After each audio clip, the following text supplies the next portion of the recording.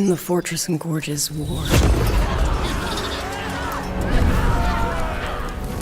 we lost everything we had built.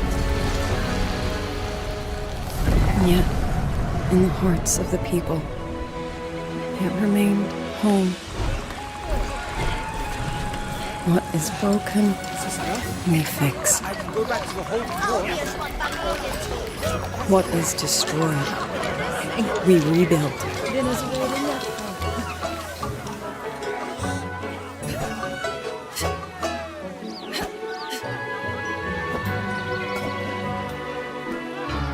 Even if the tragedy repeats time and again. Together. We will always make the same choice. Then, from the past, we walk toward tomorrow.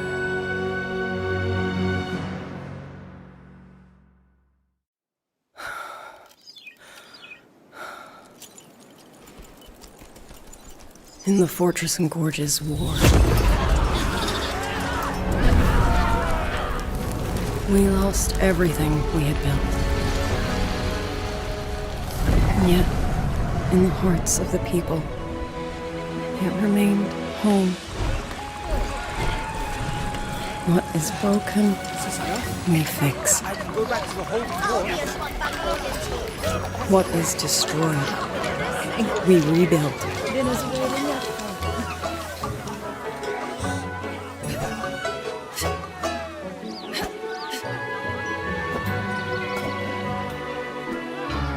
Even if the tragedy repeats time and again.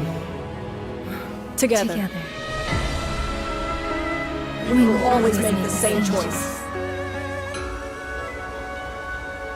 Then, from the past, we walk toward tomorrow.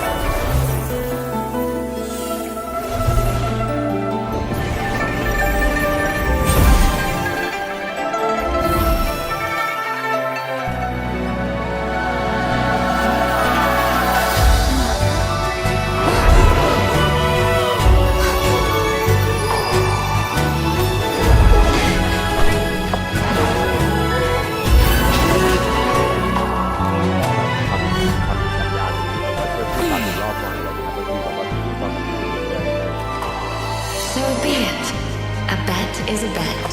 I yield my ally. No. Soy. For now, I place my hope in your hands. 1 2 3 4 2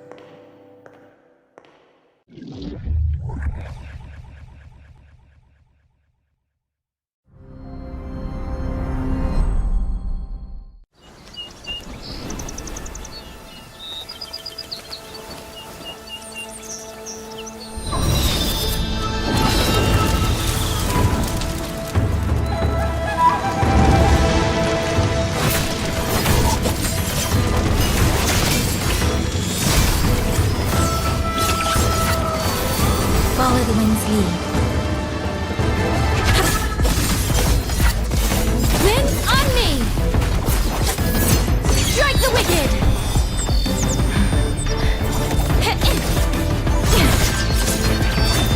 Gone with the wind! Sever the discord!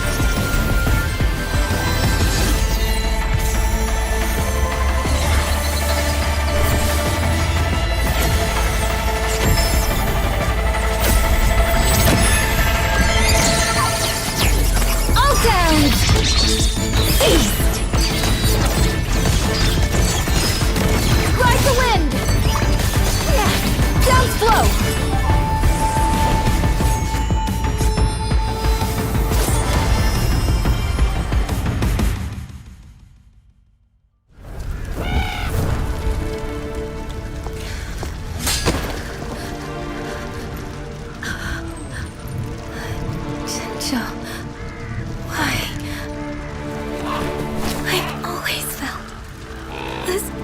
not be how this story ends.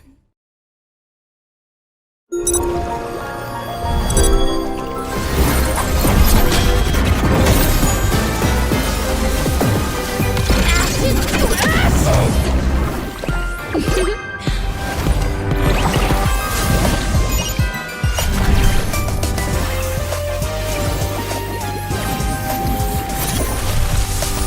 Please don't. Forgive me.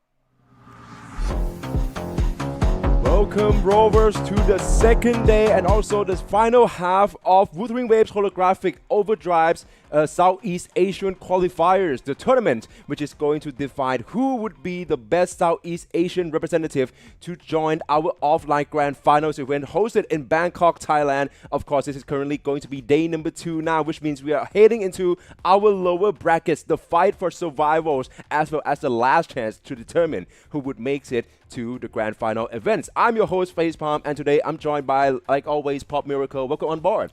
Hi guys, Pop Miracle here, or just call me Pop for short. It's an honor to be here hosting for you guys. So yeah, we're here today at the Wuthering Waves Holographic Overdrive 2026. And obviously all our Rovers have gathered today for one common goal, which is to compete and qualify onto the offline grand final, which will be held at the AIS eSports Studios at Samyan Mitrtown, Bangkok, Thailand on the 1st and 2nd of August. Which means that we'll be already on the next weekends, as well as we have mentioned here is the total prize pool here. For the total prize pool of $2,600 US, this will be aggregate in this manner here. So basically the third place lower than that is going to receive $100. Second place for $250, and for the first place we will be receiving $350 US overall. So of course this is only part of the entire tournament. This is, as we mentioned, Southeast Asian qualifiers. Followingly, in a short manner of time, we're probably gonna get to see the brackets here. So in order to summarize what has been happening in day number 1 here, of course, with the battles on the upper brackets, we already got 4 representatives from 3 different countries who would be able to make it to the grand finals events here. So of course this will be in the lower brackets as well as the fight for survival. So definitely please check out these tournaments onwards, and please help like and share these live streams out to all of your communities respectively as well. This is an international tournament, and I believe that there has been Wuthering Waves fan the Rovers from all over the globe who are currently going to want to check this out. And let's run into our lower bracket, Pop Miracle. All right, on our lower brackets for today, we have Zapkill from Indonesia versus Night Punch from Indonesia. And then on our second bracket, we have Shirobari 1 from Vietnam, and then Shido from Malaysia. And then on to our third bracket, we have Ayin from Indonesia and Roja from Philippines. And our last bracket and our fourth bracket is Tan Long GTL from Vietnam and Onechang from Singapore. Oh, and of course, this is only the lower brackets in round number 1. We're also going to head into round number 2 straight up against those who have managed to make it in the upper brackets in round 2 already. So, of course, it's going to be Equer from Indonesia who's going to be facing the winners between Zapkill and Night Punch. Raging Z from Indonesia against Zerobari 1 or Shido from the first bracket here. And, of course, Ayin or Roja going up against Zanmias. And then we're going to have Tanlong GTL or Onechang going up against Aki. Of course, this is going to determine the last 4 slots here. Of course, Meanwhile, we still have to see because, as we mentioned, in the round 2 of the lower brackets, there will also be the last chance slot as well, which means that the losers in round number 2 still got another chance to secure one of the last 2 spots into our grand final events here. So definitely, you probably wanted to root for all of these individuals and also these participants. They are probably already the best 16 Wuthering Waves players, especially in our tactical hologram modes, who have managed to participate with us in this tournament. So there we have it. That's going to be the brackets here, and of course our first matchup is going to coming right up to you in the meantime here. So of course, as we have mentioned here, the total prize pool for this entire tournament, not just Southeast Asia qualifiers, is estimated to be at 1 million Thai bahts. So I suppose that is something where close around the same range when you convert that to, let's say, Filipino pesos or maybe Indo ringgit. So hopefully you guys can help us with currency conversions. Meanwhile, I believe that the first matchup is going to coming right up in the moments here. I suppose that there are still some mistakes on the graphics with the competitor's name here, but in order to help you guys track that, I believe that it's going to be Savkio going up against Night Punch. It's going to be Indonesian derbies here. So the band phase is going to go underway straight up. All right, so I'm assuming on my end it's going to be, so yours is going to be Zapkill, mine is going to be Night Punch? Yep, definitely. Yes. Let's wait until the entire graphic has been fixed first. But as it stands right now, it seems like I'm seeing Hyuki being banned already. Yeah. So of course, once more, those Glacier Shaft and also her damage dealing capability is going to be something that neither side wanted to meet up straight away. As we mentioned already, this is a tactical hologram speedrun tournament, which is actually supported by Kuro Games themselves. So all the competitors, heading into each matchups, they're actually going to be using the developer account, and that means that they're going to have the entire full resources, full access to every single resonators, at every single resonator chains, and also the weapons as well, in which they can all choose and adjust in order to make a fair competitions. And of course, we already see the draft phase as well, which is going to be determined which characters will be removed from the pools entirely, which characters will be picked from either side, and also which characters will be directly banned from their opponents' ban picks. So let's head into properly in our first draft phase here between Savkill and Night Punch in the lower brackets to determine who would stays on or who would have to bounce out of this competition. All right, on Night Punch side, we already have our first ban, so we're already gone with Cardassia, and then we have... Is that Amos? Yeah, it is Amos. Yeah, with the grayscale. It's very difficult. And then there's Lupa, and he already chooses Yuno already. All right, starting off with pretty strong with Arrow. Interestingly, and I think Savkill going with Moni and then Linne straight up. So of course, that's going to be the tag team for the Lahai Royals, right? So of course, there's going to be a lot of a tune strain and then also tune ruptures mechanics in which they can kind of switch in between and then also be another source of damage dealing capabilities as well.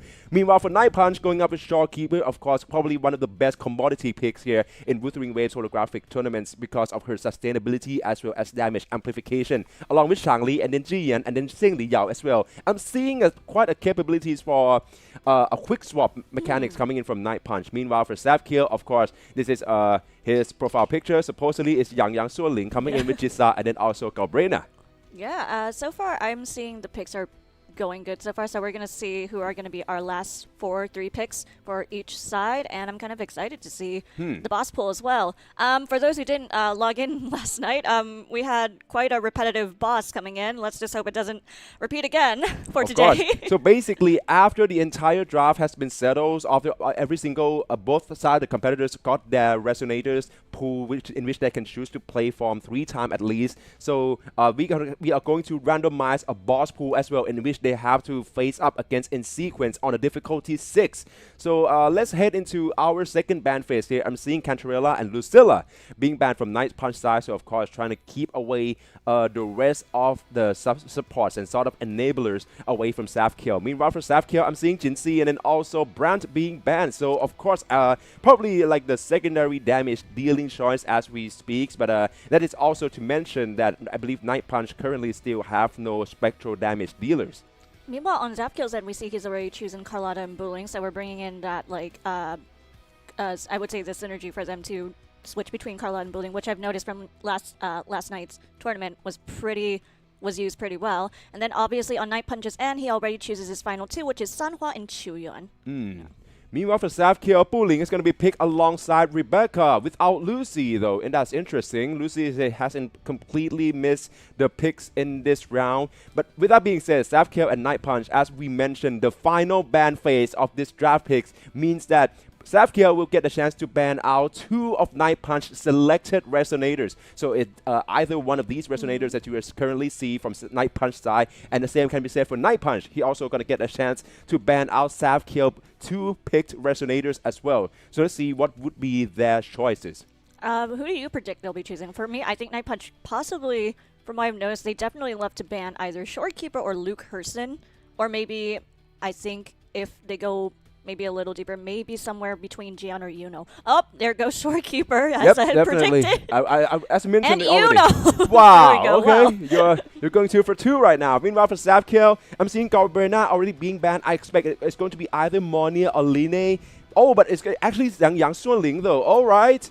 Okay, I mean, of course, otherwise they could have gone the full mono havoc for South Kiel side with Yang Suanling already for Lowa and then Chisa. Actually, yeah, of course, it's going to be a tough one. And let's see our boss pool kicking right up with Fleur de Lis into Dragon of Dirge, Lady of the Sea, Hecate, and then finishing off with Sentry Construct. This is a first to 3 series, which means that all these matchups here will be very dependent in if whether each side can using all the resonators for the 3 times, which is a quotas for each resonators to be picked here, or else we have to go through with Hecate and then also Sentry Construct.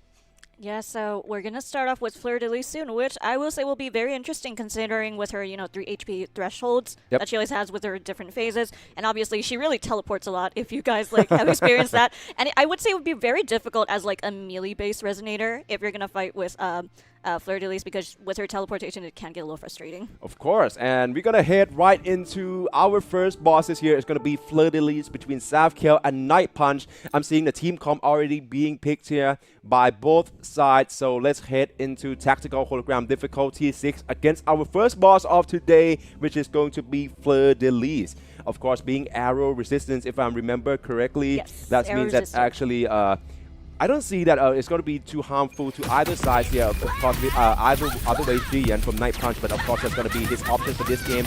Starting right off with Zheng Liao, Luke Person, and then also Sanhua. Meanwhile for South Kiel, Rebecca and Moni, and I believe Linne trying to check in the most out of that Toon Break system.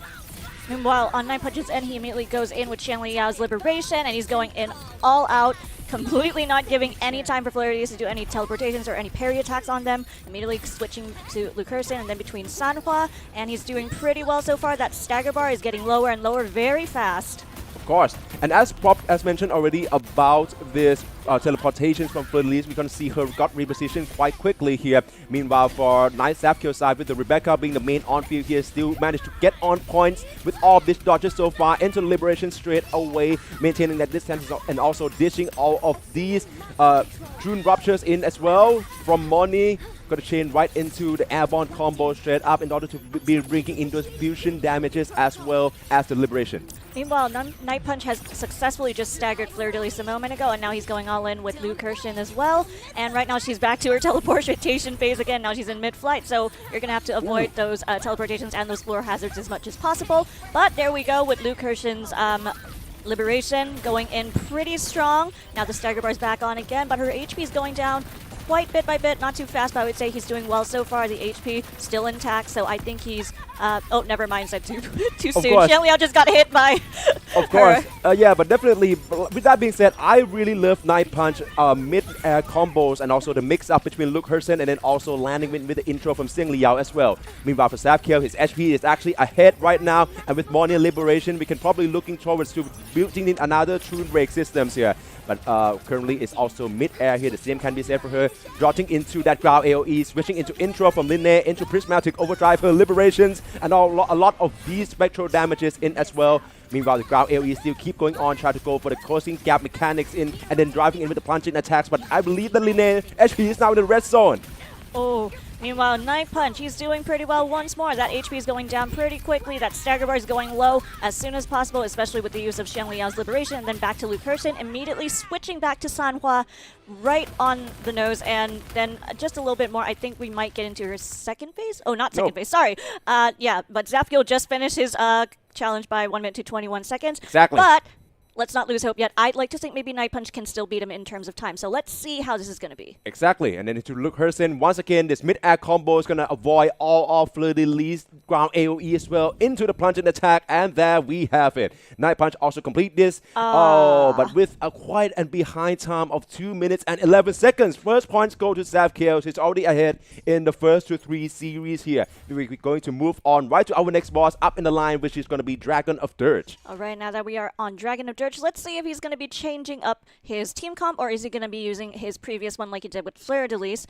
But so far, what I'm looking at, I think he might be going for a different team right now, because Dragon of Dirge is fusion resistant, so he has to take that into consideration as well. So if there's Mortifi in there, he might take less damage. Of course, but with that being said, I believe that Mortifi is a very much an enabler, especially in a quick swap team fight.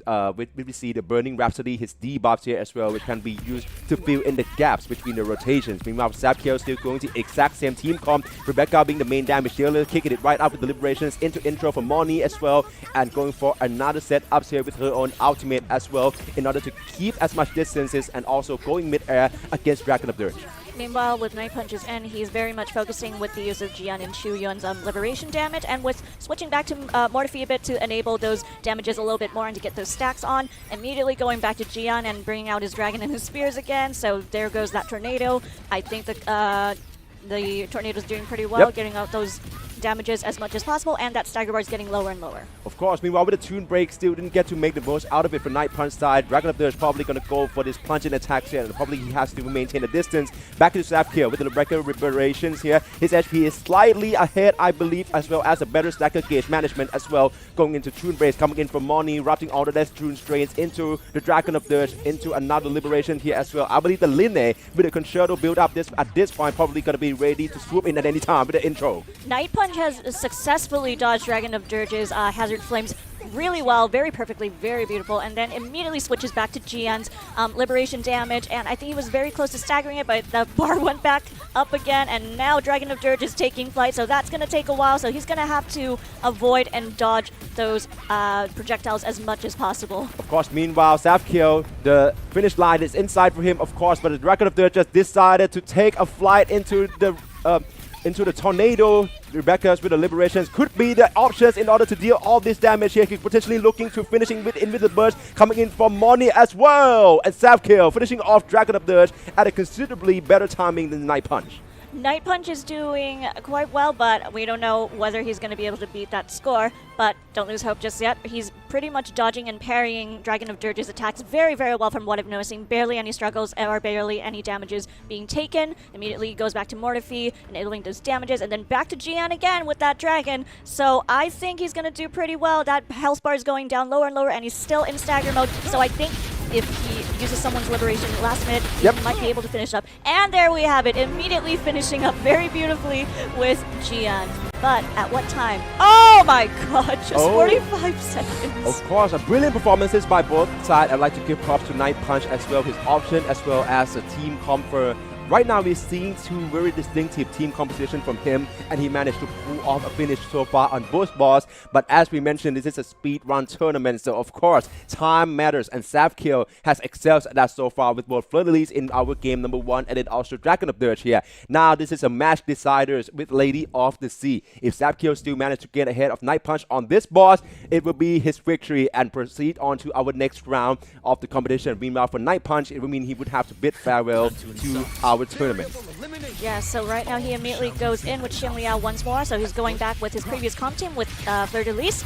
Now he's immediately going back to Xian Liao, and then as soon, if I remember correctly, his moveset, he's probably going to switch either to Luke or either Sanhua. There we go, but he's going back to Sanhua, trying to get that stagger bar low as possible, and then immediately going back to Luke Herson, and sooner or later he might have to trigger his Liberation. Of course, meanwhile for Zafkiel, this time around, Chisa, our potential girl, is going to landing in with the Liberation straight away, going in for Echo Skill in order to pop up some shields into Carlotta, and then once again, Toon Break by Chisa, going for a quick swap into the Chainsaw mode here with a punching attack. back to Carlotta for the liberation timing here. Nicely done. Try to build in that 40 gauge. Just one more. Also managed to freeze Lady of the Sea. Nicely done by Sapkill so far. And Carlotta dishing in 3 shots here before finishing off her liberation rotations. Well, for Night Punch, despite his perfect abilities to be able to dodge and parry these attacks, he's kind of going behind the clock just a little bit. Ooh. But so far, he's been successfully staggering Dragon of Dirge so far, so I think he just needs to get those damages in as fast as possible, especially with Blue Person. Just bring out that Scalpel. There we go, taking off that gloves, and then bring out his liberation damage as always. Stagger mode is over, so he's going to have to go again. Of course, with intro from Sing Liao, so that's a quite nice setup and also a very solid quick swap gameplay by Night Punch for Sapkill. Lady of the Sea currently in the airborne state. This is going to take out some portion of times away from his speedrun attempts here. Have to dodge the projectiles first, not going to be as big of the problems. Meanwhile, it seems like Carlotta's would fall. Have to intro with the Followa in order to close it in on the gap, but have to look out for the tornadoes as well. Try to switch back right into Jisa, going for the chainsaw mush. About to build up real soon for the gauge. Currently half, so it's got to be up to Followa, who got nicked it once, but still managed to hold on well and going for another closing gap mechanic as well. Meanwhile, Night Punch was... Oh, we just lost No! Saha. No, she's still alive. Just like very, very close to the red zone. Okay, good. She's still alive. I'm not losing hope on you, Night Punch. So he's doing pretty well. He was dodging pretty well with Xiang Liao with those tornadoes. And then obviously he's back to Luke Hershin again, coming in with those intro skills. And then sooner or later back to the Liberation, as always, bringing out that Scalpel, trying to get that damage as much as possible. And hopefully by now the Concertos is full. I think he can do a quick swap in order to gain those stacks of damage. Of course, meanwhile, for Concerto, that's going to be matter for Sapkill anymore because Sisa also fell. Our potential girl is no more. Now it's only for Lowa's left. Concerto is not going to be irrelevant as it is. And of course, being the main Havoc damage dealer is going to go for another Tune Breaks and then going for the heavy attack to finish the cycles in with the Liberation as well. But of course, at this time around the Stacker Gauge, it's not going to fall down anytime soon. Of course, there's going to be the room for her to dealing all this damage and also gaining a room of breather for Sapkill. Meanwhile, the landing points with the Tornado is coming in as well, so he has to maintain the distance with this Followa and then going for another entries here. But Lady of the Sea is not going to be interrupted anytime soon. He got clipped it once, already red, and meanwhile, Night Punch finishing the challenge. Night Punch has officially finished his challenge with 2 minutes and 11 seconds, so now we're going to have to see if Zapkill is able to finish up. Oh! There we have it. Zapkill unable to finish Lady of the Sea, which means that Night Punch finally gaining back his points, and also this will be his first one as well. This series is going to keep on going, obviously, this time with our first boss being Hackaday. You know, I find it really kind of poetic with how the score is now 2-1, Yep. and his time finishing with Lady of the Sea was actually 2 minutes and 11 seconds. Ooh. Yeah. I'm not sure if this is the same case in Indonesia or Philippines, but in Thailand here, we love to have this incidence with the numbers. With numbers, yes. Yeah, just use it for the lottery picks here, definitely. Exactly. Okay. All So right. heading into our fourth boss, it's going to be Hackaday. So this time around, I'm thinking that Sapkill probably might want to switch back to his comfort team comp, that being Rebecca, Linnae, and Monier. So I'm really curious that actually Sapkill choose to opt for another team set instead in order to face Lady of the Sea, knowingly well that, of course, even with all this potential, the Mono Havoc team is not going to be in play anymore. So I think this is still a very solid draft by him to have Rebecca as the main damage dealer, alongside with the two from the High Roy in Monier and Linnae. Meanwhile, with Night Punch immediately going in and dodging and parrying those attacks very, very well. He's currently on Chuyeon right now, immediately onto his Liberation, and he's using his previous team comp that he did with Dragon of Dirge, immediately switching back to Mortify, enabling all those damages, and immediately going back to Gian's Dragons. So far, he's doing very, very well, and that stagger bar is going lower and lower. I think he might be able to go into the second phase of Hackaday pretty soon. Of course, making more manpower with that double dragon text here, of course, with all the dash cancel into the intro from Chuyeon as well. Nicely done by Night Punch, meanwhile for Sapkill. Rebecca just fall. Now it's up to only Linnae and Moni. The hope is still intact here. Stacker Gauge is about to be depleted, but Tune Gauge is only half filled. So Moni with the Liberation is probably trying to sever this hope out without the main electro damage dealers. But of course, that's going to be a long work for him as of now, as Night Punch going for the second phase of Hackaday already. On the second phase already, and he's dodging those blades pretty quickly, and I think just a few more times and then it's going to be over, and he's going to go back to... Oh, he took a few damage, but he's doing good so far. Immediately switching back to Chuyeon again. Oh, Time's frozen, so he's going to have to be very quick about this, or he might get one shot. There Nicely we go. done. That was a nice dodge on Night Punch's end. So far he's doing pretty good, and then immediately switching back to Jian and back to Chuyan. So I'm noticing he's trying to focus on these two as much as possible and just using Morphe as an enabler. Of course, meanwhile for Savkiel, still have to go with the linear points. Of course, now it's her Haggerty is in the second phases as well, but Monia got caught on mid-air like that. Choose to go for another room of breather into Monia's landing attacks, and then with intro from linear to crossing in on the grab. Now it's a close quarter fight here, but Haggerty choose to go for the whip mode instead, go for two variables, but gotta go with the liberations from linear instead as a retaliations here, and also has to closing in on the gap as Haggerty is as mobile as ever. Meanwhile, with Night Punch, he's doing pretty good, dodging as always. So I've noticed Night Punch is really good with dodging and parrying these attacks. Oh, there goes the ultimate AoE attack from Hekati. So he's going to have to make use of those dodges as much as possible right now. But he's doing good. The concerto is full, so hopefully this is a good time for him to do a quick swap, which he did with Morphe, and it's going very beautifully. But let's hope he can dodge this one again. And there he did. He dodged again. Oh, he's doing really good with the Husbando team. Exactly. I was about to say that he probably got Shuyuan on the aura farming arcs right there. Meanwhile, for Sav, Kevin, Linne, and Moni, of course, still managed to standing tall. But HP is currently behind on Night Punch. Moni, with liberations, can potentially crossing on the stagger gauge here and open up another damage, dealing opportunities for Linne. But as of now, this is going to be the exact same movesets that Night Punch have just gone through. He has chose to go for the close quarter fight instead, but the stagnated is going to be coming in at the moment. Meanwhile, Night Punch is almost successfully, and we have it immediately, finishing off Hekati with Jian, beautifully giving him that ultimate aura farming status. Oh my days. Night Punch coming back with a punch here. 2 minutes and 21 seconds. Just only 10 seconds from his previous fight with Lady of the Sea. Interestingly, so it seems like he really specialized on a particular set of boss fight here. Definitely Lady of Sea and now Haggerty. I'm not even sure if any of his resonators actually got damaged. No, he rarely got any damage. Like, so maybe Chuyan got hit a little bit, but it wasn't like a huge damage on his heart. Ooh, and let's see here with both Linne and also Moni still standing tall for Savkill, but this is not really going into his favor with this moveset here, and he just lost Moni. Now it's up to Linne, of course, with a meager of HP left from Haggerty as well, going for another parryable, choose to dodge forward instead of closing in on the distance here. With the whip mode here, it's very difficult to get in close with Haggerty in order to deal this damage here, but with the Linne maneuvers, mid-air combo still managed to nicely done by Savkill. Meanwhile, the performance, the timing, all that matters. That is going to be, I suppose, 2 minutes and 55 seconds. Oh, all right then. So that means that this is a second point for Night Punch. He managed to equalize. We're going to have to settle it up with Sentry Construct, our final boss in the movesets. Now both sides have an equal score of 2-2. So we're going to have to finish off this match with Sentry Construct. Ooh, who would have known? Could it be a comeback for Night Punch incoming, or would Savkill go for the final push and manage to closing out on this series? Reminders here, this is a lower brackets tournament in our round one, which means that the loser of this match would have to go home. Meanwhile, the winners would get proceeded on to the next round of the lower brackets here, which of course would mean that enables them another chance in our last chance slot in order to be qualified for our grand finals events in Bangkok, Thailand. And so far, I think I'm noticing Night Punch might go with his usual team comp that he used with Hekati because it was doing pretty well. So I'm not surprised if he decides to proceed with what I jokingly call the husbando team comp. Interestingly. So yes. But so far, I think it's been a very good use of this team, especially with focusing on Jian and Chuyuan's liberation damage and then just adding in Morphe's fusion enabler to add in those stacks. Of course. Meanwhile, for Savkill, probably going to have to come back to the Mono Havok team with Frolova, Jisa, and then also another lady, I'm not sure. Oh, sorry, Carlotta. So it's never meant to be Mono Havok in the begins with. But yes, of course, as we can see here, this is a developer account. So every single one going to have access to all of these echo tuning stats in order to make it the most fair as possible for both of our competitors here. Definitely, as we can see, all of the resonators here are being available to them. They're probably going to have to check up some of the echo tuning stat as well. One thing that I like to mention is that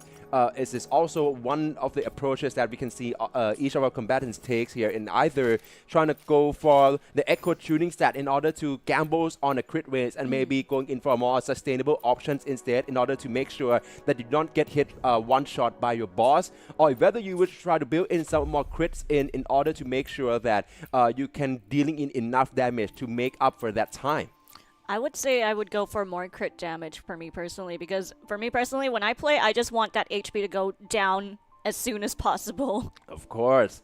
And I'm seeing here Pooling is going to be picked by Savkia with Jisa and Froloa being probably two of the main Havoc damage dealers. For Night Punch, of course, the same old Husbando team that has gained him the 2 games previously with Lady of Sea and Hackney. Would it also be his luck charm in Sentry Construct, this match decider? Yeah, since we're in our last match for these two, for at least this round, I would say both are definitely locking in because they have nothing to lose right now. So immediately Night Punch goes in with Chuyeon, and then back to Jian again, and then back to Chuyeon again with his Liberation as always. So I think if he's going to use with his usual movesets, he's either going to switch back to Jian and then immediately back to Morphe, and then using his Liberation to enable it as always. Of course, meanwhile for Savkia, starting it off with Pooling, being on field, managed to dodge all of Sentry Construct movesets so far, switching into Froloa instead. But you have to watch out for another plunging attack coming in. That's also a follow-up here. Froloa still managed to do well so far, chaining in that enhanced attacks in time for the Liberation setups here. And of course, Jisa is incomings here. But of course, going to be Pooling first potentially into Jisa for moment of nihility. Her Liberations here from the Concerto Gauge fill up. Tune Break is now gone. Going to be another chance to deal this damage. Night Punch has successfully staggered our Sentry Construct and is now going all in with the attacks. And right now he's going to take Liberation's, Chuyeon's Liberation damage, and then immediately back to Morphe one more time, enabling those stacks and the attacks as much as possible. Concerto is full, immediately quick swapping with Jian and bringing back that Dragon again. He's literally aura farming this match right now, and Exactly. I am honestly loving it. Of course, with the double Dragon takes once more, but Zagagate is coming right up, going to go for the Tune Break as a combo extension by Night Punch. It is nicely done by his side. Meanwhile, for Savkia, still with Froloa into another Liberations. Yeah, his HP is currently behind Night Punch though, as we have to wait and see how well can both of them manage to do damage onto this bot. Just start with the Tune Break once more. Meanwhile, for Night Punch, managed to closing it out. Oh, and Night Punch just finished beautifully with Chuyeon on his last stance there. Immediately finishing off with 1 minute and 5 seconds. And there we pretty much have it. Night Punch. No way! Savkill! Oh, no! Oh my god. Savkill managed to close it out by 2 seconds margins. He's actually gaining the points I here spoke too and soon. be the victors and managed to proceed on to the next round of our competition. Wow, congrats to Zafkiel. That was very... No way! Holy Who moly. would have thought? I mean, of course, we see that I believe that Night Punch actually began his run before, but we base every single things on our challenge time summaries at the very end. What a turn of event that was. Wow. 2 seconds. 2 is all it second takes. difference. That is actually Oh really my crazy. days. All props for Night Punch though. Oh man, what a performance that was. He's really brilliant with the Husbando teams, as Pop Miracle mentioned. If Night Punch, you're probably watching this. Thank you for using that Husbando team. I'm very, very proud of you. And I'm sure you made your community proud as well. Of course, meanwhile, so a pat on the back for Night Punch. I believe that all of the audiences here who are currently watching live with us here probably agree that he is such a brilliant quick swap player here. So definitely expected to see him later on in our tournaments, in the Wuthering Waves, Holographic Overdrive tournaments, definitely. Meanwhile, for Savkia, congratulations. You managed to make it onto our round 2 in the lower brackets here. You're still going to have last chance as well, but that is still has to be seen, as we're going to come right back to you with the following matches right after the break. See ya.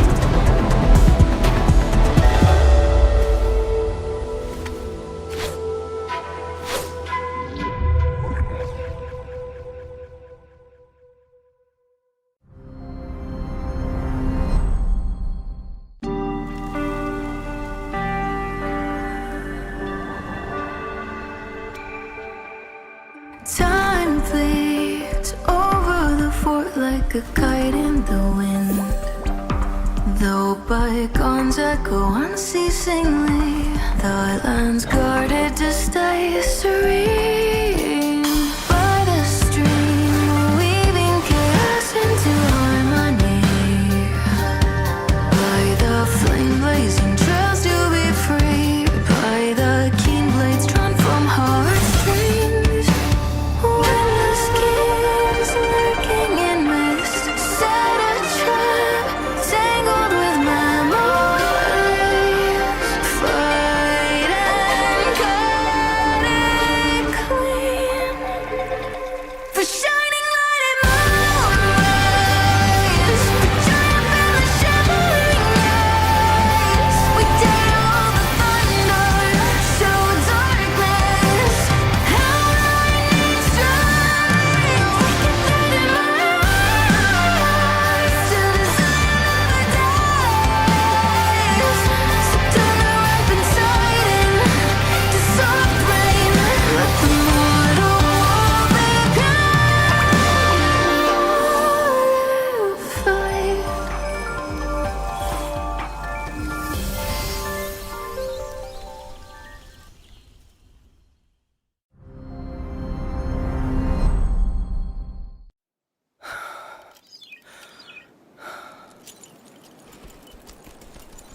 In the fortress and gorges war. We lost everything we had built. And yet, in the hearts of the people, it remained home. What is broken, we fix. What is destroyed, we rebuild.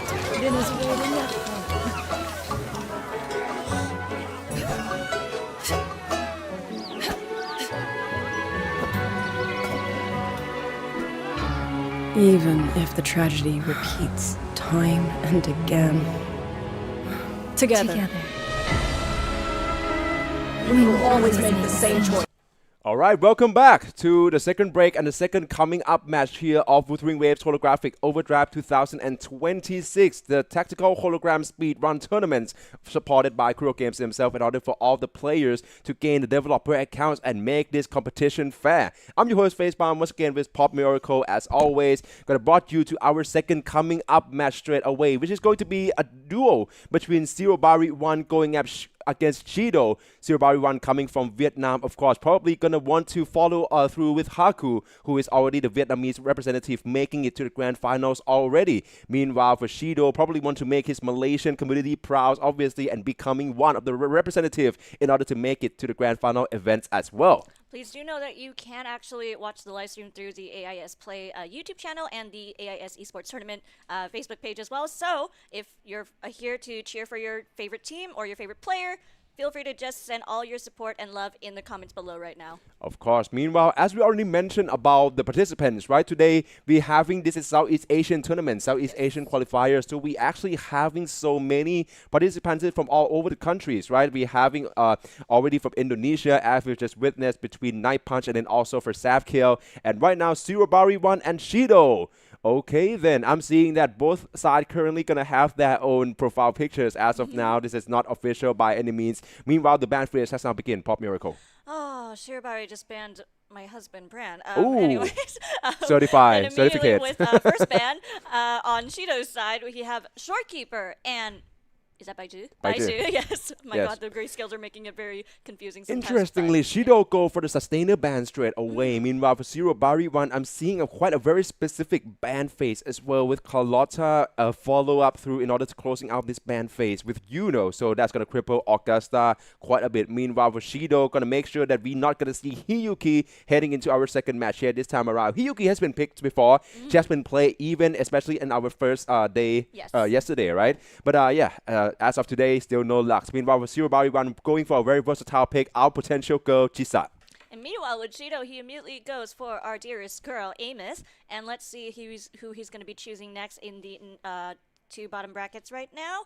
Then meanwhile on Shirobari 1, he already chooses Cardassia, another best girl. And then immediately Shido coming in with Mornier and Lucy. And now let's see if he brings in, once he's chosen Lucy, let's see who's going to bring in Rebecca as well, or if he's going to just, just solo with Lucy in. Interestingly, but meanwhile for Shirobari, managed to secure both of the tune breaks enablers in Linne and then also Luke Hersen here. So definitely something to look out for alongside with the spectral damage dealers being one of the main source of damage in order to comprise his team comp. And that we have the Edge Runners duo is going to be completed with Rebecca's also being picked by Shido's side alongside with Denia. For Shirobari 1, even without Yuno anymore, he is the one who actually banned Yuno first. Shirobari 1 chooses to go for Augusta. We have seen solo Augusta before as the main damage dealer and hyper carry. Nowhere near as effective, but that's probably going to be the options in order for him to comprise the best as it is teams.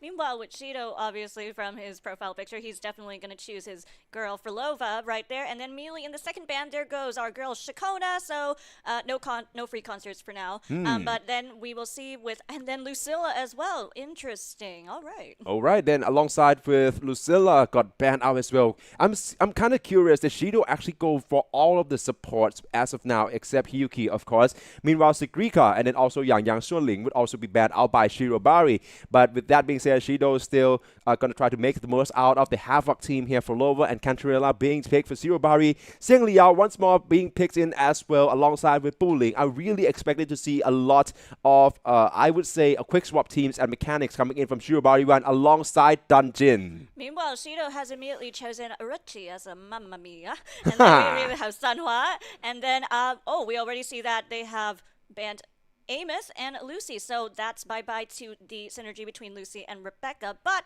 even with Rebecca, you can still solo her pretty well. Yep. But I feel kind of sad with Amos. It's kind of reminding me of that one story. No spoilers, but Okay.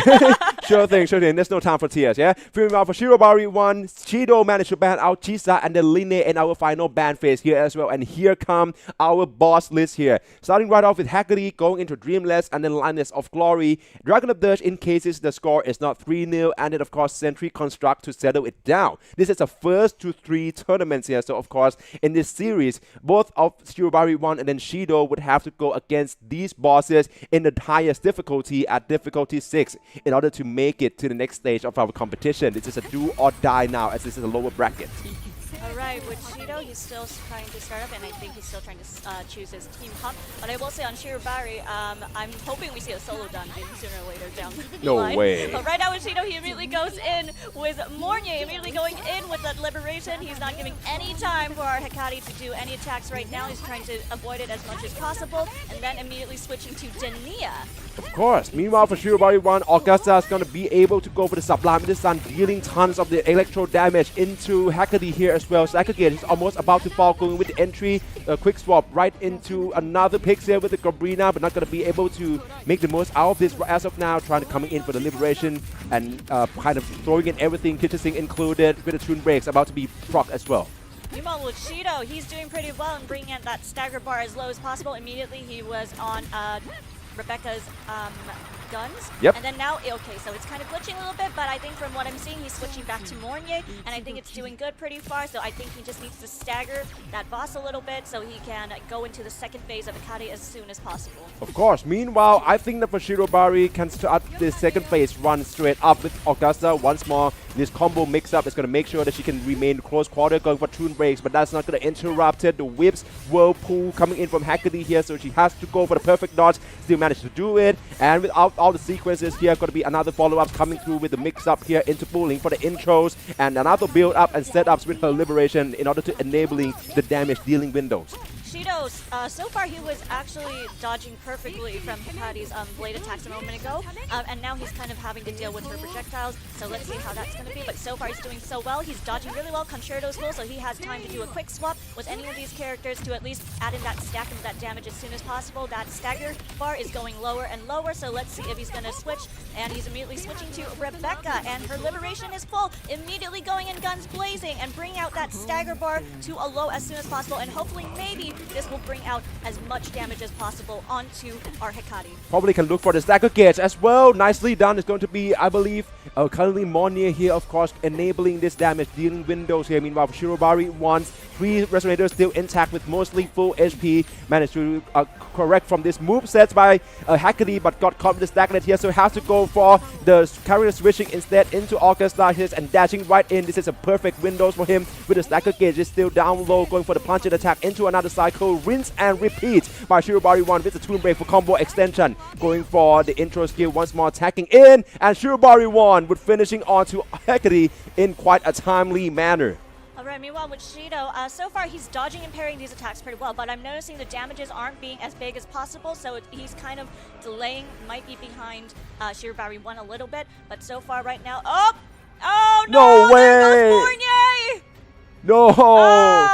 Well, all hope is on Dania and Rebecca now, so let's see if he will be able to finish off Hecate right now, because right now he can still turn the tables. From what I'm seeing right now, that stagger is still going pretty low, but so he's gonna have to focus on bringing in that much damage as much as possible. Yeah, but talking about damage, that damage output is simply not up to par with Shirobari 1. Even if Rebecca's can still manage to go in for the liberations and enabling another Toon Break, so even the stagger gauge closed down, but you also have to considering the fact that it's now Dania currently, so it's going to be Rebecca's for the Toon Breaks here. And of course, another damage dealing opportunities coming in by Shido's side with a mix-up coming into Dania for liberation here as well. So there's a fusion and electro damages, but that's going to be nowhere near enough to closing down in a similar time manner as Shirobari 1.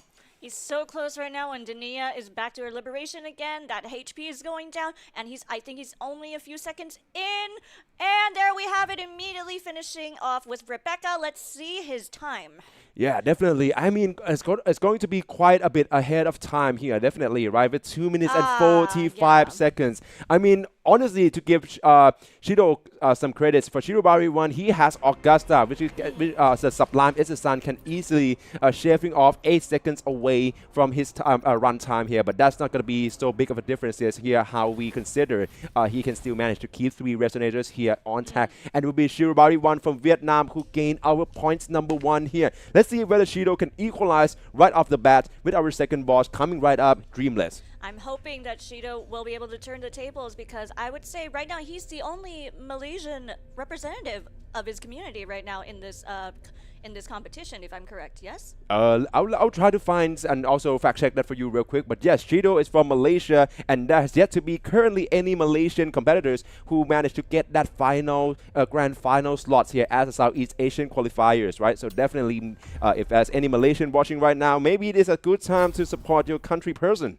Yes, if you can, yes, bring in all your love and support into Shido as much as possible. But now we are immediately going into Dreamless. I'm seeing Shirobari immediately goes in with Gusta and immediately switching back to Bullying. So, hiya. Yeah, once more, right? Meanwhile, it's going to be the exact same team combo, the one that Shirobari 1 managed to play quite well, proccing in with Echo Skill for the shield by Bullying, just as Liberation Kim. That's his safety measure here to make sure that Dreamless moveset is not going to land it on her once the cutscenes run out. We are back into Augusta once more, try to go for the dash, but oh god, clipped in by Dreamless as well. Gotta make sure to watch out for this vertical wing slash movements here with the punching attack ground AoE once more, going for the intro to closing in on the quarter with the Toon Break, being ready into Liberation straight away, building up that 40 gauge.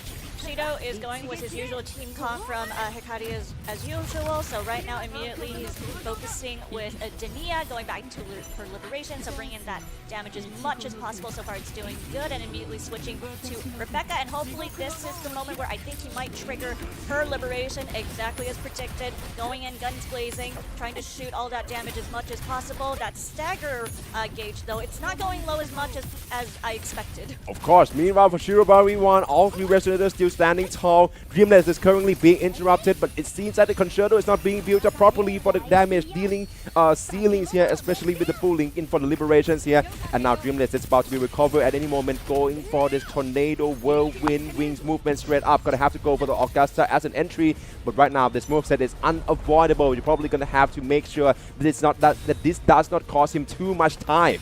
Meanwhile, Shido just had a very nice tune break with Dania, so now he's in stagger mode. So he's back to liberation mode with Dania again, and immediately back to Rebecca. And her gauge with her liberation is almost full, and immediately, just as expected. Yep. He immediately goes in, shooting, guns blazing as always. And let's just hope that HP goes down as soon as possible, because the moment Dreamless goes into that flight mode, then yeah, that's when things get a little tricky. Yep, definitely. That's going to cost him quite a lot of times in this run as well. For Shirobari, he started off quite early, but meanwhile, still managed to gain out quite a bit of lead here in the HP against Dreamless. So I'm not sure if that's going to be actually substantial, with Bowling being fallen here by Shirobari 1. This is a big trouble for him. He has to go for Augusta as a tune break and dealing as much damage as possible here. But without Galbrina as well falling earlier, right now it's looking very grim in his attempt against the Dreamless for him.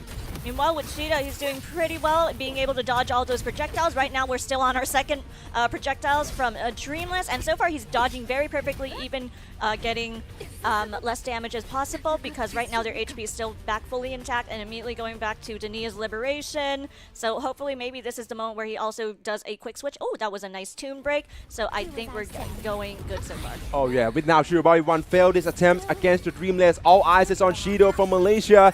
Dania with the liberation straight away, dealing quite a 20k of fusion damage here, but Dreamless is currently in the uninterruptible. Hot to watch out because Rebecca just got fallen by those plunging spears here. This is looking very grim for Shido's side as well. Just go for the close quarter with Monir once more, and then into the airborne combos. Got caught mid-air here. You have to also watch out for this side movement coming in from Dreamless as well. Liberation as a retaliation. But right now, I think he might be able to successfully stagger our Dreamless as much as possible right now, while also trying to dodge those attacks. And he has successfully staggered Dreamless. Let's just hope that with just Dania and Mornier, he will be able to finish it within one round. I will not lose hope on Yoshido. I think he's going to be able to succeed. Actually, this is starting to looking more and more like a reality here with Dania, with another liberations here. Of course, Dagger Gauge being depleted right on time here, but of course, this is going to be depends on the survival, as now we're about to reach the 3-minute mark real soon. Monir, mid-air dodges, nicely done by Shido as well, going in for the counter attack straight up as the 40 gauge is being built up for the enhanced attack.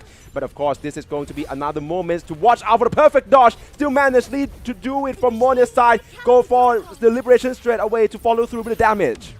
But so far, he's dodging those attacks really, really well, which I will have to say, huge respect to Shield being able to dodge those attacks so quickly, because it can get really overwhelming with Dreamless as well. It's mid-air. Oh, right. He just took some damage, but it's not too much, so I think he can still manage. Oh, nope. Oh, okay. There we go. Okay, he's doing pretty good there. Then tune break. So hopefully maybe that HP is just going down little by little. I just hope this is the moment where Shido might be able to turn the tables. Come on. So I think we're going good. Back to Dania, and no, we just lost Dania. Only Morty is his last hope, so he's gonna have to dodge as much as possible. Back to those projectiles again.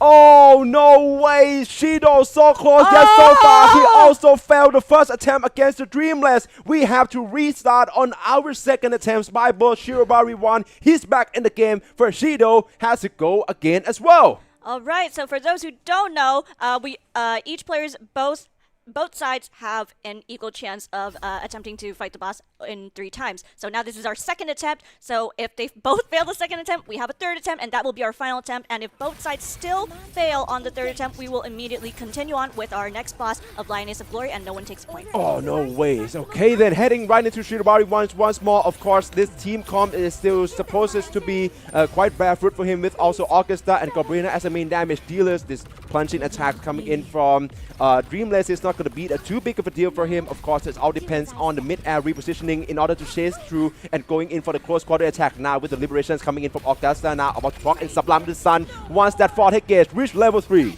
Meanwhile, with Shido, he's immediately going back with Rebecca's.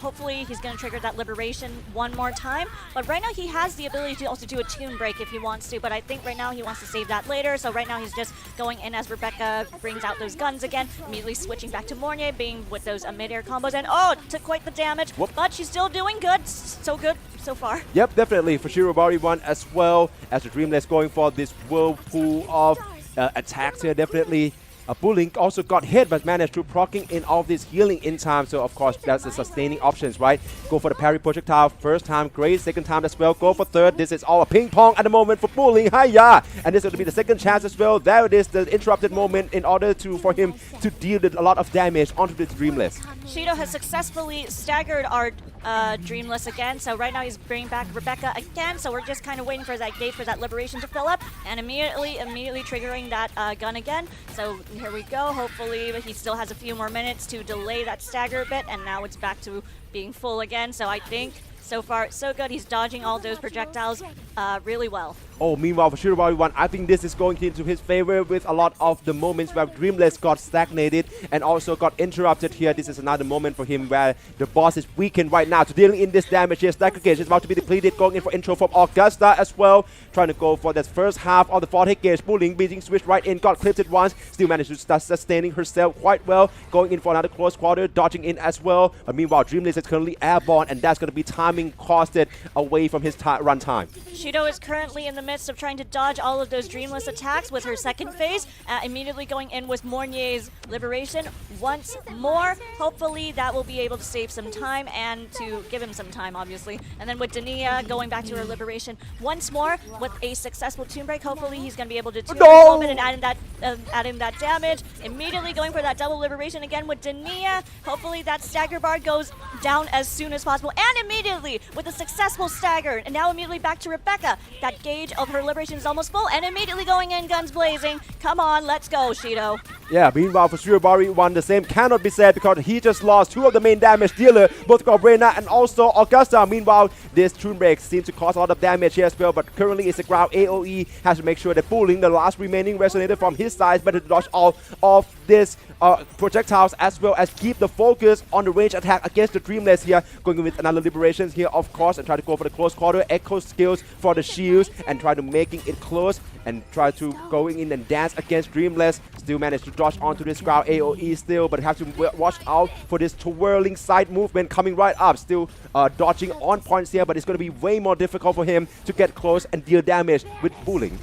Meanwhile, Shido is trying to avoid those slam attacks again, and as well as those giant projectiles as well. But I think he's doing well so far. Immediately switching to Rebecca from Dania a moment, and that health bar is going down pretty quick. Is this the moment that he might be able to finish in with Rebecca's Liberation? Come on, shoot it in, buddy. So close. And we have it! Shido immediately finishing off with Rebecca at 2 minutes and 33 seconds. Nicely done by Shido. Meanwhile, for Shirobari, one tough luck, my guy, but he also failed the second attempts against Dreamless here, which means that Shido will manage to equalize, making it 1-all as we're heading into our third boss of this first 2-3 series, that being Lioness of Glory. And yes, with Lioness of Glory, she is fusion resistant, so any fusion characters might be, I would say Shido would be fine, considering I'm noticing in his pool of characters I don't think there's a single fusion character other than Dania, I think. Yes, yep. But other than that, I would say he might be able to work with the rest of these characters. Of course. Meanwhile, for Shirobari 1, for fusion resistance, of course, Galbrena is going to be out of picture here. I can still see for the first time Katatia being the solo carry and also hyper carry DPS for the team. But that has yet to be seen with Luke Hersen and also Dungeon. He has already got this team comp being settled down on. So yeah, probably Katatia can be put on for her debut for Shirobari. But yes, definitely still has to watch out for what will be the team comp comprised, because as we mentioned, each Resonators will have an opportunity to be used for 3 times only. So yeah, definitely I believe that at this point, Rider Side is going to hit that limits at any time soon. But with Lioness of Glory and with the series being 1-all, you also have to make sure that you have the primary and secondary team comps ready to go. Meanwhile, with Shido, and what I'm noticing now, he's going with an all Havoc team with Cantarella, Frolova, and Rachia. So I think he already knows what to do with his team comp with Lioness of Glory, who is fusion resistant. Of course, and we're gonna head right into our second match here with the third boss, coming right up with Lioness of Glory. Dungeon finally being deployed. Of course, gonna go for her liberation first into the switch with Kadatia here, trying to build in that concerto gauge here as well for the build up from Xiang Li Yao in order to get that intro skill and as a re-entry and repositioning. But meanwhile, Kadatia already on low HP and in the red zone. Oh, Shido just lost Cantarella, and we just lost Verova, so not only Rochia, my girl, she is the only person left on the field right now. So I'm hoping that he's going to be able to solo maybe Lioness of Glory, or if he's whether he's going to just forfeit this round. But I think he's diligent enough to just keep going, because so far he's been able to dodge and parry Lioness of Glory's attacks really well. Of course, meanwhile, I know Roche is your girl, probably recall, but you have to make sure that you don't make it no bias here. Meanwhile, Shirobari one without Xiang Li Yao now. Tune Break is being ready. Kadatia, of course, HP is in red zone as well. Go for Tune Break by Dungeon instead. Who would have known? But if it's ever come the cases, Dungeon might be the last standing, and it could be a Dungeon solo run against Lioness of Glory by Shirobari one. Meanwhile, with Kadatia here, still in place with a lot of HP being regained right up here, but Dungeon, as well the parry moments here, got clipped instead, and now it's only Kadatia, this axe-winking moment as well, while Lioness of Glory has to make the most out of it with the plunging attack here. Meanwhile, Shido's already failed his first attempt. Yes.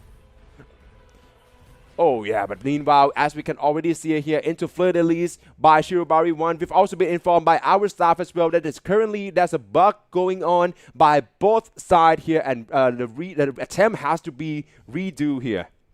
All right, so while we are currently waiting for our team to restart, and I think Shido's already restarted immediately, going with Richia for a moment, then immediately switching to Cantarella. That was a nice perfect dodge, and dodge again, and another perfect dodge, and so far he's dodging all those slam attacks very well. Of course, meanwhile for Shirobari 1, about to starting his first attempt against Lioness of Glory real soon here, as meanwhile all eyes probably going to be on Shido once more. I believe he already lost Cantarella there, so it's only Forlova and then also Roche here once more. This Mono Havoc team is not going to be to his full power now without Cantarella. Well, he's immediately going into Forlova's liberation. Hopefully he will be able to lower that stagger gauge as much as possible. Oh, Rochia's in the red zone, and we just lost Rochia. Only Forlova stands. So hopefully right now he can try to solo Lioness of Glory as much as possible, trying to avoid those slam attacks as much as possible. Her HP is still pretty good. It's still halfway, but at least it's not in the red zone, so I think he's going to have to focus on dodging and parrying these attacks for now. Of course. Meanwhile, for Shirobari 1, all three resonators being deployed back in. Right now it's Luke Hersen instead, so I'm really curious to see the mid-air attack, and I just jinxed it. He got clipped straight away into Kadatia once more, going for the intro, but still keeping it close quarter against Lioness of Glory. Make sure that you see the full visualization on all of Lioness of Glory's limbs, otherwise you could have got clipped right there. Heading into full release with the liberations here, dishing all of this arrow damages onto her. But meanwhile, the moment she landed, also have to make sure that you have the dodge being ready here as well for the enhances attack here. Go for the cancel to extend the combo in before finishing off the liberation cycles. On Shido's end, he just did a really nice tune break, and oh, there we go. Challenge has just failed on Shido's end with Forlova standing on the field. But so that goes for his first attempt. Yep, definitely. Yes. This that is was his first only attempt the with first Shido, attempt. so we're going to have to wait on his second attempt. Yeah, but with meanwhile, for Lioness of Glory. Shirobari 1, who would have known? He might have followed real soon here with Dungeon already falling. Now it's only Kadatia once more. This axe beauty moment. Had to watch out for the secondary and also the follow-up attacks as well. Still managed to go for the plunging here. Kadatia, that was quite close. Still managed to dodging it quite well and keeping it close in order to deal a counter damage here. But of course, that's not going to be the main damage dealer for Kadatia yet. So always going to be depends on the tune break gauge stacker setups here, but that's not going to be anytime soon. For the least, of course, managed to be deployed with the liberations right now. So it's going to be depending on the way in which he can interrupt Lioness of Glory, because the airborne stage would definitely cost him way more time, or else this axe attack as well. First attempt on Lioness of Glory by both Shirobari 1 and Shido ends in failure. All right, so we are currently waiting for both Shirobari 1 and Shido to continue on with their second attempt of the Lioness of Glory. So let's see if they're going to go with their usual team comp, or they're going to change it up a little bit and decide that maybe they will try to, mix things up. Yep, definitely. And we have to see, because this is only the first attempt here, right? The first time ever there was the difficulties here. So of course, this is the second attempt out of 3 against Lioness of Glory by both Shirobari 1 and Shido. Shirobari 1 from Vietnam is going to start off very early believe with Xiang Liao still being the one on field right now. Probably the best use in a quick swap teams here, but still managed to keep it close quarter. Concerto ready for Dungeon and Katatia as well. Probably we can expect to see a quick swap play by him. Meanwhile, Shido's going in pretty well. He started off with Rachia and her Tornado, and now immediately going back to Cantarella and Frolova. And hopefully, I think right now none of their Liberation gauges are running, but the Concertos are full, so I think he has a good attempt to do a quick swap to hopefully at least maybe be able to trigger some tune breaks. But so far, he's doing good with Frolova, and hopefully... Oh, never mind, he took a hit, and we lost Frolova! Only Cantarella and Rachia remains. Yeah, but meanwhile, Shirobari as well, because Xiang Liao is fallen right now. It's only Dungeon and also Katatia left, with the Fleur de Lis currently going to go in for the Liberations here, so that's probably going to still be some time in order to deal this damage, but this is not looking very likely. Dungeon has to be deployed here as well, trying to maintain that low HP, but there's going to be a thin ice for him to stand on with the plunging attack coming in, and also this airborne state from Linus of Glory is as well taking time away from his run. Meanwhile, with Shido, Cantarella is in the red zone right now, and that axe swing is coming in, so he's going to have to avoid and dodge that as much as possible right now. But with Cantarella, hopefully maybe he's going to be able to enable that little shield a little bit. But so far, he's doing all right. He managed to dodge that back to Rachia, back to that Tornado, and bouncing back, so mamma mia on that. And I think he's dodging pretty well. Her HP is taking some damage a little bit, and there we have a little tune break. So hopefully, I think he might be able to go, get used to the movesets once more. Yeah, definitely, but losing Frolova instead of Cantarella like game number 1, that is probably going to be so costful for Shido. For Shirobari 1, Katatia is already in the red zone, now it's going to be Dungeon with the Concerto, but of course with Fleur de Lis still trying to closing on the Liberation cycles here, that's probably still going to be, I believe, very effective here with the tune break being procced out by Dungeon here. But meanwhile, Linus of Glory not going to be interrupted by that whatsoever, going in for this triple spears plunging here, managed to dodging all well so far, but Dungeon is in red zone and very in danger position here, and she would fail. Katatia only remain. Shido is currently trying to avoid, and we just lost Cantarella. Rachia only remains right now. He pretty much got some damage from those axe projectiles once more. So right now we're doing with those slam attacks and the lunge attacks from Linus of Glory. So far he's trying to dodge as much as possible, because right now you don't want to get one shot killed, and because if he fails this, he's going to have to go for another third attempt. Okay, for Shirobari 1, of course, for I would say Katatia being the last one remaining. His HP is currently in the lead as well against Shido here, but of course, about 30 seconds left before we hit a 3-minute mark and the difficulty 6, and that would be an HP drain in effect here. So Katatia has to run and race against time with Fleur de Lis once more, going in with another Liberation cycle, closing in with this damage here and dealing quite a lot of arrow damage onto Linus of Glory. The chance is here. Meanwhile, on Shido's end, he has failed his second attempt on Linus of Glory, so he's going to have to go in with a third attempt. But I think for now we will see whether Shirobari 1 will be able to successfully defeat Linus of Glory, because if he is able to defeat it, he will take the point. That's a quite on-point dodges here coming in from Shirobari 1 as well, making it very close, and therefore he will be able to ditch in this very last damage with only Katatia remaining and finishing out Linus of Glory with a clear time of 2 minutes and 57 seconds, claiming the lead once more in our first to 3 series. All we have to be determined on our fourth boss, Dragon of Dirge. So yes, now we're on to our fourth boss of Dragon of Dirge. We're going to see whether Shido will be able to equalize his point with Shirobari 1 or have to say goodbye to this round. Exactly. Oh my days. I mean, neither side, I don't think that neither side actually have the fusion damage dealers as their main team composition or the main damage dealers in that pool. So I don't think it's going to cost them that much. So it's all about the best in slot teams in order to make sure that the clear time for Dragon of Dirge is actually going to be on point. For Shido, this is a do or die moment. If he lost this round, he would have to bow out of this competition, because this is a lower brackets, as we mentioned. For Shirobari 1 from Vietnam, winning this could have meant he would proceed on to the round 2 of our lower brackets and receive the last chance as well in order to be qualified for the Southeast Asian contenders. Meanwhile, with Shido, he's going with his usual team comp with his previous teams as always. Looks like he's not giving up on his girl Frolova, and so far he's doing. Oh, No we just way! lost Rachia, mamma mia! That's way too close. That's way too early. Cantarella and Followa only remain as well. She's on red zone too. So how to make sure to dodge all these spike movements coming in with the liberations by Shido for Shirobari 1. Currently, Katatia once more going to be deployed alongside with Luke Hersen. Airborne right now got caught on from Dragon of Dirge movement whatsoever. Going with his liberation, re-returns in Winter's Martin, switching right into Katatia as well.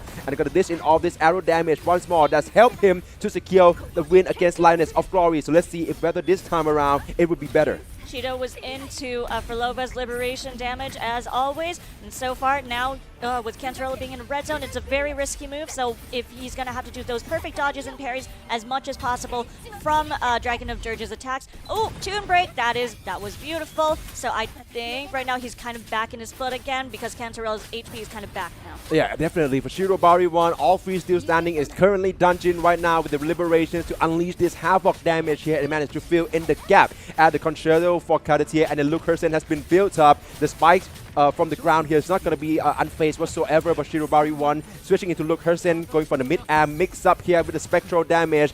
Once again, that spike is not going to be in pick, but the tail does. Luke Hersen fails for Shirobari 1. Now it's only Katatia in the red zone remains alongside Dungeon. Meanwhile, Shido, he was struggling with those spike attacks a little bit, but he was able to bring it back up. Cantarella was in the red zone. Now she's not back. Now she's back in full health as always, and now she's kind of taking advantage of that attack as much as possible while also trying to dodge those projectiles from Dragon of Dirge as well as the floor hazard. Yeah, definitely. That's not looking too good for Shido, but the same can be said for Shirobari 1 as well. Currently is Katatia on field here, managed to dodging in this punching attack. Have to look out for the follow-ups here, coming right up with that left pulse of Dragon of the Dirge here. Katatia still managed to dodging in quite well, maintain the distance, and this is such a constant arrow damage dealing as well. Going with the intro for Dungeon instead, and I believe that he has to go for this punching attack, and Dungeon also fall. Now it's only Katatia left as the remaining resonators. Meanwhile, with Shido's end, we did lose him for a moment, but so far he's still doing good. Cantarella's health is still intact, as well as Frolova. They're halfway, but oh no, we just lost Frolova. Now Cantarella remains, and we just lost. Nope, we're not just yet. No, she's not yet. Not jinxed yet. She's at. Oh, nope, never mind. I jinxed it. Just as we're about to mention Cantarella, meanwhile, Katatia, of course, with perfect parry here, is going to go into Liberation once more with Fleur de Lis. Now this is his chance in order to closing this one out. Of course, the HP not going to be fell into the following rotations here, but of course you're gonna take every steps you need in order to make sure that you can finishing this one off. And right now going to be switching right back to Katatia. Toonbreak is still being ready, has to use it for the interrupting moments instead, with the Fleur de Lis to finishing off the liberation rotation here and dealing quite a meager 100k of arrow damage. Toonbreak coming in as and combo extension. Dragon of Dirge got interrupted once more. Now this is his chance to run through everything. The HP also being pocketed right up to almost past halfway.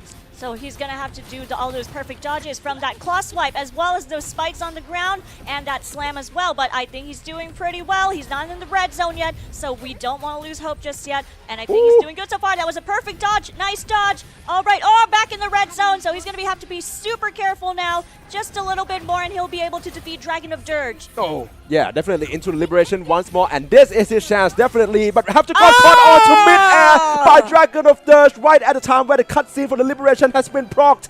First attempt against Dragon of Dirge, and in failures by both sides, we have to go again. All right, so both Shirobari 1 and Shido will have to go with a second attempt on Dragon of Dirge. So to repeat the rules once more for those who just came in, each boss is only, you can only have 3 attempts for each boss. So if you continue to both fail at your third attempt, it is done, no one gets a point, and we will continue on to our next boss. Oh, that's so terrifying. Katatia with the Liberations being unleashed mid-air and got caught on straight away by Dragon of Dirge moveset. Possibly, we have to also consider the timing when the Liberation is being launched as well, because otherwise, Dragon of Dirge movement is not going to be seen in order for you to get the timing correctly. Meanwhile, Shirobari 1 are already heading into another attempt here with the same team combo, Luke Hersen, Katatia, and then into Dungeon. Meanwhile, as I'm speaking, we lost the Doctor. Luke Hersen is down. Only 2 Resonators remaining. Shido, so far, he's doing good. Up, took a bit of damage to Frolova, and oh, we just lost Frolova and immediately just lost Cantarella. Only Rochia remains, and with her health, it's very at a risky spot right now. Just one more hit, and she could be in the red zone, or immediately gets one shot. Oh. And there we have it. Yeah. Oh, definitely. That's going to be called every single time Rochia's fall, of course. She was so close to, of course, she's not going to see that the hotel attacks that's already been wind up for Shirobari 1, of course. Katatia still remains remaining, but without Luke Hersen. I believe that he lost Luke Hersen way earlier compared to attempts number 1 here. But with Dungeon still standing, going to be the one to help proc the Toon Breaks in for the Liberation here as well. And into another Unleash this Havoc damage here. But Dragon of Dirge remains unfazed. Got to look out for this paw attack slamming right in. First time, managed to dodge in. The second time probably already coming in with the spike as a follow-up. Still with Dungeon here, but how to make sure that you're not using any item buff. It is not allowed, but I so get you, Shirobari 1. This is also my same reaction whenever one of my Resonator is down. But so far he's doing good. Dungeon is still quite in the red zone, but she's still alive and walking. So right now I think he's focusing on using Cardathea as much as possible and avoiding to use Dungeon right now. And Dungeon's health is back in a bit. Now back to Cardathea, trying to avoid those tornadoes as much as possible. And here comes the projectiles. That's gonna... Oh, we lost Cardathea! No! Now only Dungeon is in. So let's see if he can actually solo with Dungeon. Dungeon solo! Yeah. Let me solo it! Okay.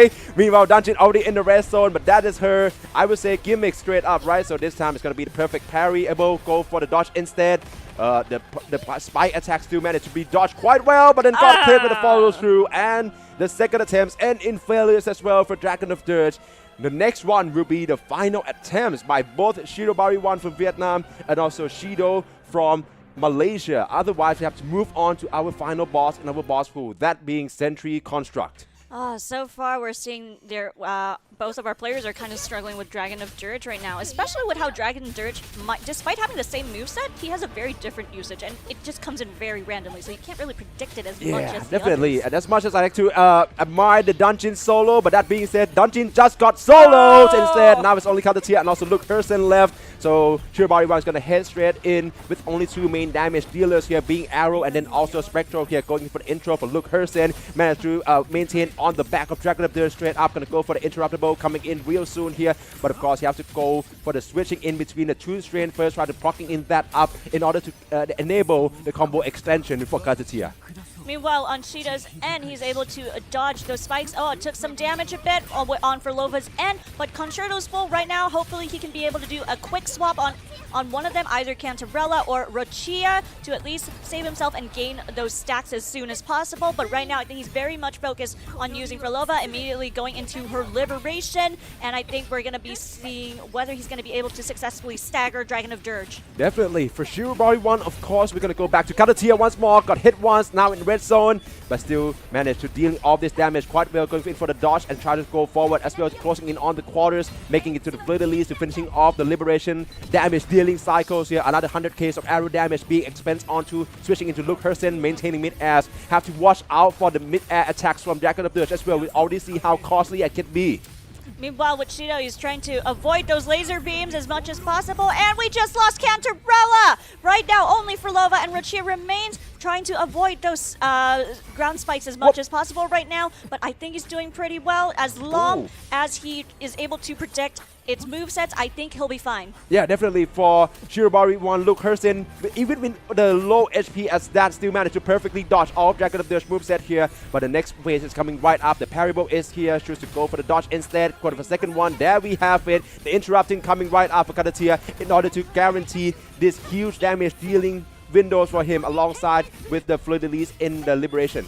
Meanwhile, on Shido's end, we have just lost Frolova, so now we only have Rochia left. So right now he's going to have to go in with those attacks as much as possible, especially with those tornadoes of hers, and going immediately into her Liberation attack, hopefully. But right now, Dragon Dirge is in stagger mode, so hopefully this is giving him enough time to get as much damage as possible onto Dragon of Dirge. He's currently weakened right now, so it's only Lord Shea remains in order to dealing all of that havoc damage onto the Dragon of Dirge. For Shirobari 1, of course, his HP is actually on lead right now with Luke Hersen, who just got clipped in. Now it's only Cardathea remaining, but Dragon of Dirge is also on such a low HP. The possibilities of clearing this boss out in this attempt is possible, but that depends on Shirobari 1's, I would say, skill placement and also his composure heading in against this dragon.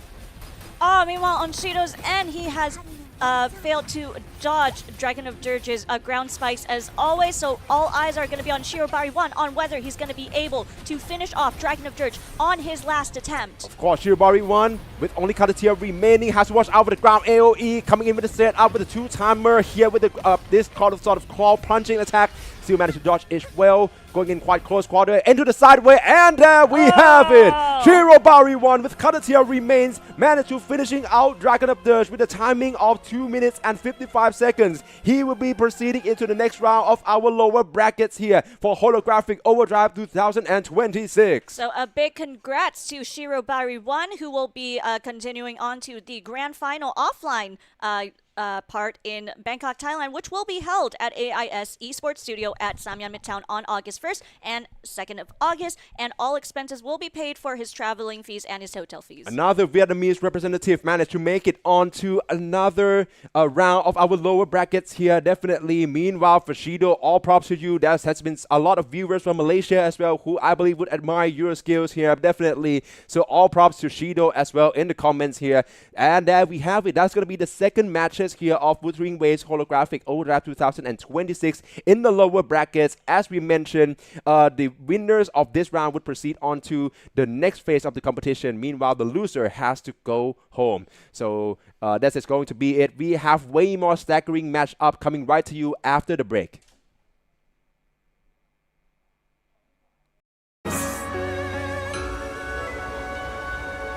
Then, from the past, we walk toward tomorrow.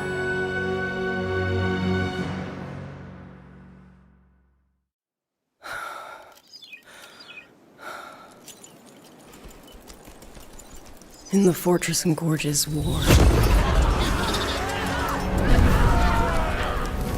we lost everything we had built. And yet, in the hearts of the people, it remained home.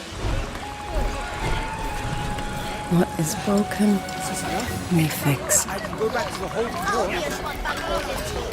What is destroyed, we rebuild.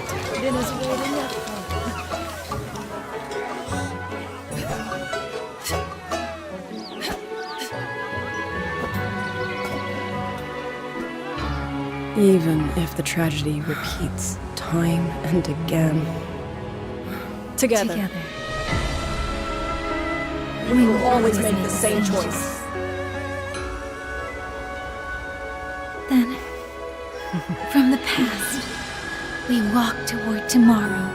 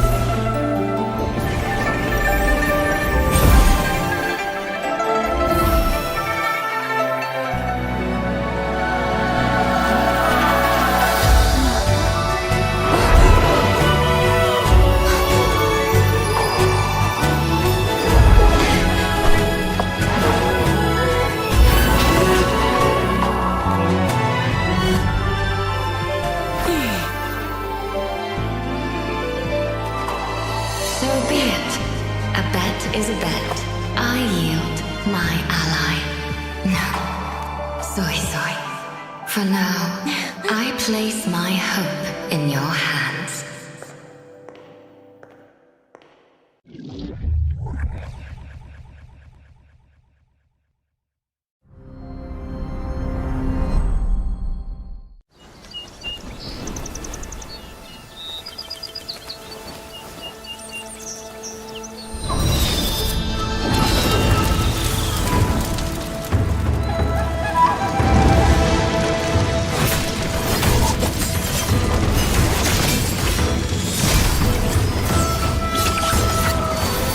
Follow the wind's lead. Winds on me! Strike the wicked!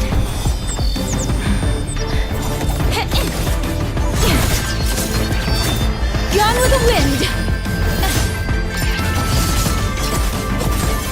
Sever the discord!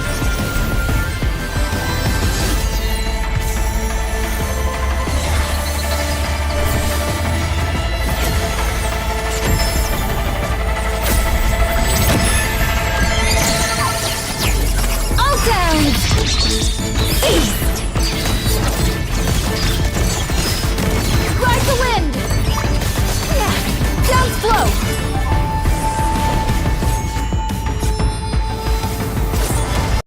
Hopefully we're not keeping you waiting for too long as we're coming right back up with another match in the Speedrun tournaments for Holographic Overdrive 2026. And our next matchup is going to be Aryan from Indonesia going up against Ryoja from the Philippines. Oh, definitely this is going to be one where many people are anticipated and look out for here. So make sure to like, share, and also comments. Who would you be rooting for in the upcoming match? And as you all know, like we all said, so today we are actually going to be qualifying our last six players who will be qualifying and competing at the offline grand final in Bangkok, Thailand at AIS eSports Studio at Samyan Mitrtown on the 1st and 2nd of August. Definitely. So make sure to watch out for the upcoming competitions as well. We are currently in the Southeast Asian qualifiers. We're looking for the 10 slots for the best competitors to make it to Bangkok, Thailand to compete in our offline events. Meanwhile, the matchup is now started by both Aryan against Ryoja here, and the band phase is going to be currently ongoing. Meanwhile, on Ian's end, we already see his first band is already Lupa and Chuyun. And meanwhile, on Roja's end, immediately Frolova and Lene is gone. So there's going to be no spectral damage on Lene's end right now. And immediately going with Amos as well. Wow. Yeah, ooh, definitely. I'm seeing straight up here that Ryoja is trying to ban out all of the tune ruptures and also tune strain mechanics enablers here. So, of course, Monier is still going to be on the table. Aryan's probably going to go with the Shopkeeper first. Meanwhile, for Ryoja, for the first time in today's match day here, Hiyuki would be picked as his third pick. Meanwhile, on Ian's end, we have Shortkeeper, one of our, best picked healers and supporters, as well as Bulling. So, hiya, once more. And meanwhile, on Roja's end, we have Chisa and Yang Sunling, or we like to jokingly call it, like you said yesterday, Yang XL. Yeah, XL, definitely. I like to abbreviate things. Meanwhile, for Aryan, going in with Lucy and Rebecca, the Edge Runner duo is going to be back into place here, definitely, alongside with Bulling already being picked for Ryoja. This is quite a staggering team comp here with both Lucilla and Sigrika being picked.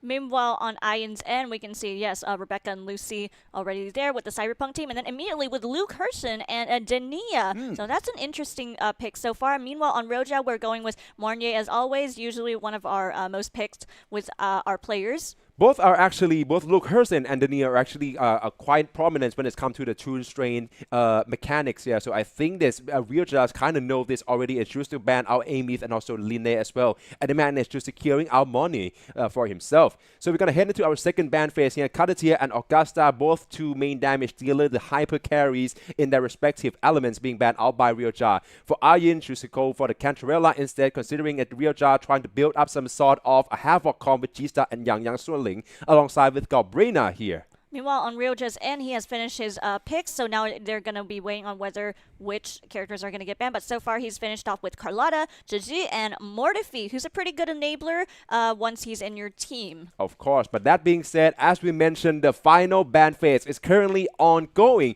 Aryan will got a chance to ban out two Resonators that Ryoja has picked, and Ryoja as well will get a chance to share the same favors here. Managed to ban out Aryan's two picks as well, that being Luke Herson and Yuno. Meanwhile, on Ryoja's end, we hold on, the grayscale's making a little difficult. There we go. Mornier has already gone, and then along with Chisa as well. No. So now we're on to our boss pool. So we're starting immediately with the Lioness of Glory, with Fleur-de-Lis, and then with Kelpie, and then Lady of the Sea, and Sedulum. Ooh, all right then. I mean, this is a boss pool in which both Aryan and Ryoja would have to go through in this run here. Each bosses will be having 3 attempts by both sides of the players here. This is a first to 3 series, meaning that anyone who can manage to clear the boss at a better timing than their opponents for 3 times will be declared the winner of this matchup here as well. So I'm liking the list that I'm seeing so far here. Starting off with Lioness of Glory, we see how big of a threat she can be, especially when up against an airborne team comms here. The same can be said for Fleur de Lis as well. Kelpie and then into Lady of the Sea before finishing off in the decider with Sigillum.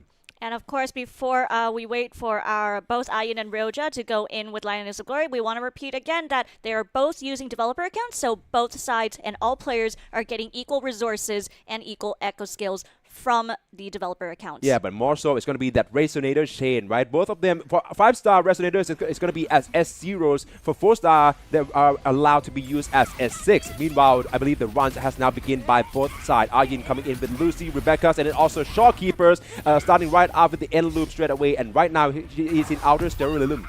Meanwhile, on Ryoja's end, he immediately start off with Yang Yang's Liberation, and hopefully I see he might have a quick swap with either Hyuki or, oh, my apologies, sorry, that was Lucella. Yep, definitely. Yeah, Got confused that's unmistakable. Yeah. All right, then Lucella is trying to chain in more a bit of the glacial damage here with Hyuki. Of course, the glacial shaft is going to be the main damage dealing and main damage source for Ryoja's attempt here. For Ayin, still in with the outer sterilum. Of course, this is the final one in order for him to dealing this damage here with Lucy. Instead managed to still dodge it well, but got interrupted by Linus of Glory moveset here and choose to go for the close quarter into Liberations. And here comes another spectral elements and also possibly for the cripple movement. Meanwhile, on Ryoja's end, he's successfully trying to stagger Linus of Glory as much as possible while also trying to avoid that giant axe swing attack right now, but he's going into her liberation mode, so I think he's going good pretty far. Let's see if he's going to be able to break that stagger bar as much as possible. And there goes those projectiles. He's going to have to take a lot of dodges on those, so that's going to take some time, but hopefully maybe he might be able to turn the tables, and he still has a full concerto, so he can still do a quick swap with another character. Oh, meanwhile for Ayin's great choice for God Rebecca's to go for the intro instead of closing in on the gap mid-air, but now she has to fall down and also try to avert all of this axe movements coming in from Linus of Glory as well. I'm seeing the Liberations being expended straight away, so that's a lot of electro damage here, but the moveset is going to be completed, so you got to switch off with Lucy first and going to be the first one to fall. Now it's only Rebecca's and Shawkeepers left for Ayin. Meanwhile, Ryoja is successfully using Yang Yang's Liberation, and hopefully, I think, if I recall the movesets, now he's back to Lucella, now immediately onto her Liberation, bringing in those snapshots immediately, and so far he has managed to stagger Lioness of Glory once, and hopefully he's going to be able to do it again. The HP is going down pretty quickly, so I think he's doing good so far. He's doing those perfect dodges and parries very well. Oh, that is nicely done by Ryoja. His HP is also currently ahead of Ayin as well. Meanwhile, Lioness of Glory currently on the airborne stage, and this one is unavoidable. That's easily 10 seconds added to his run time. Rebecca still managed to dodge quite well in with the enhanced base attacks, try to dodge outwards and in for the intro from Shawkeeper. Instead, got to make sure that he dodged this one well. Meanwhile, on Ryoja, we have just lost Hyuki, and now Yang Yang is on the red zone, so he's going to have to be really, really careful with those parry attacks as well as those projectiles and her floor hazard. Oh, that was a perfect dodge, but still we need to see whether he's going to be able to dodge them out while also keeping distance from those slash attacks. Hopefully right now, there's no concerto right now, so he cannot do a quick swap right now. Nice. But so far he's doing good. Bring in that liberation if he can. Right now switching back to Lucella. That was a nice tomb break. He's so close. If he uses liberation damage, hopefully he will be able to close this off as soon as possible. And there we have it. Ryoja finishing off Lioness of Glory with Yang Yang at 2 minutes and 21 seconds. Meanwhile, all eyes on Ayins right now. Of course, this is doing his due diligence in making sure that this competition is going to go through the whole way here. Of course, with only the Breakers and also Shawkeepers left in loop, already being expensed as the Liberations here, of course, and her dishing all of this spectral damage. But that is not going to be the main source by any means. Rebecca's Concerto is ready. Got punching right in, still has to go for the dodge here, and still his back is against the wall with the Rebecca's here. Got dodges once and clipped with that axe here, and now only Shawkeepers remains. Yeah, so far he's doing well. That was a nice tune break. So he's lost both already. So now only he has to depend on Shortkeeper. And, in the red zone now. Oh, this might not be possible for Ayin right now. We're going to see whether he's just going to keep going till the end or if he's just going to forfeit and give that score to Ryoja. But I doubt. Oh, and there we have it. So the score goes to Ryoja for Lioness of Glory. So we're going to see whether Ayin is going to be able to equal that score with Ryoja with Fleur de Lis. Yeah, but that being said, oh my days. Considering that Hiyuki and Lucilla can be used by Ryoja for a 3-time maximum, now being 2, considering that they just finished with Lioness of Glory, I'm not seeing any glacial resistance bosses coming into play anytime soon, not without Sentry Construct, of course. So it's going to be Fleur-de-Lis next up along the line, and then also the Decider with Killpie. This is looking very good for Ryoja if there's no mistaken by enemies. Hiyuki and then also Lucilla can be the power couple, the power duos that helps him power through all these attempts. All right, so meanwhile, Ryoja has picked his team comp, which I think there was. So there's Carlotta, there's Joji, and Hiyuki. So pretty much going in an all Mono Glacio team, and he's doing pretty good. Going immediately with Joji, bring in that stagger bar as low as possible, taking in a lot of damage, immediately going to her Liberation, and maybe, hopefully, he can do a quick swap with either Carlotta, immediately going to Carlotta. Hopefully, this is the moment where he's able to trigger that Liberation and bring out the big guns, and hopefully, yep, here we go, bringing out the big guns, and he's trying to stagger that gauge as much as possible. Of course. Meanwhile, I think that currently for Arjen is probably going to go with the exact same Cyberpunk duo with Lucy and also Rebecca currently about to proccing in this enhanced attack here. Of course, but choose to go for the dodge here. 40 gauge is currently being fulfilled right now. This triple dodge here is perfectly done by him. So you have to make sure that he maintains the distance and watch out for the next anticipated movements coming in from Fleur-de-Lis, still being uninterrupted whatsoever. So on Ryoja's end, he's successfully, almost successfully, and is possibly going about to stagger Fleur-de-Lis with Hiyuki's Liberation damage. He's bringing out that blade again. Oh, here we go. Here comes her animation.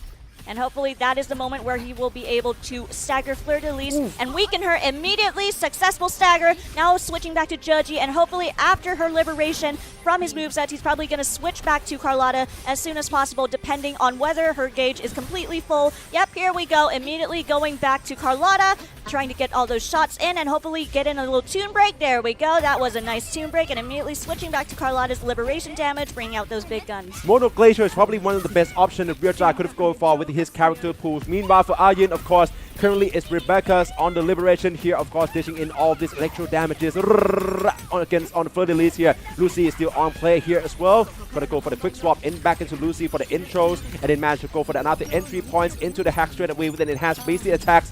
All nicely done so far. Second time dodge still connected here, and the third time Sasham here, and into Lucy once more. Gonna have to watch for another entries and into tune breaks. Meanwhile, on Ryoja's end, he successfully dodged all those floor hazards and projectiles on Fleur-de-Lis's end, so now he's in the Liberation mode with Hiyuki, so hopefully by that time he's going to be able to add in extra damage and to stagger her and weaken her once more. And now he's also with full concerto. He can either switch between Joji or Carlotta if he wants to, but I think he wants to finish him off with that Liberation as soon as possible before switching back to Carlotta, if I remember his movesets correctly. Yep. But yeah, so far he's doing so good, and then back to Joji immediately as predicted, back into Liberation, and once her Liberation is done, and oh, there she's in the red zone, and we lost Joji! Only Carlotta and Hiyuki remains, but the HP on Fleur-de-Lis is going good so far, but oh, they're in the red zone, so he's going to have to be very, very careful right now. Yeah, definitely, but Arjen is currently getting the lead right now. Lucy and also Rebecca still on play here.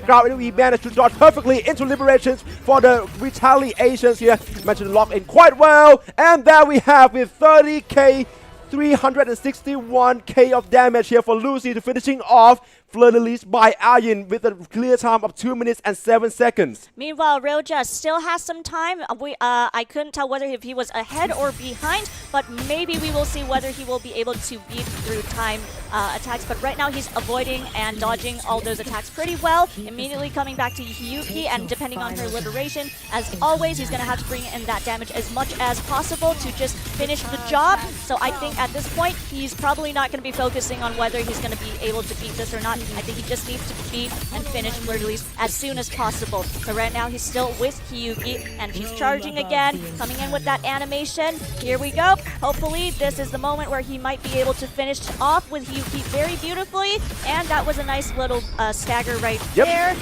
So close. Come on. Oh, the AI is not going to be connected to the full stacks here, of course, but there. Oh, man, even if he could have cleared Fleur-de-Lis in to do his due diligence here, that's not going to be the case. Challenge failed by Ryoja. Arjen equalized by finishing off Fleur-de-Lis in this attempt. All right, so now we're going to be going on to our next boss, which is Kelpie or Kelpie, depending on how you pronounce it. So at this point, I think we are still trying to decide whether it's pronounced as Kelpie or Kelpie. Kelpie. It's literally pie. P-I-E. Well, sometimes it can be pronounced as P. I mean, look at that. Look at that kind of terrifying looking monster, and you tell me, yeah, that guy's name is Kelpie. Yeah, come on. It's not dominating at all. All right, then that's all jokes aside. Now we move on with the score being 1-all. Kelpie, our third boss coming right up in the first to 3 series. Aryin and Ryojaz both going to head right back into this competition here. Considering that this is a glacial resistant bosses of claws for Ryojaz, I don't think that we're going to see the Hiyuki and also Jeju teams comp anymore. But that is going to be his saving grace because he still got Yang Yan Suling, or otherwise Sigrika is still in play. Yes, so while we are currently waiting for Ayin and Ryoja to pick up their teams, how do you feel, as someone who also plays the game, how do you feel when you're fighting with Kelpie? Oh man, like it's always about his mirage, you know, his I'm not sure what's the terms for here. It's the doppelgangers, right? Yeah, his whenever you got clones, yeah, his clones, exactly. Thank you. The clones, whenever they're trying to go for the moveset, you have to focus on either one of them, and that is always the case when the next one would kind of do off like an off tempo. Imagine if there's a 2 Kelpie at the moment, and one would go on with an attack on the first tempo, and then there would be a blank into the second one's into the second attack, right? But then when you're trying to dodge the first one, the second one would just close in the gap, sort of like half a tempo earlier. And that is exactly what all of these competitors has been dealing with as well in trying to get a fight with the Kelpie's clones here, definitely. So let's head right into our first attempt on this third boss. Yes, so we are now on to Kelpie. So we are going to see, so far I've noticed Ryoja is choosing a different team this time, going with Yang Yang, Mortifi, and Carlotta. Do be reminded that Kelpie is arrow and glacier resistant, so he might be taking less damage from Carlotta. But with Mortifi, he might be able to enable that a little bit and getting the stacks in. So far he's doing good. Oh, he took some damage with Yang Yang, but so far he's doing good, dodging those moves as much as possible. Not the best start, but far from the worst for Ryoja. Meanwhile, for Aryin, currently going with the exact same team with the Edge Runner duos here with Lucy. Try to go for the perfect dodge, still managed to do that well. Kelpie with the clone stayed away quite early on, and there's now Lucy conditioning all of this spectral damage and try to get into that hack with the Net Runners buff as well, into the Liberation straight away. Meanwhile, on Ryoja's end, we have just lost Yang Yang, so now only Mortifi and Carlotta remain. So that's going to be a bit of a disadvantage. Like we said, that Kelpie is arrow and glacier resistant, and Carlotta is glacial. So she's going to need all that help on Mortifi's enabling system. Oh, man. Meanwhile, for Aryin, currently with end loops coming in from Shopkeeper as well, and it's going to be Rebecca's on field right now. Got hit quite a bit. Half his HP already gone. But they're currently with the Liberations here, of course, going to be another damage dealing windows, potentially to build up on that stagger gauge depletion as well. Meanwhile, on Ryoja's end, he's doing good pretty far. The HP is still intact. No, not taking too much damage. All right, he's into Carlotta's Liberation one more time, and I think he has, and currently has a full concerto, so he can do a quick swap with Mortifi if he wants to, but I think right now he just wants to get that shot in as much as he can immediately. There we go. Mortifi's back. Hopefully this is where he also tries to trigger his Liberation as well. Now the Kelpie clones are out. This is the moment where the lock-on function comes in very well, and we just lost Mortifi. Now only Carlotta remains with a glacier-resistant hologram. This is going to be very tricky for Ryoja. Oh, I just realized that as well. Carlotta is being deployed against a glacial-resistant boss here for Ryoja. What is he trying to do exactly here? Nobody knows. But right now, with her being the remaining resonators, it's going to be so tough for him to closing down Kelpie in this attempt. Meanwhile, for Aryin, all still going well. Kelpie HP is already almost being depleted. All 3 resonators still standing tall. Shopkeeper providing the perfect sustainabilities for both Lucy and Rebecca's. And now the retaliation is coming in once Kelpie's moveset is completed. Going to go for the Lucy. Managed to find the real Kelpie and finishing this boss ahead of Ryoja with the clear time of 1 minute and 35 seconds. Meanwhile, on Ryoja's end, he is actually successfully... oh, never mind. I spoke too soon. Now he's in the red zone. But before that, he was actually dodging Kelpie's clone teleportations pretty well, and I think he's making use of that lock-on function as much as possible to find the original Kelpie. So right now, yes, he's dealing with like a 3v1 gameplay right now with his HP being only at like 1k 200, just almost close. So as long as he's trying to dodge and parry those attacks as much as possible, he could try to solo Carlotta with her HP only left with 1k, but I think that might not be possible, but you never know, because so far, he is dodging those floor hazards and those attacks as much as he can right now. Oh my days, but Carlotta has currently managed to dodge quite on point as well, but being glacial resistant boss in Kill Pie, that's not going to be finished at any time soon. We are approaching 3 minutes marks, which means the HP drains of difficulty 6, a level here of tactical hologram will also be in effect, and that is it. Realjar failed to clear out Kill Pie, which means Ions will finally gain the lead 2-1 in our first to 3 series. The next one will be the decider for him in order to proceed on to the next stage of our competition with Lady of the Sea. So yes, we're going to see on whether Realjar is going to be able to equalize his score with Ion with a 2-2, or if he fails, so Ion will take the point and it will end with a 3-1. Yeah. So let's see on whether Ion and Realjar will be able to overtake Lady of the Sea. With Lady of the Sea, obviously she is arrow resistant, but I think looking at his roster, he will be fine, hopefully. Yeah, as long as he doesn't use Sigrika. I was about to say that because he already spared Hiyuki and then also Lucilla once before, and with Carlotta being picked instead. So that's mean that I think this team comp could have come back into play for Realjar, and that could be his opportunity to equalize as well. But give credit to Ion here, probably the next one with Lady of the Sea, with no longer the edge runner duo in Lucy and Rebecca's here, probably have to readjust here with his main damage dealers actually right now being either Jiyan, which is less likely going to be the case, or else it's going to be Branch and Dania. All right, so while we're currently waiting for Ion and Realjar, I'm just going to check the comments a bit. See, it's Kelpie. See, some people in the comments are agreeing with me. Hey, come on. I understand if you call it out of habits, yeah, but come on, look at that dominating boss. That's so terrifying Guys, looking. let's do it again. Do you pronounce it as Kelpie or Kelpie? I feel Let us I'm know in gonna the lose. comments. I feel like I'm gonna lose here. I mean, yeah, look at that. Look at that terrifying guy, and you call him Kelpie. Kelpie. Kelpie. Kelpie Choopy. You know, there's like a little gap my way into there. All right, there we have it. Lady of the Sea coming right up to you here. From Ion's side, probably some sort of communications going on with the staff at the back ends. But of course, Lucy and Rebecca's, our 5-star resonators in this developer accounts by both Realjar and Ion are currently set at S0. So yes, definitely that's a part of the rule here. So 5-star resonator, S0s, 4-star resonators are going to be allowed to be at S6. And I'm currently seeing right now, ooh, Ion probably going to go for Jiyan against Lady of the Sea, which is an arrow-resistant boss. Meanwhile, on Realjar's end, I've just noticed, if I remember correctly, yes, he's going for a whole Mono Glacio team on for Lady of the Sea, and so far he's doing pretty good, immediately going in with Judgy, and hopefully he also triggers her Liberation. There we go, and then after that, if he does his repeated movesets, he's going to switch back to Carlotta and then bring out her shotgun as always, or either he's going to go back to Lucilla, but so far he's doing good, avoiding those attacks and dodging pretty well too.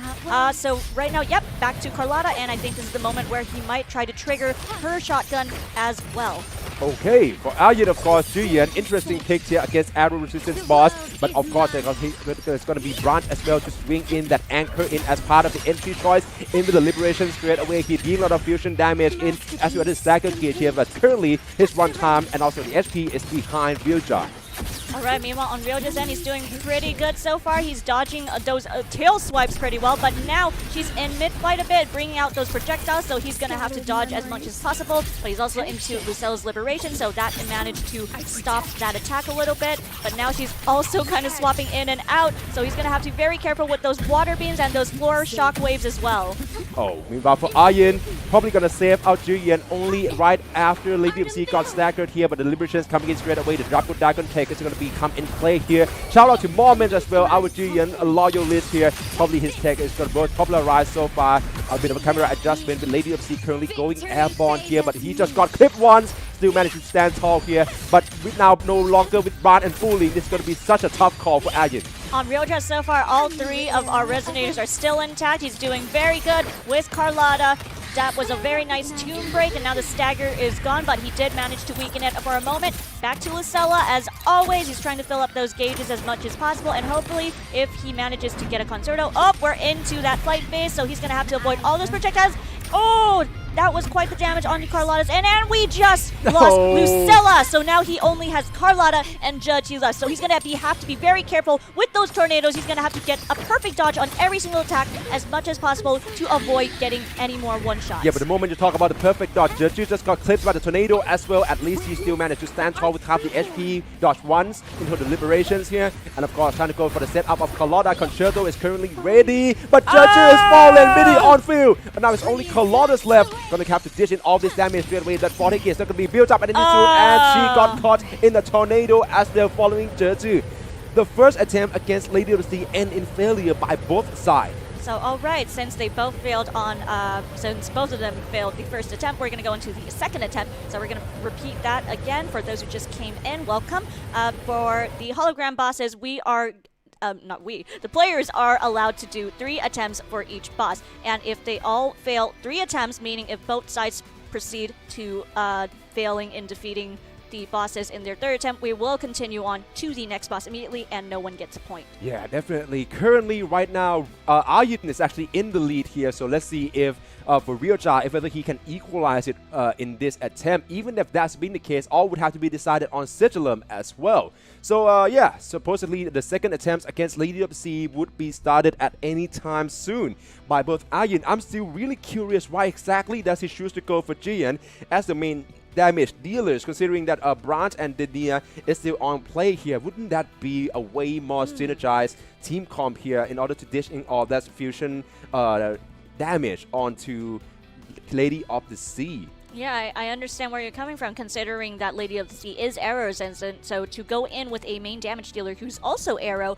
is also quite a, I would say, a questionable choice, but we never know. Maybe he does have a moveset or a set of skills that he was probably trying to work on, but didn't have the chance to show it before failing the challenge. I mean, yeah, of course. For Ayun, understandably, he chose to go for Lucy and Rebecca's for the straight-up 3 bosses, right? And that secured him the lead. So, of course, kudos to him, but with our rules saying that each resonators can only be used against 3 bosses. That means that right now, Lucy and Rebecca as well as Shorekeeper is out of the picture for Ayun.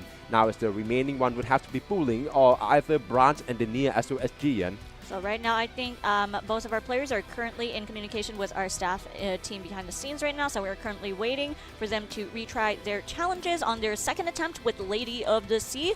So let's see if Lady of the Sea, and let's see. So let's see if we're gonna see if anyone's gonna be able to finish off Lady of the Sea within the second attempt. Oh my days. It's really curious to see if whether the case, because all right, I'm trying to run us through all the scenarios here, right? Let's see if Lady of the Sea. I'm starting falling into your trends here with the CC. Okay, for Lady of the Sea, in cases that, let's say, Ryoja can manage to equalize it, meaning that he clears Lady of the Sea at a better times than Ayun, it would be 2-all, and then we have to decide on Sigillums, right, in order to find the winners. If no one can able to finish on Sigillums, another boss will be randomized into the pool for them. Meanwhile, our second attempt already begins. Yes, our second attempt has started, so Ryoja is immediately going in with Jeji as always, going with his usual Mono Glacio team. So right now, Concerto is full, so he has an attempt to quick swap to Carlotta as always, and this is hopefully where he also tries to trigger back his or her liberation. Oh, that was quite the damage on that water beam, but she's not in the red zone yet, so this is his chance. He's taking in that liberation, using advantage of it as much as possible, and during this time, he's going to have to try to quick swap to another character the moment her liberation is done. Of course. Meanwhile, for Ayun still seems to confidence with Jian, but with that being said, half HP already gone, has to fix the situation straight up with intro skill from Brand, but got caught on mid-air as well, half the HP draining with Pooling. Still got clipped with the tornado here. None of his HP is currently being ready for the big damage dealing capabilities here, of course. But with that being said, projectiles coming right up. Lady of the Sea moveset is still going on with this laser beam movement. Confident intro from Jian as well, but the arrow resisted Lady of the Sea. That's not going to be unfazed to her. On Ryoja's end, he's taken a few damage, but it's not too bad so far. So he's still pretty much not in the red zone. He's going back to Joji as always, going with his repeated moveset, which he's going to be switching from Joji to Carlotta, and then with Carlotta immediately going into the liberation damage, and hopefully he managed to weaken Lady of the Sea, and this is the moment with a nice tune break. There we go. So that managed to get some stacks up there, and immediately finishing off with the shotgun, and this is where she will switch back to Lucella or maybe Jeji. There we go. Okay, as well, the quick swap here still playing well for Ryoja. For Ayun, he failed his second attempts against Lady of the Sea already, so all eyes on Ryoja right now. Lucilla with the snapshot here, trying to procking in the 40 gauge. Now it's 3 Polaroids here, so of course that's going to be procking in with the Echo skill here for the setup into the liberation phases here in order to dishing onto this Glacier Shaft damage here. With the, I believe Carlotta is about to coming in here with the Concerto being ready as well, but maybe the setup from Jeju could be a wiser choice. Yes, so I think he's trying to save Carlotta as much as possible right now, considering her HP is very close to the HP. Oh, never mind. Judgy's the one in the red zone now. And now we're back to Carlotta, and hopefully this is a good chance for a tune break, which he immediately takes, and back to her liberation, bringing out that shotgun, as always, bringing that honor back to the Montelli family. So now he's pretty much taking advantage of Carlotta's liberation right now. But now Lady of the Sea is in mid-flight, so now he's going to have to avoid and dodge all of those water projectiles as well as those waves as much as possible. Oh my days. But now this is going to be the airborne and also undeniable movesets coming in from Lady of the Sea as well. This blasters here still managed to perfectly dodge it, followed up by with the tornado, still going good so far for Realjar. With a snapshot from Lucilla, have to watch out here as well because that tornado is still in play, in effect. Lucilla coming in with the liberation straight away to dishing in this glacial shaft damage, try to make it to the close quarter, but meanwhile got cleared with the tornado. That's gonna be the gamble not paying in his favor here. Lucilla's down for Realjar. Now Lucilla is now down. Now we have Judgy, who's in the red zone, so he's gonna have to be very, very careful and need to get those perfect dodges in so she doesn't get a one-shot kill from those tornadoes, or as well as those lunges from Lady of the Sea. Immediately goes into her liberation. So far he's managed to dodge it so well, and now he could do a quick swap with Carlotta, which he immediately goes and does. He can also do an echo skill if he wanted to, but right now I think he's just waiting for that liberation gauge, which is now full, and right now I think this is the moment where he will be able to trigger that liberation and bring out that shotgun once more. Yep, definitely. But with the tune break still, this is another opportunity to dealing the damage here with the liberations coming in from Carlotta here, and just to go for the 1, 2, and 3 shock shells and into the finishing liberation sequences. 84k of damage is being expensed onto Lady of the Sea here, and her try to switching onto Turtu in order to reposition herself, but she still in the red zone here, still now really dodge in, following through into another liberations coming in. Yes, especially with Judgy being cornered right now, that's going to be a little bit difficult to keep that distance, but he's immediately switching back to Carlotta. Now both Resonators are in the red zone, so now he's going to have to be very, very careful with how he's going to dodge these attacks, but he's also going in with that liberation damage, so maybe, just maybe, as well as that stagger gauge is still going down, so as long as he's able to break it, and he with a successful stagger, so now he's with Judgy, so hopefully he's able to finish it off before that stagger comes back full. That true break couldn't come at a better timings here. Interrupted Lady of Sea right before the tail twirling movesets here. So of course it's going to be Judgy already dishing into this damage here. Lady of Sea about to be recovered at any moment. Stagger gauge is back turned up as well. And the HP then coming in, but he pulled through. Realjar equalized with only Judgy remaining in the red zone and clears out Lady of the Sea at a clear time of 3 minutes 40 seconds. And now both Ayan and Realjar are equal in their scores at 2-2. So now we have Sigilum to be the decider on who's going to win. That's brilliant. We're going to full distance here in our first to 3 series between Ayan and Realjar here, and it's going to be decided on our final boss being Sigilum. Oh my days. He's been quite a crowd favorite from yesterday as well for Sigilum I'm talking about. And right now, from what I'm seeing, Realjar potentially the pick that he has been saved up after all this time in Sigrika can be his trump card. Yes, I agree with what you just said right now, because I think that's the reason why he hasn't been using her just yet, because I think he was waiting for that moment to use it with Sigilum. So we're going to see on our first attempt on whether Ayan and Realjar will be able to successfully beat Sigilum, because I do remember that from last night, most of our players were struggling to beat Sigilum in the first attempt as well. I believe that the tally is that he clear out probably all of every single attempts. I believe that the score is currently 12-0 when it's Sigilums against our competitors here, which is such a high tallies, of course, and it's going to be such a bane in existence for every single Resonators heading into our first attempt between Ayin against Realjar. And Ayin's not wasting any time so far. He's still going to go with the Hiyuki. I believe he's already been used 3 times. That's Realjar. You just said Ayin. Oh, sorry. I'm talking about Realjar though, but Hiyuki. Yeah. Hiyuki has already been used 3 times, so you probably have to. We will have to look back on that. Yeah. Good eye on that. Yeah, but I'll just try to make sure that we'll all check the with staff. On that. Yeah, of course. But meanwhile, for Ayin, here we have it, Brandt and Linnea as well as Bowling here. Alright, meanwhile on Realjar's end, he's using Lucilla as always, and then he's going to do a little quick swap with either maybe Yang Yang or maybe Hiyuki, which we are still currently trying to see whether this is, he already passed that third attempt on using her. But right now he's focusing his use with Lucilla, and he's doing pretty well with a very nice tune break. That stagger gauge is going down pretty quickly. Yep, definitely. Meanwhile, for Aryan as well, switching on to Brand for the intro into Full Link here and gonna dishing all this damage straight away. The stack upon the Vortex gauge has been built up for the Liberation. This is nicely done by her. Going for the Tooth Break stayed up as a combo extension, switching into Linear as well. But got clipped through by Sigillum and one-shot her. One Resonators fallen already for Aryan's side. Now it's only Branch and Full Links left, but she got stagnated. Have to look for the perfect parry, switching onto Branch and got follow through. Second Resonator's fall. It's gonna be left to Full Link by Aryan now. Meanwhile, on Roja's end, we just lost Yang, who just got clipped immediately by that damage. Now he's got to focus his use on Lucella and Hiyuki, and now it's in flight mode, which is the most phase, and with that giant sword coming in, which is one of the most damages I've seen most of our players struggle with. So as long as he gets that perfect dodge, or at least try to get least damage as possible, I think he can still carry on. So far he's doing good, and he can still manage another Tune Break. Beautiful. Oh, meanwhile, for Aryan's probably gonna have to wait for his second attempt here, considering that he just failed his first one.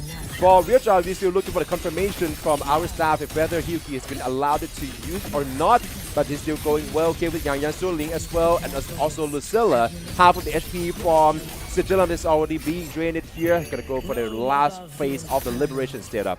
Yeah, so far he's doing pretty good. He's getting those stagger damages as much as possible, especially with Lucilla. Oh, that was quite the damage. So she's in the red zone now, so he's gonna have to be really, really careful with those slashes and those projectiles coming from Sigillum. Back to her Liberation once more. So we're gonna see whether he's gonna continue on with Lucilla. And we just lost Lucilla. Only Hiyuki remains. So we're still gonna see whether this is his third attempt with using Hiyuki. We are still waiting on the staff confirmation. Please do not worry. We're currently waiting, and we just lost Hiyuki. Oh my days. So that goes the first attempt on both sides for Ayin and Ryoja. So while we are currently waiting for their second attempt, we are currently also going to be waiting on the confirmation with the use of Hiyuki on Ryoja's side. Yep, definitely. We've seen the second attempts haven't been done yet. But with that being said, I think that Ryoja is probably going to have to, his first attempt here is going to be voided as well. If in case that Hiyuki is actually no longer be allowed to use. So yeah, let's wait and see real quick. Yeah, it's sort of things here as well, because we can see that I think that the competitors sort of like just need the full focus. So many times they would close in the audio between them and our staff is here. So we cannot really get in touch with them right until the challenge ends. So apologies for that in advance. But meanwhile, we're probably gonna have to double check here. There seems to be a bit of misconception here. It's not 3 times being used on the boss. It's 3 times managed to do the boss completion, I believe. Oh, I see. But yeah, but with that being we're said, gonna look for confirmation just right. So while we're currently waiting on that, I would say let's look up some comments a little bit. And see, a lot of people were agreeing with me. It's Kelpie, by the way. Yeah. Anyways, so far, I would love to know where are you guys watching from? Just send in the comments on where you're watching from, because I love to see like who you're here to support for, who you're cheering for, and I'm sure the players would appreciate hearing all of the love and support for them right now. Yeah, definitely. We already have the representative already qualified for the grand final events from Vietnam already. That would be Haku. We have from Indonesia as well, and then we also have one from the Philippines already being qualified for the grand final, that being Sensei. But yeah, definitely we still have to wait and see for the remaining matches, and then also for the series. With that being the case, maybe with all the communications between our staff right now, I mean, if you look at pondering the options right now, even without Hiyuki, okay, even if to say she's being removed out from the equations, then that would still be Sigrika. But okay, we're still going to go through here. So probably Hiyuki is still being allowed it. As we mentioned, is this 3 Resonators who were managed to complete the bosses here. Okay. All right. Since that is what it currently is right now. Right now, Ryoja's doing pretty well. He's immediately going back with Yang again. He has a full concerto, so he can quick swap with any characters, either between Lucilla or Hiyuki. But right now, he's going into Yang's Liberation damage right now, trying to get that stagger gauge down as much as possible.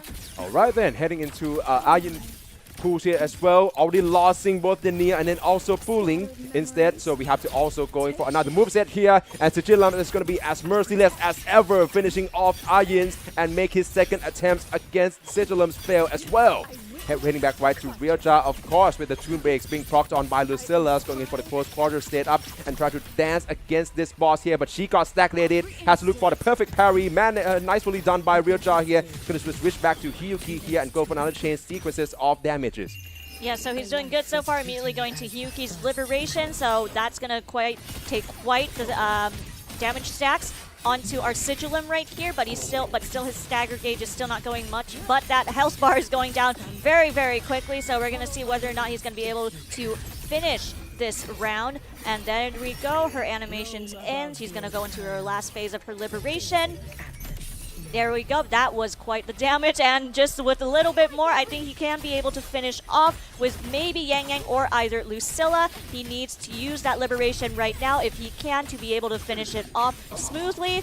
But so far, I think... Oh, never mind. That HP's back. I forgot that he has a second phase. That is the most annoying part when you're fighting with the holograms, guys, is when they have a second phase. Yeah, exactly. So now he's in mid-flight, and that giant sword's going to come back down, so he's going to have to dodge that as much as possible. All right, then. Meanwhile, for Ryoja, of course, going to switch right back to Yang Soling, talking in another Toon Break. It's going to be her to do the honor as well into the Liberation straight away, and not to diving in and dealing all this Havoc main damage, and also dash for repositioning. Sigilum is still not being recovered at any time soon. It's going to be switched back into Lucilla for another setups with Hyuki still being in play.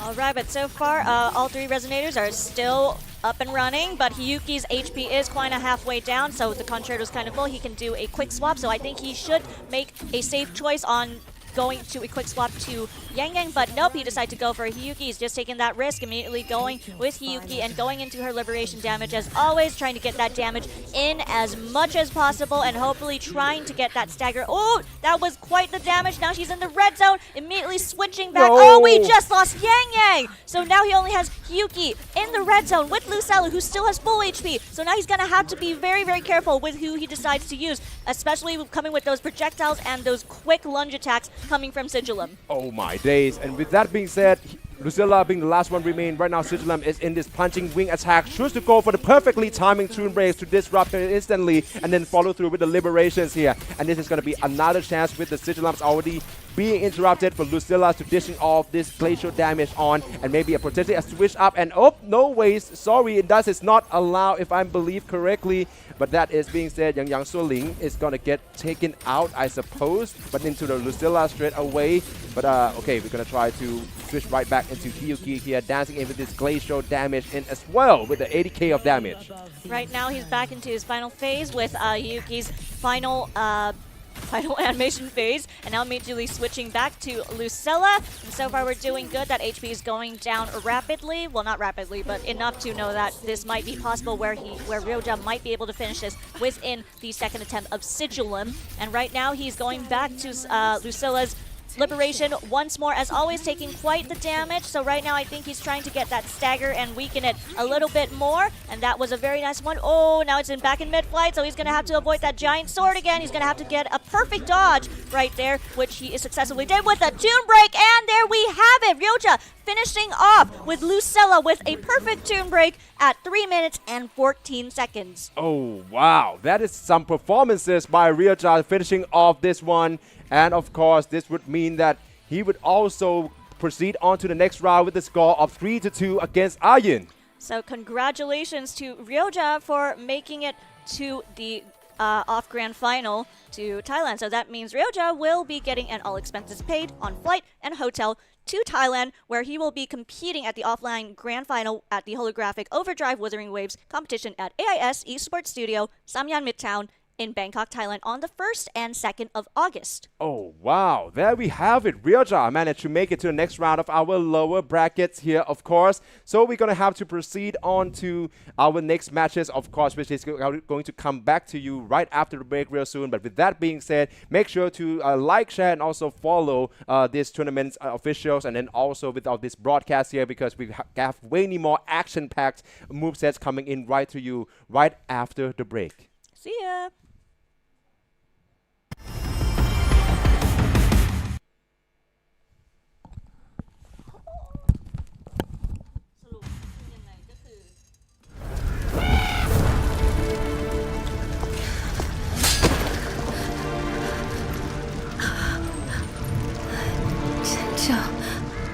Why? I've always felt this cannot be how this story ends.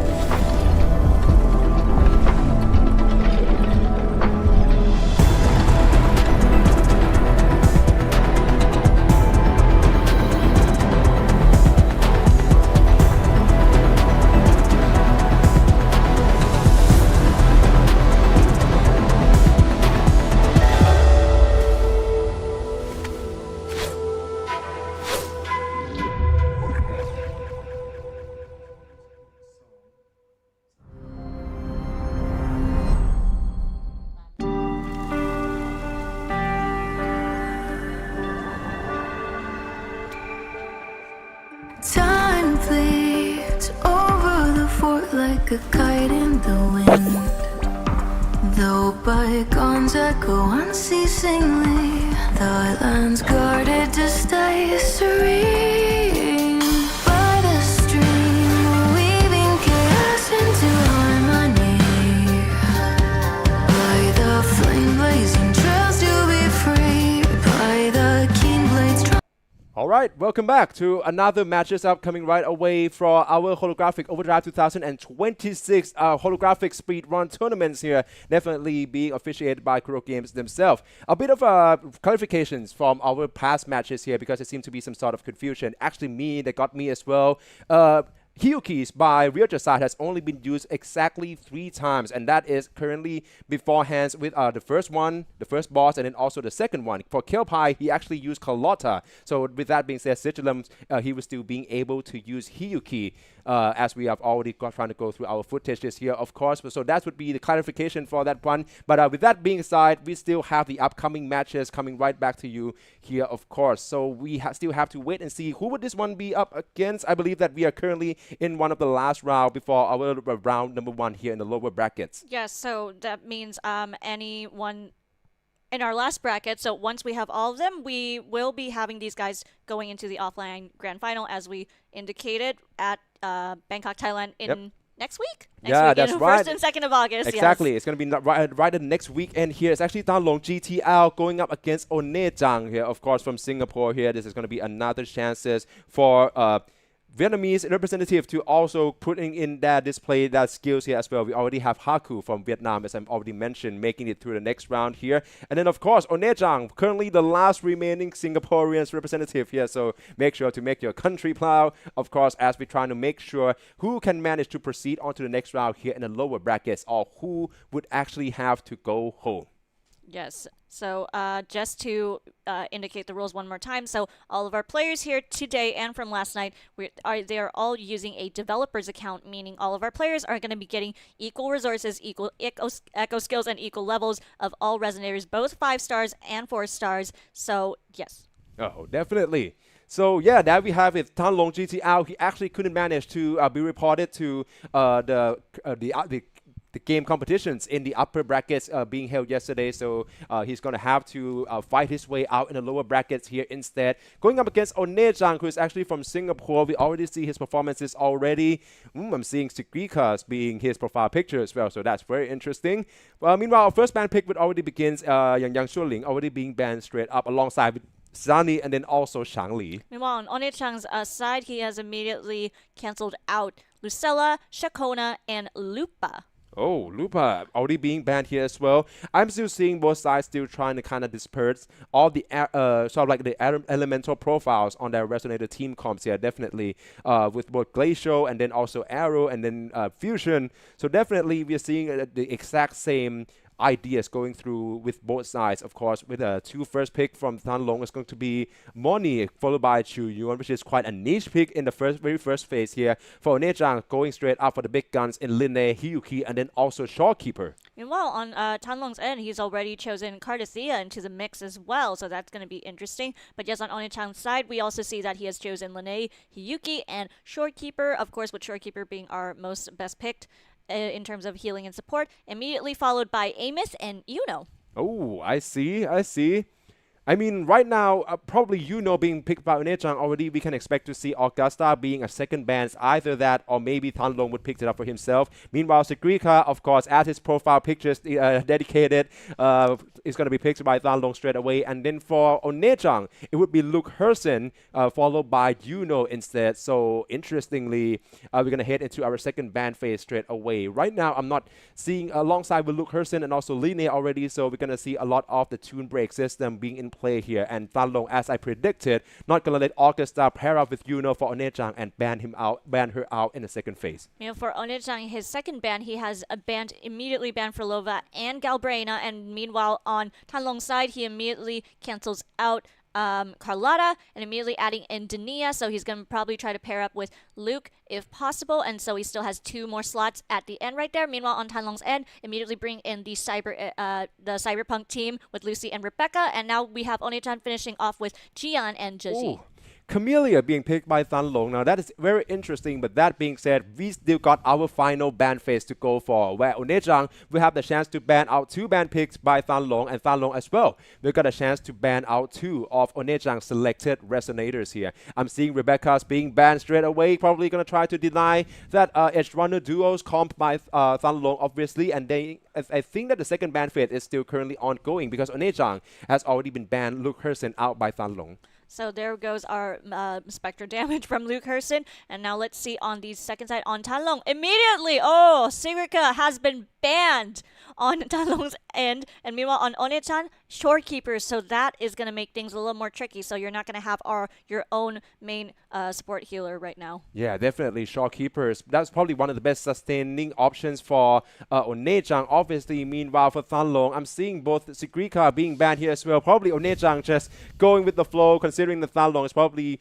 I think he's very good with his Sigrika, considering that this is his main, if that is actually his profile pictures. But yeah, we're going to our boss who has already been selected when we kicked it right off with Hyvertia, Linus of Glory, and your favorite Pop Miracle, Reactor Husk coming right up. I do not want to see Reactor Husk near, like, 5 feet away from me. Okay, then, I mean, well, we're getting right into our first ever matchups here. Lorelei and then also Dreamless. Tan Long already kicked it off way earlier here with already Monier ditching onto Liberation straight away with Camellia into Sanhua as well. Meanwhile, on Onechan's side, he immediately started off with Amos and immediately quick swapping to Lene. So he's doing pretty good, bringing in that damage as much as possible, and then immediately switching back to Hyuki, bringing out those arrow shots, and immediately going to her Liberation, bringing out that sword. So that's going to take a lot of damage and hopefully bring down that stagger gauge as much as possible. Of course, with that being said, Tan Long though, it seems like Monier is still managed to make the best use of her mid-air attacks here quite well here to avoid all the moveset here, but she's going to get caught onto this Matrix instead with this moveset coming in from Hyvertia. That can be the guaranteed. Meanwhile, for Onechang, landing the Liberations coming in from Hyuki now to building onto that Toon Ruptures, building up by intro for Linne. Meanwhile, on Onechan's side, he's doing pretty good, trying to weaken out Hyvedia as much as possible. Right now, he's currently playing as Linne, and hopefully he's going to trigger that. Oh, now we're in that big phase that everyone finds annoying with Hyvedia. Yep. So let's hope that he's able to dodge that. That was a nice perfect dodge. So right now I think he needs to focus on dodging that attack as soon as possible, making use of that camera right there to see whether he can get that attack in. And that was a nice perfect dodge, immediately going into Liberation of Linnaeus. That was beautiful. Yeah, definitely. And also Tan Long managed to dodge out from that phase of Hyvertia here as well. And now 3 Resonators still remain intact here, of course, with Liberations coming in from Sanhua. But right now he's got caught in another phases of Hyvertia here. That's easily going to cost him 10 to 15 seconds added to his run time here. Definitely has to watch out for the blast here. Still managed to dodge quite well. 3rd time's a charm. But the 4th one is going to be upcoming. The parable one is quite close to him. Has to dodge in instead and make the entire phase go for the follow through. Meanwhile, Onechan has just finished off with Amid's exosuit, and now, oh, there goes that black hole. He's going to have to be very careful. That was a nice dodge. He is dodging those attacks very well right now, so I think he's doing pretty good right now, especially with his Concerto energy being full right now. He can use this, he can take this attempt to do a quick swap, but right now I think he's just trying to focus on dodging this huge attack as much as possible. He did take a few damages, but so far not to the point that he's in the red zone. Of course, but meanwhile Tan Long now already lost Camille here. It's going to be Sanhua and then also Moni here. So Moni with the Liberations, of course, is going to be the main fusion damage dealers right now, even though House Apart that may be Sanhua into the intro for the Liberations. Toon Break is ready for Moni to proc in that Toon's Rain. Perfectly done. The Stagger Gauge as well, going for the Echo skill in order to closing in on the gap and keep the tempo going. Meanwhile, Hyvertia is going by the sidelines. Got clipped for once, and with Sanhua being switched right in, the second Resonators of Tan Long GTR would fall. Meanwhile, Onechan has successfully gone into Tomb Break with Hyuki, and now Hyuki is going to be back in her usual Liberation damage. There we go with our final Liberation animation on her end, and that was quite the damage. His HP is very low right now, and now immediately going to aim its Liberation, bringing in that exosuit, and there we have it, immediately finishing off beautifully with Amos at 2 minutes and 2 seconds. Oh, That's that's a nice perfectly number. done. Yeah, exactly. That's perfectly done by Onechang as well, considering that he's got an Amy's profile picture. So definitely that's going to be one of his main picks for Than Long. Of course, this is going to be an uphill battles with only Moni remains. Hyvertier still going with the movesets here. Managed to proc in this True Strain once more. There's a lot of HP being procced in here as well. Going for the Liberations once more with this fusion damage being dealt onto Hyvertier. It's still also inside here as well for Than Long to actually finish this, of course, with once that's 40 gauge being built up now. Probably the enhanced attacks would have come in soon. She got clipped once, and Monia also fell. Than Long would fail this attempt and handed the first point to Onechang from Singapore. So now Onechang takes the score. So now it is at 1-0 with Onechang getting 1 point and Than Long still at 0. So we're going to see whether Than Long is going to be able to equalize his score with Onechang with the Lioness of Glory. Obviously. And just a reminder is that all of this, both of the competitors are currently using developer accounts. So they will have the full access to every single resonators at the same exact as well as their weapons as well. So for the 5-star resonators, it will be at level 90 max at S0s. For the 4 stars now, that is why we're going to allow them to be used at S6, and the same can be said for weapon. 5-star weapon will be only at refinement 1. Meanwhile, for the 4-star weapon, refinement 5. Yes, all right. So we are currently waiting for both Than Long and Onechang to do their picks and see if he's going to go for his usual pick as always. But so far, if I need to remind, is Lioness of Glory is fusion resistant, but so far so good with the team picks so far. So we're gonna see how they're gonna be able to work with the team they have chosen. I mean, of course, and I'm seeing now that Katatia is probably gonna get to use right now. For considering that for Than Long, he cannot afford to make another mistakes here. Definitely. So we're gonna start right off with a parry straight up by Chisa to closing in on the distance and follow through with the liberation moment of Nihility as well. Intros coming in from San Hua in order to dishing all this glacial damage onto the Lioness of Glory at her back as well. Meanwhile, Katatia still managed to dodging him quite well, not respecting any of the ground AoE potentials by Lioness of Glory. Meanwhile, on Onechang's end, he has immediately successfully done Yuno's liberation, so now he's taking that little mid-air mechanic to its advantage, trying to avoid those attacks as possible. Oh, but that was quite the damage. Whoop. So now, yep, her HP is kind of in a little bit of a pickle, but she managed to bring it back, immediately switching back to Jian, bring in that dragon. So hopefully that was able to get some damage into Lioness of Glory and hopefully be able to lower that stagger gauge as much as possible. Oh, and for Than Long here, of course, all three is still standing tall. But currently, Lioness of Glory is in this axe-swinging movement here, so you have to watch out in order to dodge them as well. And most of these are unavoidable, so that's going to be the time cost to his run time as well for Than Long here, but he's not going to be unfazed here so far. Katatia is potentially one of the best picks to go up against Lioness of Glory. Meanwhile, I believe that currently it's going to be her on field right now to deal with all of this pole staggering and also this spearheading coming in from Lioness of Glory. Always, he brilliantly dodged so well for Than Long. On Onechang's end, he has successfully and perfectly dodged all of Lioness of Glory's AoE spear attacks, and now he's immediately switching and backing in with Lene.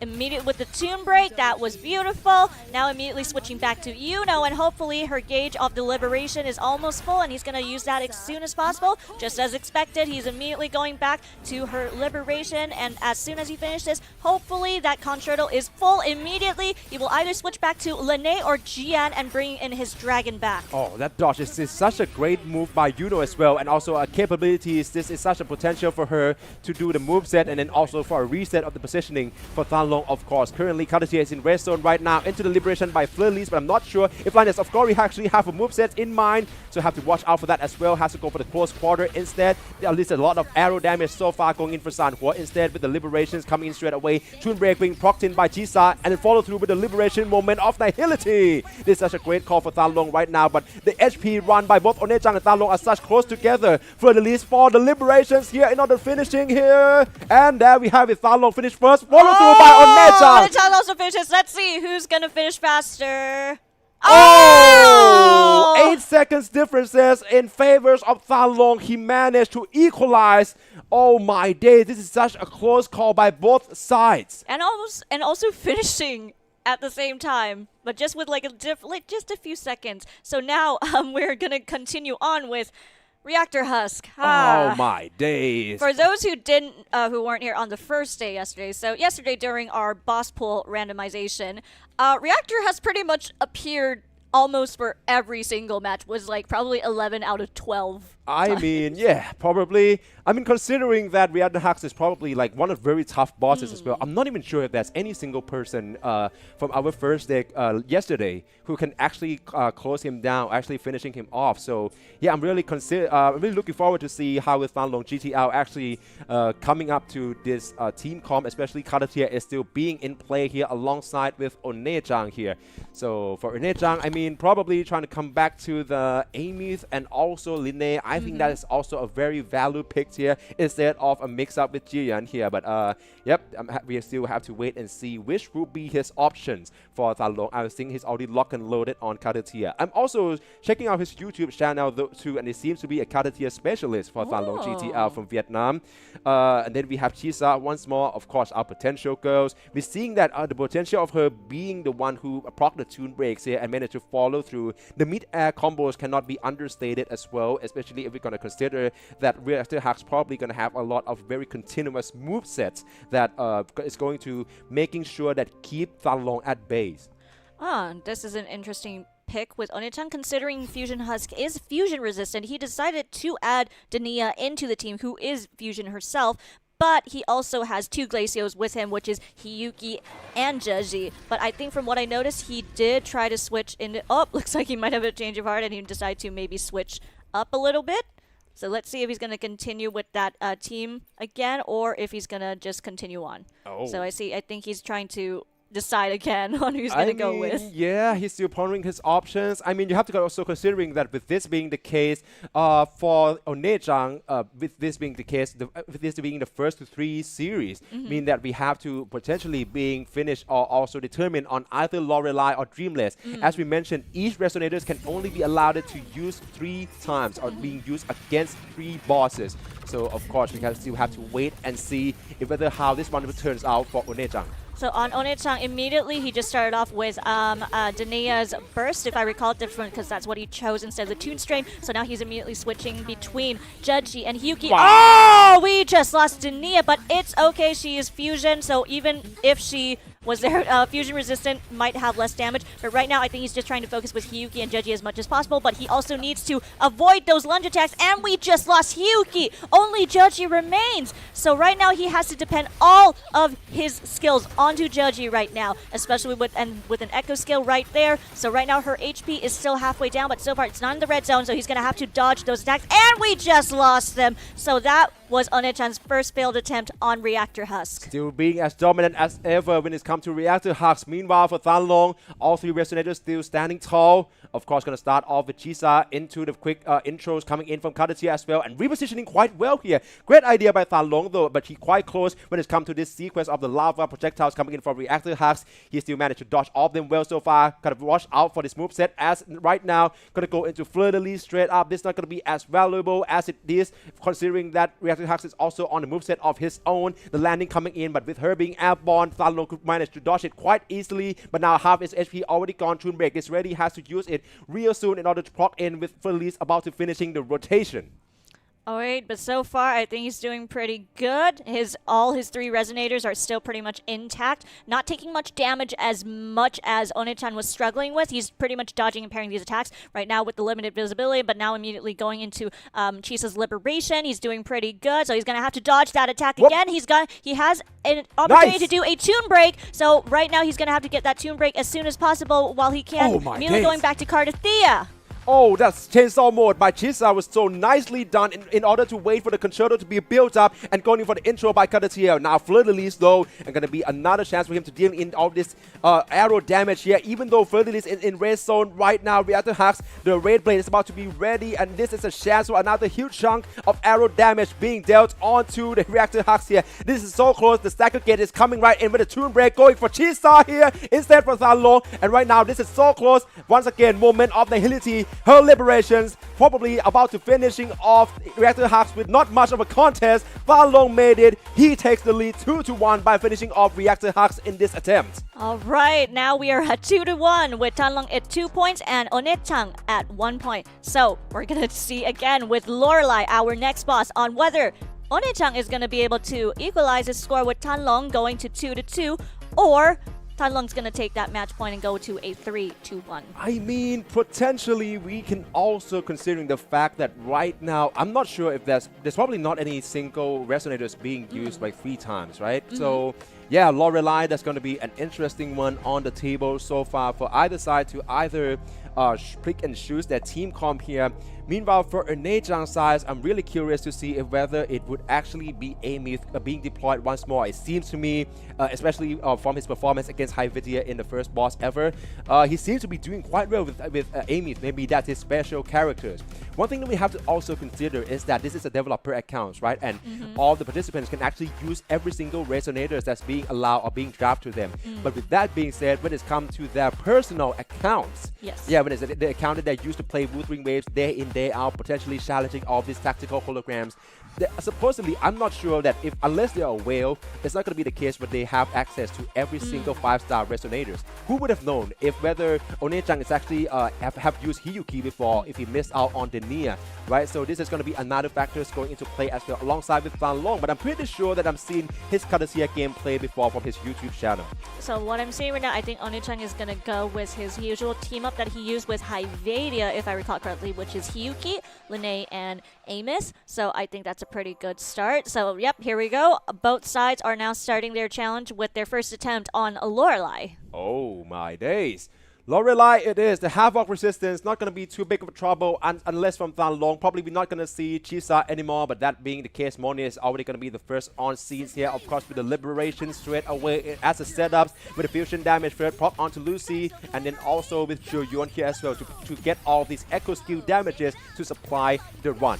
Meanwhile, on Onechan's side, he immediately started off with Lene as always, and immediately quick swapping back to Hiyuki and trying to bring those arrows again. Yep, right into the Liberation, bring out that blade once more, trying to get all those damages in as much as possible. He also has a Concerto, so once he's done with this Liberation, I think he's going to either use his usual skill, which is going to either quick swap back to Lene, if I recall correctly, and immediately going back to her Liberation as well. We're into that final phase of her animation of Liberation, so then immediately he's going to switch back to another character, which is Lene coming in with that bike as predicted, immediately with a tune break. That could be complemented with the tune break system that Lucy can bring to the table as well, with the cripple moments being used as the liberation options here by the hack. Meanwhile, Shu Yuan got clipped, half this P already gone.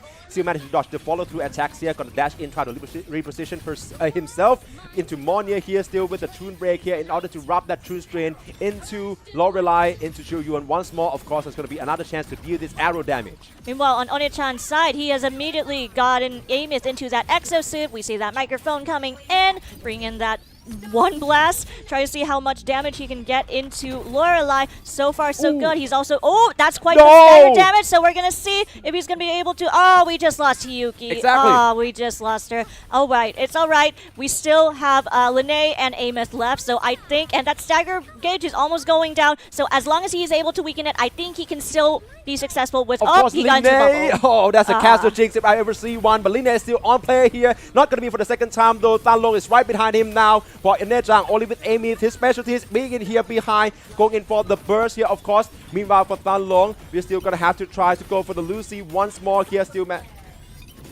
managed to try to dash in right onto this one, but meanwhile, it seems like Monia also got clipped, has to switching in right into Lucy, but Onejang goes the distance with Amy.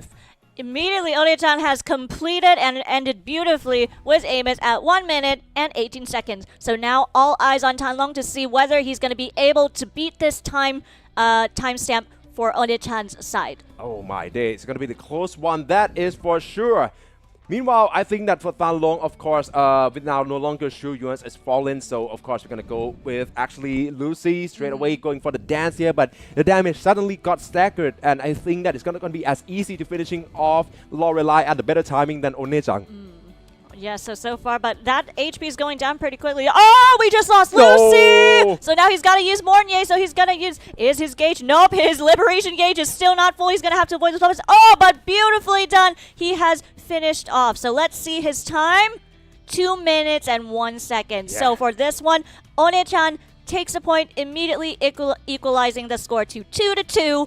With Tan Long. So now we're gonna have to, so now we're gonna have to decide on whether it's gonna be Onechan or Tan Long who's gonna take that point back home to Dreamless. Of course, Dreamless it is. It's gonna be the choices that probably gonna have to watch out on what would be the options here, considering that this is a match decider and also the one that would decide who would make it through to the next round of our lower brackets run, or who would have to bow out of this competition. For Than Long, of course, being from Vietnam, we haven't yet to see his performances in day number 1, so I'm really looking forward to see how he would actually pull it off or not. For Onechang, of course, currently the remaining representative from Singapore, I'm also expected to see a lot of his team come as well, considering that he seems to get a bit ahead with all this top meta in Amith and then also Linnae and Hiyuki.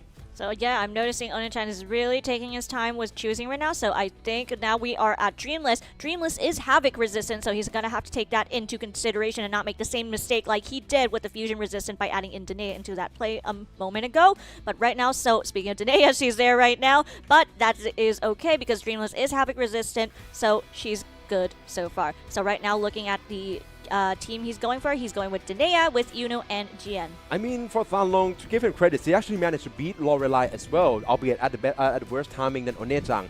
So I'm still expected to see whether he's going to head into this comp with the exact same team composition, of course, with Lucy being the main damage dealers. Meanwhile, for Onechang, already kickstarting his run here with a very unique and interesting team comp, if I may say so myself. Yeah, so Onechan immediately starts off with Dania's Liberation, so hopefully to get some damage or maybe get some parries into that, but right now he has to also dodge her projectile attacks as soon as possible, and just try to remember she also has those swing swipes as well. Immediately switching to Yuno, going to her Liberation. Now she's taken into that mid-flight mechanic, and so far, oh, he took quite the damage, but so far not too much damage, so we're pretty good so far. Yep, of course. Meanwhile, for Than Long, so far so good. Still in with Lucy, but just as I say, it got clipped it once straight away. Still managed to sustain it herself quite well though. Still HP more than half. So of course, gonna come back to Lucy straight away with another Liberation here, of course, and gonna head straight to the Clipper movement in order to blocking all of that Tune Break systems. Meanwhile, on Onechan's side, we just lost Jian, so bye-bye to his dragon. So right now, only Yuno. Oh, but Yuno is also in the red zone right now. He's gonna have to be really careful. We just lost Yuno, and now only Dania remains. He's gonna have to put all of his hope and dreams into Dania as much as possible right now, going into that Liberation attack. So hopefully he can at least try to stagger Dreamless as much as possible while still trying to dodge all those attacks from her. Oh yeah, meanwhile for Lucy, got clipped it once more with this start of the wind swelling from Dreamless here, of course, and this is another airborne phases here. Have to make sure that you can parry all this projectile. First time, already good. Meanwhile, Onechang's already failed in the challenge, so all eyes on Than Long GTL on the left side of your screen. He's choose to go for the dodge here instead, and then manage to parry the last one to send Dreamless into the interrupted state. Gonna go with the follow up with the intro from Shu Yuan, go into Lucy as well to the enhanced basics. But so far, I'm noticing, I thought we lost Chuyan, but no, he's actually still alive. He's just really in the red zone, and his grayscale just looks like his normal character. Exactly. Yeah, but right now he's doing pretty good. Now he's into Lucy, going to her Liberation, trying to hack into that Dreamless as much as possible, and immediately going in with the Tune Break, if I recall from what I saw, and immediately switching back to Mornier, trying to go into that Liberation as well. So I think he's just going all in, Nicely and he has done. successfully staggered the Dreamless. So right now he has to go all in with all those damages and attacks as much as possible. Oh, there we have it. We gotta go right into Shu Yuan once more for the Liberations, and then trying to switching right back onto another intro coming in from Lucy. This could be the chance. Meanwhile, it seems like Dreamless is now being recovered, so to watch out for the rest of the moveset. He got caught hit once, gotta switch back into Mornier to save Lucy's life here as well, and in order to deal with the rest of the remaining movesets. But this is gonna be another difficult period to deal with the Matrix coming in from Dreamless here. Mornier with the Liberation first, trying to pitching in all this fusion damage in, and potentially trying to looking for a Tune Strain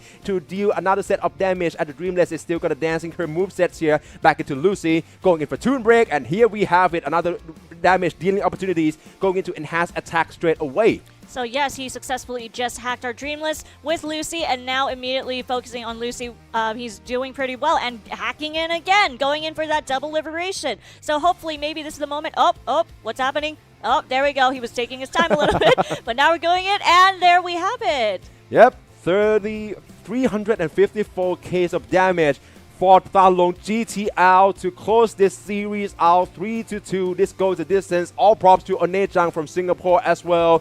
Definitely, we have already seen a lot of a great and very much skillful plays by him as well as that brains on the draft phase here. But Than Long pushed through with his comfort picks in Cutter tier, and as well as his brilliant run with Lucy in the Tune Strain comp with Mornier. So yeah, there we have it. San Long GTR from Vietnam making it through the next round in our lower brackets here, which means that he is one step closer to be qualified as one of the remaining Southeast Asian contestants to be fly and also travel to Bangkok, Thailand for our offline event next weekend.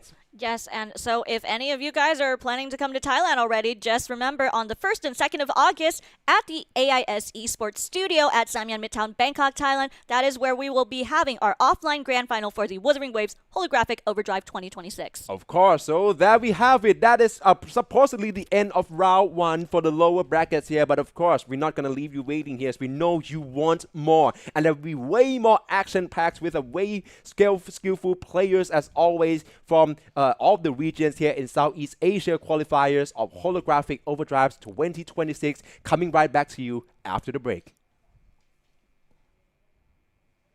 From heartstrings, when the skin's lurking in mist, set a trap, tangled with memories, fight and cut it clean. For shining light and moonrise, for giant belly shimmering eyes, we dare all the thunder, show darkness. How I need strength, we can hide in my eyes till the sun never dies. So turn the weapon sighting to soft rain, let the mortal war begin. Fight.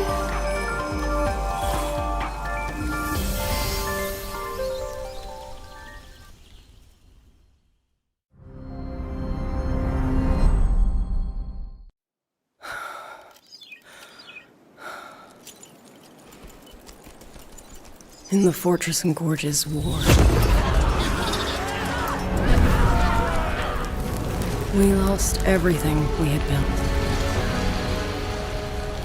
And yet, in the hearts of the people, it remained home. What is broken, we fix. What is destroyed, we rebuild.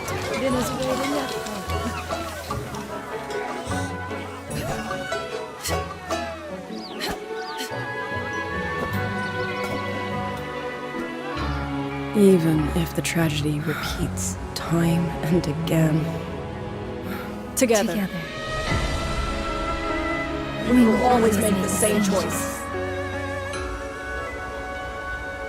Then, from the past, we walk toward tomorrow.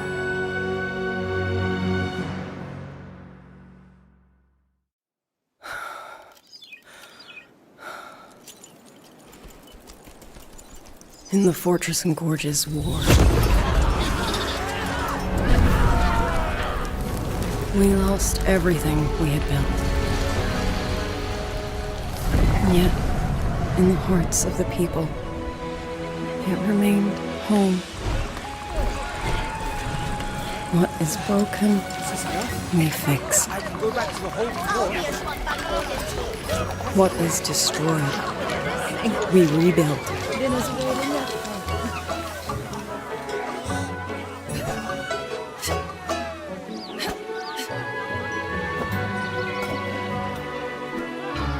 Even if the tragedy repeats time and again. Together. We will always make the same choice. Then, from the past, we walk toward tomorrow.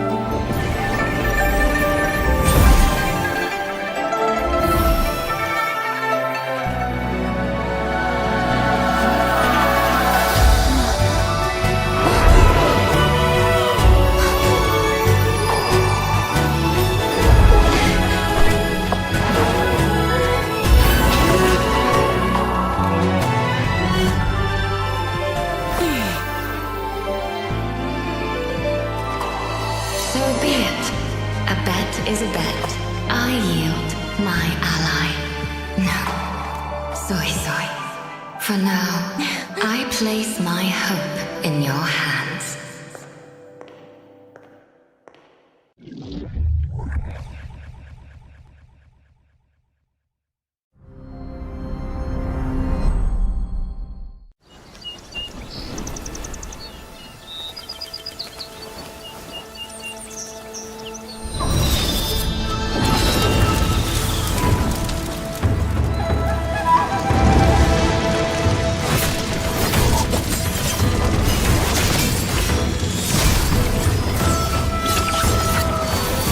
Follow the wind's lead. Winds on me! Strike the wicked!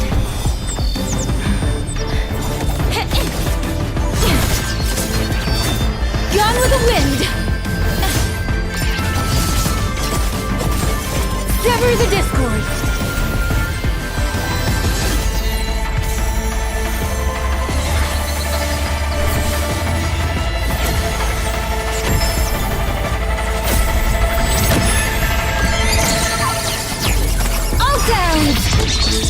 East! Ride the wind! Down slow!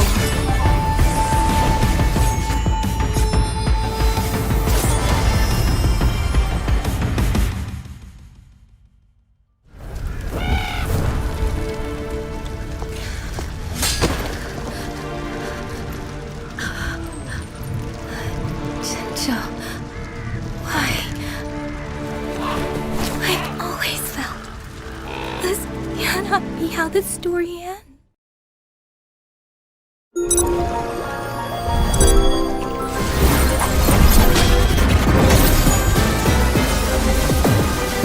Ashes to ashes!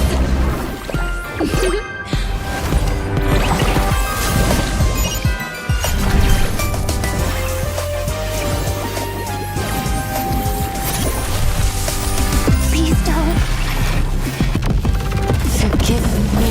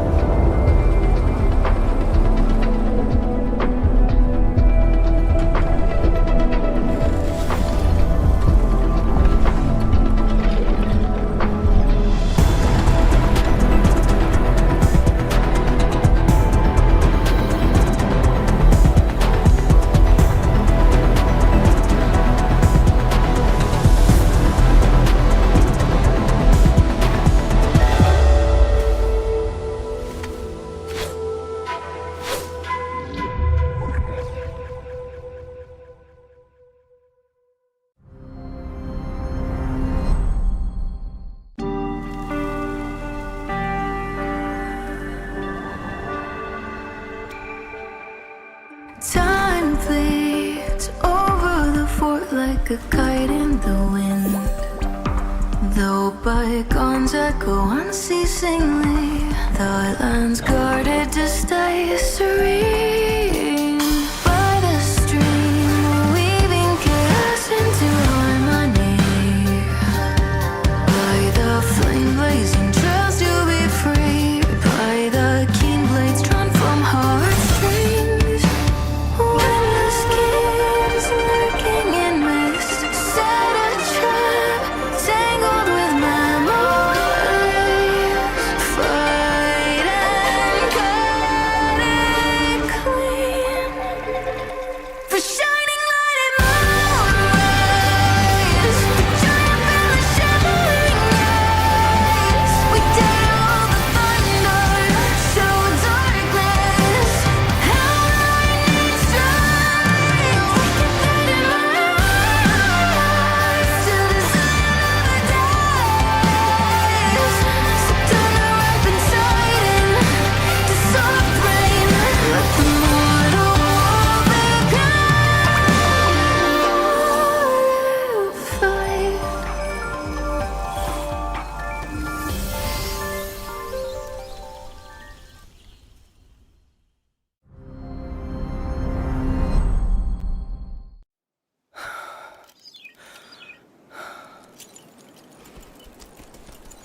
In the fortress and gorges war.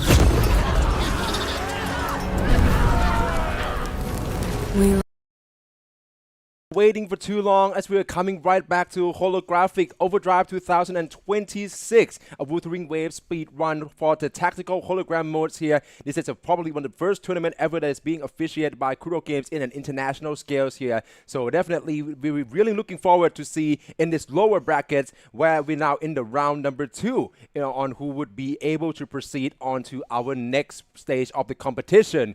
And here we have it.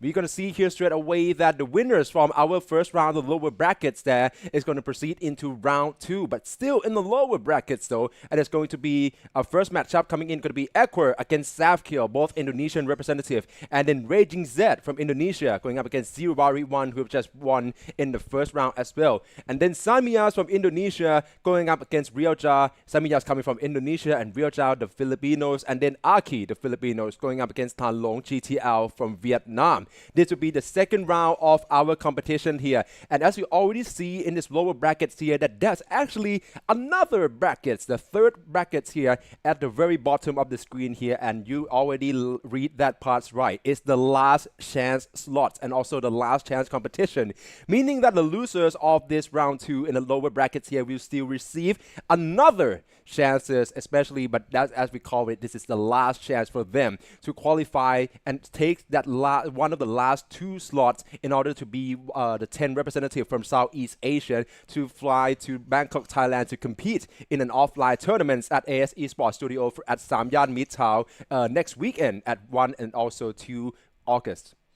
Yes, as you heard from Nongpam a moment ago. So yes, they will be competing onto the offline grand final, and all competitors that make it to the grand final will be getting an all expenses paid, meaning all of their flights and their hotels will be accommodated during their time here. Yep, definitely. It is, as you have already seen here, definitely we are going to head into the second round, right? Round number 2 of this lower bracket straight away. I believe that we have already been alerted or already acknowledged on the brackets right now. It's going to be Equer against Savkill from Indonesia. So obviously Savkill managed to inch it against Night Punch in round 1 of our competitions and proceed into this round. Meanwhile, Equer already waiting, considering that he actually managed to win in the very first round in the upper brackets yesterday, but got just 4 shots against Sensei from the Philippines. So he's going to be falling down to the lower brackets here, and this will be another Indonesian showdowns.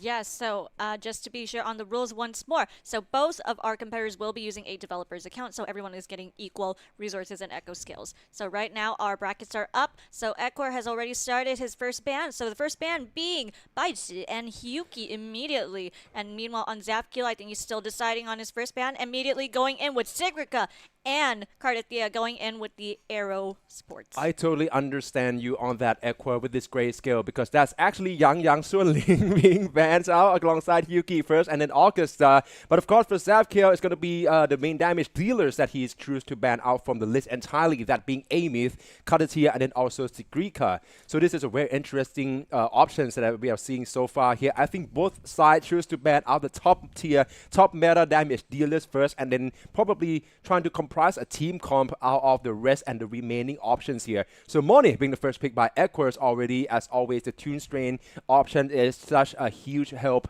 in his overall run and also to comply into the team comps. For Zavkiel, opening up with Linne straight away, potentially to take away the Tune Break system enablers from Moni being built up by Equer as well. Oh, but immediately he's adding in Shorekeeper and Frolova. So obviously with Shorekeeper, that's going to be one of the very obvious picks when it comes to healing and supporting. And then immediately on Equer's side, we have Chisa and Dania, both on the... Oh, sorry, my mistake. I keep forgetting Dania is Fusion because of the character design. Exactly. But yes, and immediately with Luke Herson, bring in with Lupa coming in. So this is going to be a very interesting lineup. I mean, totally agree with that. I mean, for Zavkiel, we're already seeing that he chooses to go for the main damage dealers in Lupa, Frolova, and Luke Herson straight away, with Shawkeeper being the main sustaining options. Meanwhile, for Sanhua and Gobrina is going to be picked by Equer as well, alongside with Dania and Chisa as always. Right now, I believe that since Augusta has already been banned by him and Yuno being picked by Equer himself, he probably have a solid idea on how to actually utilize her in the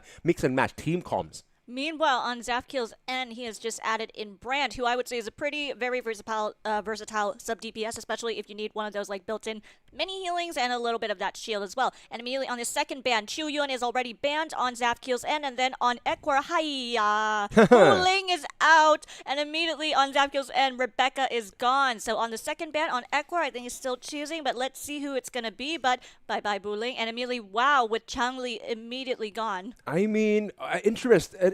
And I kind of understand it, okay? We're currently right now into the second ban phase, and from what I'm seeing right now, Equer chooses to ban out each options with not really much of an elements duplicates. So of course, Shangli, Fusion, Yang Shuoling with the Havoc, and then Hyuki for the Glacier, possibly with the Augusta and Buling also being Electro, but that doesn't really matter. We got Rebecca's being banned out by Zavkiel as well. The electro damage dealers are quite dwindling.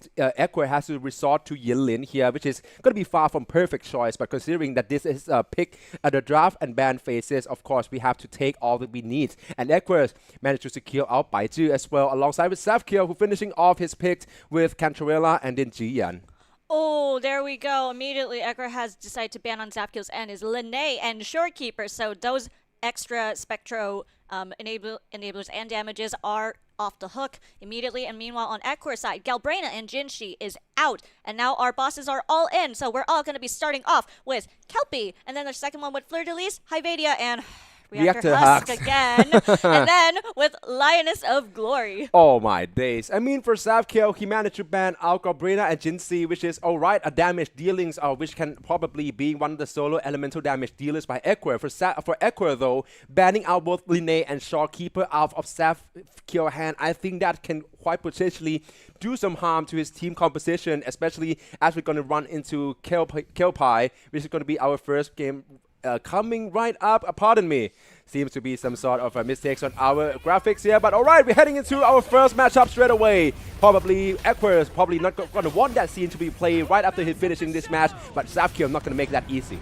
Meanwhile, Zavkiel is immediately going in with Brandt's grapples and immediately his anchors immediately coming in with our potential girl Lupa coming in with that spear and with those slam attacks immediately going in. Kelpie has immediately started going with his teleportation, so that's going to get really annoying and frustrating to play with, but so far he's doing pretty good.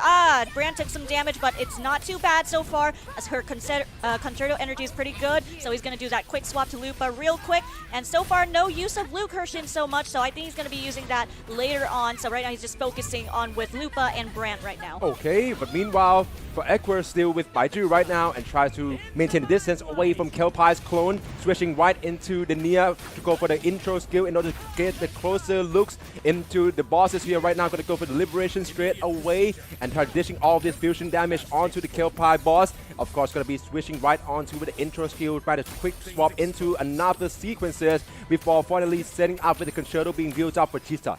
Meanwhile, on Zapkill's end, he has just successfully weakened Kelpie a bit, but now Kelpie is on that second phase, so he's going to have to avoid those clones as much as possible. So this is where the lock-on function comes in really useful to find that original Kelpie, and immediately from Luke Hurston to Lupa, and now back to Brand's grapple mechanics, and immediately coming in with that anchor bang. That was quite the hit, so I think so far he's doing good. He's trying to get that stagger back as much as possible, so trying to make use of Lupa's DPS as much as possible. Of course, and meanwhile, switching back into the Nia for Equer's side, it's going to have to maintain distance as always. Kelpie still with the movesets here, but with all these bubbles got landed right back into him here. He's still doing well so far, but just as I said it, oh, Jisa, our potential girl, is now gone, and the Nia as well got clipped it once, still managed to do so well with the vortex gears being built up. But there we have it. He got damaged once, still standing tall, gonna go for liberation to recover.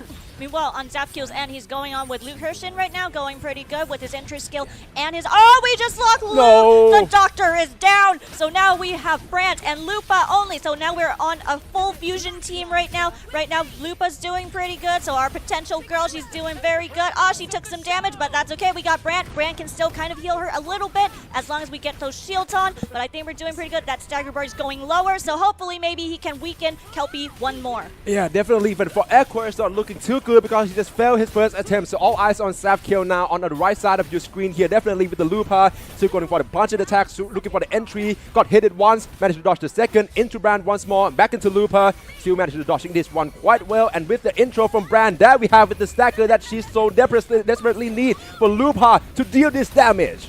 Yes, and we're doing pretty good. Lupa is going all in. Our potential girl is going all in with Brand coming in with that grapple. And so far, their HP is going back up a little bit, little by little with Brand's HP mechanic right there. Immediately going back to Brand's liberation, bringing in that anchor, bonking in that Kelpie real hard. And then right now going back to Lupa one more time. We're still waiting for that cooldown. I think he's just trying to get that liberation from Lupa. Oh, we just lost Brand. Now Lupa is his only stance left in his team. So he's going to have to go. No, oh, she's in the red zone. She's in the red zone. So we're going to have to see. He's going to have to dodge all those attacks as soon as possible. He's still in this though, with Lupa still being the last one remaining. We're about to pass the 3 minutes marks now with about 6 seconds remaining. Has to ditch in with the Lupa straight away with the liberation straight up, going for the mid-air combos for the punch, but that is it. First attempt failed by both Zapkill and Equer. We have to go for our second attempts on the boss Kelpie. So yes, both players will have 3 attempts into finishing off each hologram boss. Yep. So if they manage to, oh sorry, not manage, if they both fail at the 3rd attempt, we will continue on to Fleur-de-Lis immediately and no one gets a point. But for now, this is the 2nd attempt of the Kelpie boss for both Equer and Zapkill. So immediately, we already see Zapkill immediately going in with our girl Lupa, immediately diving in with that attack and immediately switching back to Brant one more time and going with that fusion mechanic as always, going in with that anchor again. Oh, meanwhile for Equer, still with the Nia, going into liberation straight up, but now Kelpie's clone is coming right up, and this is what I'm talking about. When you're trying to focus on one, the other is right behind, going for another sneaky attack. The Nia still managed to deal with that well though for Equer, and going in for another liberations, trying to go for another setup here with by being the one on field. That is so risky. He has to switch in for G-Star with the liberation moment of Nihility, dealing this havoc damage in there, but the punching attacks coming right in as well. Got to dodge it perfectly. Meanwhile, Zapkill just had a very nice Lupa plunge attack, immediately switching back to Brant one more time, immediately going back to our Dr. Luke and switching back to Lupa one more time. So right now I'm thinking he's very much focusing with Lupa as his main DPS right now. And then immediately switching back to Brant, and hopefully this is the moment where he might trigger his liberation. Oh, immediately switching to Lupa, bring in her liberation instead, bringing those plunge attacks as much as possible, and immediately with a successful stagger on Kelpie, right now getting that damage as much as possible, including Brant as well. That intro from Brand land perfectly as right now Kelpie is currently being interrupted. Meanwhile for Equer, all 3 resonators still standing, but it seems like Nia is already in the red zone. Got in with Chisa instead with the chainsaw mode, but have to be disrupted. The combo chain instead, with now Kelpie's clone is coming right close here, and she got clipped. The potential girl is no more. Now it's up to Baidu, and now only the Nia as well to make sure that Equer still got a chance in this attempt. Meanwhile, Zapkill's end, right now we're dealing with the 3v1 mechanic coming from Kelpie. So right now that lock-on function needs to come in handy right now. Immediately going into Luke's Liberation? Oh, my brain's scrambled right now. But yes, right now, immediately going back to Lupa's plunge attack, going back to her Liberation immediately, and hopefully this is where she will also switch back to Brandt's grapple, which was very, very nice. Right now, so far, so good. Immediately coming back with Brandt's anchor one more time. HP is still intact, so right now all eyes are on Zapkiel since Ekor just failed his second attempt with Kelpie, and so far he's bringing that stagger down as soon as possible on Zapkiel's end. Zapkiel can make this one to go all the way and win this attempt here against Kelpie, but that's going to depend on, firstly, Luke Hersen, who's currently on mid-air. This is such a risky and quite a gambling move here we have to go through, and that's, as Isaac was about to say, it got caught on mid-air. Luke Hersen has fallen down, has to be Brandt instead, but it seems like Lupa's Wolf Eye is about to be ready to proc in that forte gauge at any moment here. Meanwhile, for Luke Hersen, still going in, Brandt with the Liberations, trying to dishing onto the Circus here, and try to keep the distance in, of course, as well with Lupa, plunging into the Diffusion attack. The stagger gauge is almost well. There's still time remaining and damage to go on quite well for Zapkiel to go all the way and finishing this. Yes, with the successful stagger, and even still, it's still halfway down. And with that HP still going down, I think this might be the perfect time for him to get that finishing blow as much as possible. Oh, nope, never mind. Oh, here we go, finishing off with Brandt, my best man. Let's go. Finishing off with 2 minutes and 22 seconds, 2-2-2. All right. Now, well, the first score for Kelpie goes to Zapkiel. So right now we are at 1-0. Nicely done this time around. I just have to say that Ekor is also given his all as well, and I'm seeing quite a lot of interesting gameplay and the mechanics by him. For Zapkiel, definitely, like, having both airborne characters being Luke Hersen and then also Brandt is quite a risky move. As I mentioned, like, Kelpie can catch you off guard at any moment here. So either he knows what he's really doing, which it seems to be the case. Now we're going to head on into our second boss pick, which is going to be straight up Fleur-de-Lis, which is an arrow resistance boss, if I remember correctly. Yes. And as it seems right now, neither side seems to actually try to rely on arrow damage dealers as their main team composition. Meanwhile, in Zapkiel's end, I think he's going to go with his usual team as always with his previous one with Kelpie, which is going to be Luke Hersen, Brandt, and Lupa, because so far I think he's realized that, this team's got potential. It got him the first point, so I think he's going to go in with Fleur-de-Lis, who is arrow resistant. So I think all with you need to do with Fleur-de-Lis so far, you just got to focus on dodging, because as you all know, she teleports a lot, so we're just going to have to focus on that one a lot too. Exactly, and now Ekor is going to start off his run quite early with Baiju straight after the intro, going with one from Denia as well as a follow-through, and then here comes the Liberation here. I just have to say that Ekor's Resonator's pool without like any sort of top meta damage dealing DPS, considering that all of them has been banned by both sides here, is going to be quite a big problems, but right now with Denia, that's going to be the best that he can do with the fusion damage.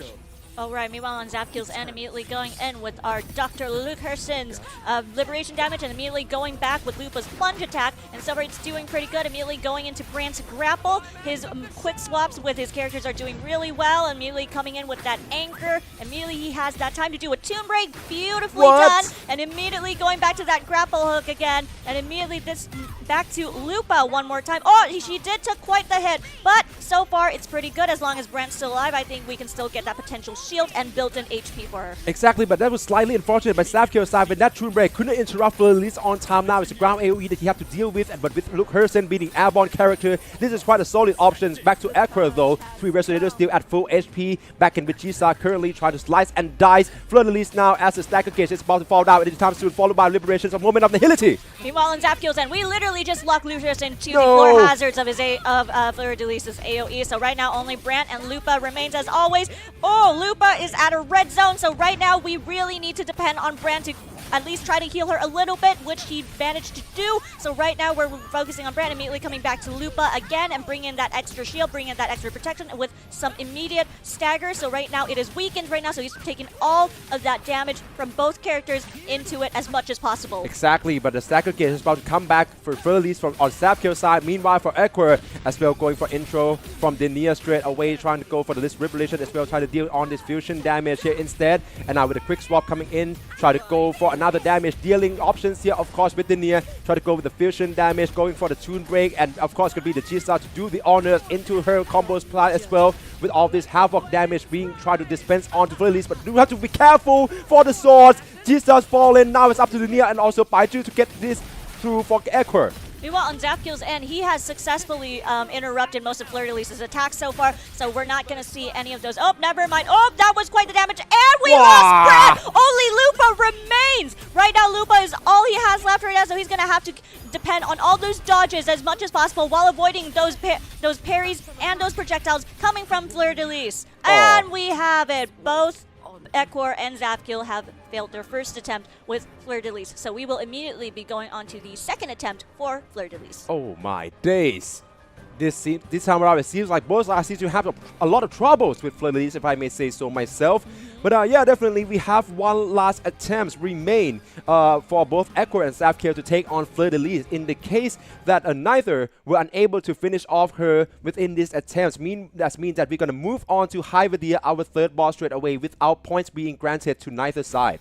But yes, so far our second attempt is now has now begun, and immediately Zapkill going in with that plunge attack from Lupa as always. And then after that, I'm pretty sure he's going to go switch back to Brand, bring in that grapple immediately, and then that's where the anchor comes in as predicted. And then here we go, he's gonna keep going with that grapple attack on Brand's end to try to get that damage as much as possible with another anchor down, immediately switching to Luke Herson with that mid-air combo attack that's gonna save him from getting swiped from the ground. But immediately so far he's doing pretty good. Good chance by them, and also with Jisa, tried to go with the airborne attack for the entry, but got caught straight away by Fleur de Lis. Jisa is down by Ekwar once more. Right now it's all up to the Nia and also Baiju one against, but this seems so less likely right now with Baiju being the one to proc the tune break. Instead, the stagger gauge nowhere to being depleted, and as well as the HP now that only Concerto from Denia can already begin another set of combos damage dealing with the liberations, but the fusion damage from her alone wouldn't be enough to secure this fight against Fleur de Lis.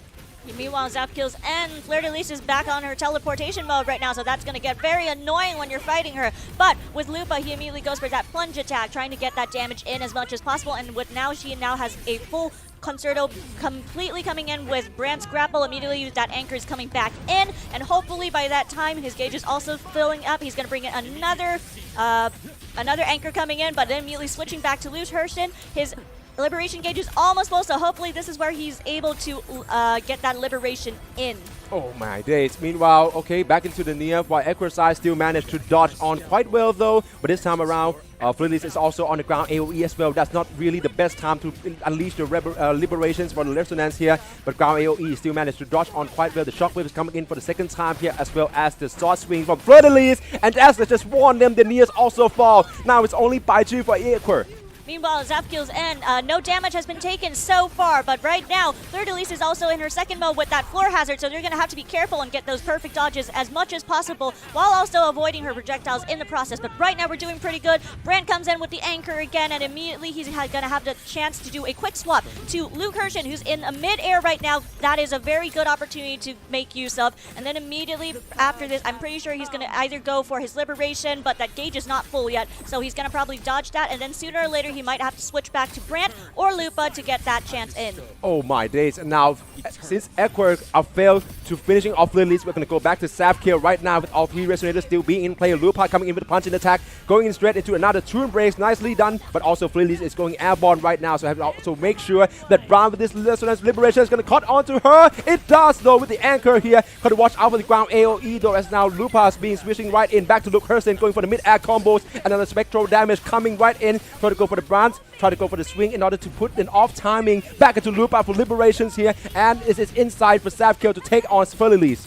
Right now, he's very close to beating Fleur de Lis and immediately switching back to Luke Herson, who I would say is making very good use of those mid-air combo attacks, immediately going to his liberation. That scalpel's back, and there we have it all ending beautifully with Luke Herson at 2 minutes and 16 seconds. And right now, Zapkill takes another point, going in to 2-0 with Ekwar. Rewritten in Winter's margins, that's Luke Herson Resonance Liberation's name, and if I may say so myself, he does writtenness with such a close margin as well by finishing off Fleur de Lis in this such a fashion here.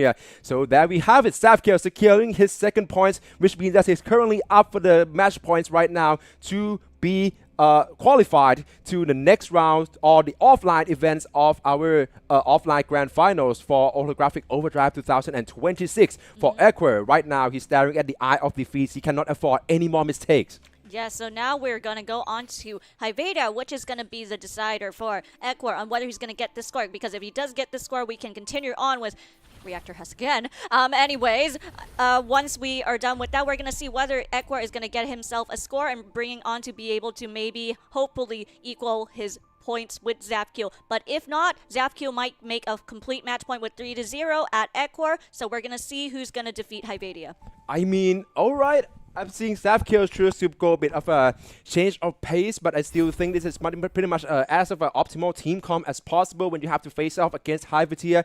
The stagnate debuff that she can inflict upon you is going to be the main points in which both sides have to try to find a way around. So of course, Zapkiel trading up with duo Havoc in Frolova and also Cantarella, but of course that's going to be after the main damage dealers being Kalotas. Meanwhile, for Ekwar, starting right off away with Monier into Yinlin as well, and for the first time being used here, of course, back into Yinlin for the liberation once more, but Hyvetia is not going to be stopped at any time soon, has to watch on for the moveset here. The tornado coming in, going to dive in behind in order for the reset, and her liberation is coming right in. This is going to be the huge chunk of arrow damage. Meanwhile, in Zapkiel's end, he's doing pretty well, getting that stagger to go down as much as possible. So hopefully he might be able to weaken Hyvedia in a span. But there we go, a successful stagger immediately coming into Carlotta. And he also has that chance to do a tune break as well. But right now, I think he wants to focus on with just Carlotta and trying to bring that liberation in. There we go, her shotguns in, bring in those shots as soon as possible, and then immediately switching back to Carlotta. Oh, sorry, it's still Carlotta. And then immediately going back to Frolova. Yes. I understand why you would make that mistake, so feeling how small Carlotta is. But with that being said, Ekwar still with 3 being inbound here, but this is currently in Hyvetia's realm, so you have to also make sure that you can get out this domain alive with a perfect dodge. There we have it by going in for another close gap mechanics into Monet for the quick swap with the intro straight away. Her metric is currently being deployed, but of course Hyvetia is also mid-air as well, so you have to really dodge this one well, but manage to keep being avoid entirely of that ground AoE into the enhanced basics. Meanwhile, on Zapkiel's end, he has just successfully dodged that huge AoE attack from Hyvedia, along with another perfect dodge right with that follow-up. Oh, never mind, I spoke too soon! Cantarella is gone! So now only is left is Carlotta and Frolova. So right now, Carlotta is in right now, so he's going to have to avoid those slashes as much as possible. He took some damage, but so far, still not in the red zone. Immediately switching back to Frolova.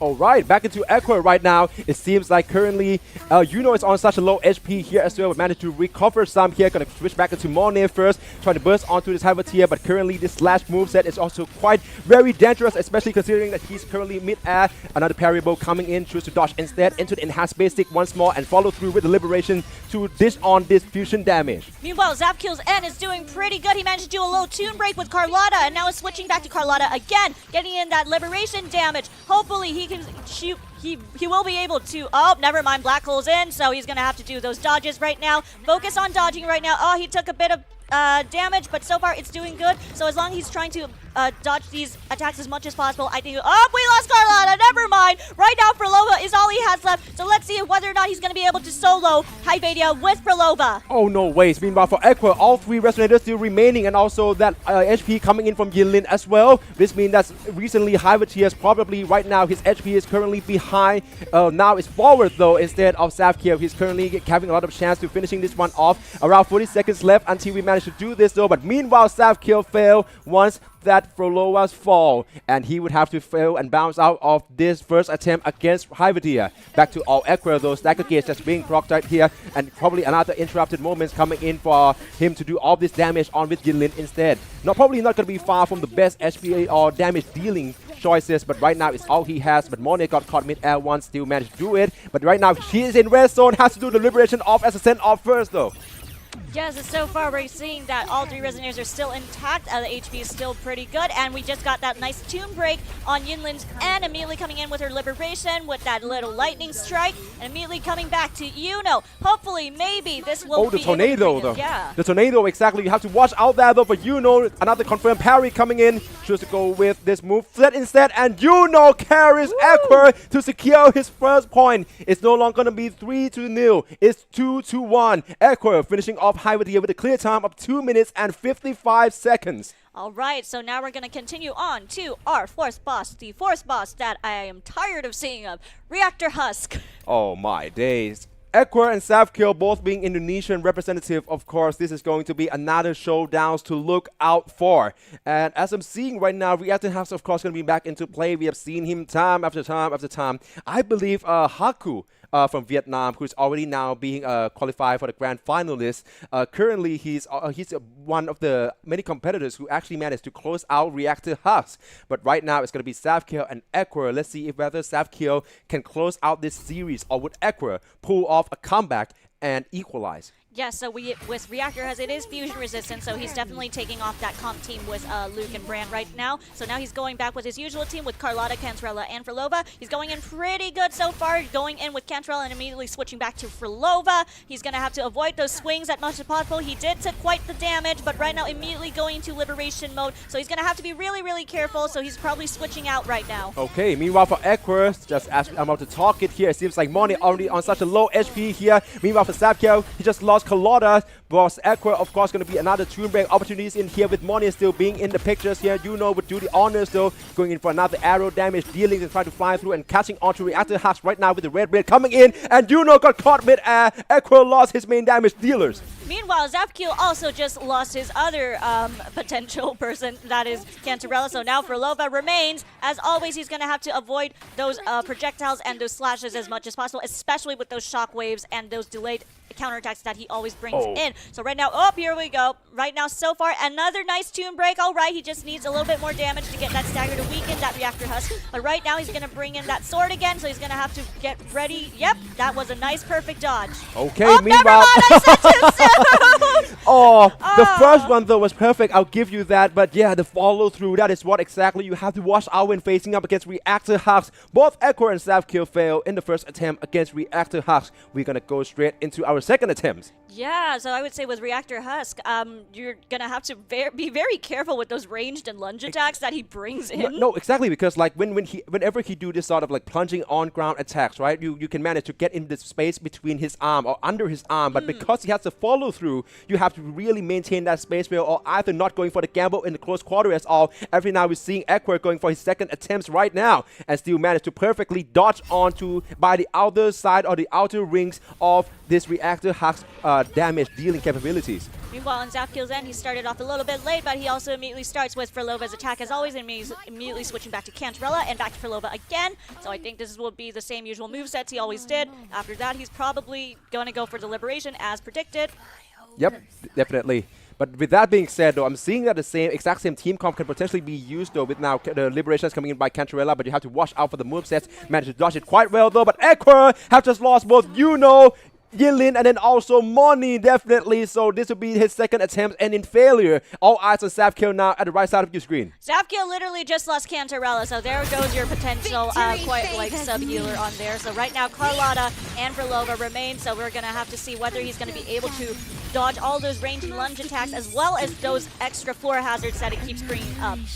Yeah, but with that being said, Frolova right now being the one on field, has to dash in with the Carlottas in order to reposition herself quite well. It seems like the Reactor Husk is still currently being the weekend there, so you can dish in all of this havoc damage in with also the Liberations coming in from Frolova, though. But that is it. The Stagger Gauge is going to be returned at any time soon, and it will be another uphill battles for Savkill to take on this boss without Cantarella.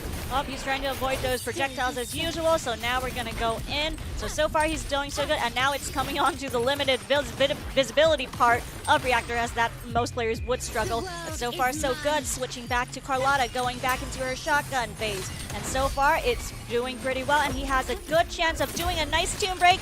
That was beautiful. And now immediately going back to that big shotgun, one-shot that baby all he can. Of course, the plunging attacks is about to come in as well. Still managed to manage this one quite well. The parryable coming in and choose to go with the one instead. Colorado is currently in the red zone right now. Has to finish switching back into Frolova instead, and then follow through with the Liberations. This is probably going to be Savkill's chance, of course, of finishing off this Stagger Gauge. Half of Reactor Husk's HP already gone into Carlotta's once more. Try to burst onto, but the 4-hit gauge is going to be filled up at any time soon. It's only halfway only. So right now it's very risky for Carlotta right now since he's in the red zone. But right now, as long as he can dodge and parry those attacks, I think he can do pretty well, especially right now her Liberation gauge is still not full. So right now he's going to have to dodge her. Oh, never mind, it's full now. So immediately coming back with that that liberation damage. And also with parry. a nice parry, immediately dodging perfectly, along with that counterattack as well. So hopefully right now, we're switching back to Fulova immediately. Of course, and that's going to be another chance for him to go close quarter. But as I just mentioned, that Fulova got hit once, still alive though. With that being said, going to be sent back onto field and got finished off, pushing off by Reactor Hux. Now it's only Carlotta right now, and Zavkiel would let this one slip. Second attempt on Reactor Hux and in failure. So now we're going to go on to our third and final attempt for both Ekwar and Zavkiel. If both of them continue to fail this challenge one more time, we will immediately move on to the Lioness of Glory and nobody gets a point. Exactly, that is the way that this one go. And just to give us a bit of a scenario here, let's say if neither side can finish off Lioness of Glory as well, that's going to be mean. Oh, I'm sorry, it seems like that was only the second attempt though, so this is going to be the final one. Pardon me for that, but of course, let's head right into the action first. Alright, immediately Zavkiel going in with his usual team comp, going in with Frolova, and immediately switching to... Oh, that was quite the damage on Frolova, so he's going to have to be really careful with that. But regardless, he's still going in with that liberation on Frolova and switching back to Carlotta immediately, and hopefully this is where the moment he also brings out that shotgun. Oh, never mind! Carlotta is gone immediately! Right now, only Cantarella and Frolova remain. How could you get hit being that size? Carlotta, I mean, but that being said, Ekwar is going to follow through with another team comps here. Moni is still in play here with Yuno, of course, as well as Yinlin. It's Moni right now in the mid-air, trying to dish in a lot of damage here with Yinlin as well, going for the mix-up with the electro damage. The lava projectiles coming in, has to make sure you dodge this one well, but his HP is currently less than half for Yinlin, of course. So, of course, going to follow through with the liberation straight away. And then into another whirlpool here with Yuno coming in, trying to diving in and extend the combos and dealing the arrow damage with this liberation.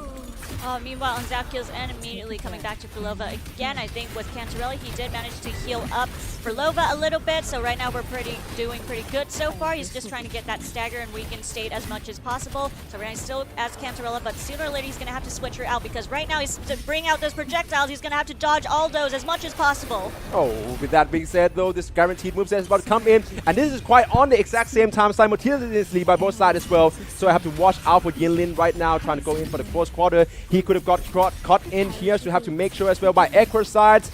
Another slash coming in, still managed to do quite well here, and then into the liberation, but I'm not sure if any gonna be landing on the reactor hux. Is Dasto dealing quite a lot of damage as well as the stagger gauge. Meanwhile, on Zavkiel's side, right now Frolova took quite the damage. Now she is in the red zone, but he's not giving up. He's just going all in, bringing her in. Her liberation was full, but now, we lost Cantarella. He's going to have no choice but have to go all in with Frolova. Is he going to keep going, or is he going to forfeit? But I think he's going to keep going, because he's not going to give up. Right now, he's going all in with Frolova, trying to dodge all those attacks and parry them as much as possible. Exactly. For Zavkiel, if he managed to win this, it would be the end of the series, and he would proceed on to becoming the grand finalist for our Southeast Asia qualifiers. For Ekwar, the same cannot be said. Yinlin's already fallen with the one shot coming in from Reactor Hux here, so it has to be Monet instead. Currently going quite close quarters to go for the mid-air combo, but Reactor Hux just follow her through, so you have to also make sure to watch out of that.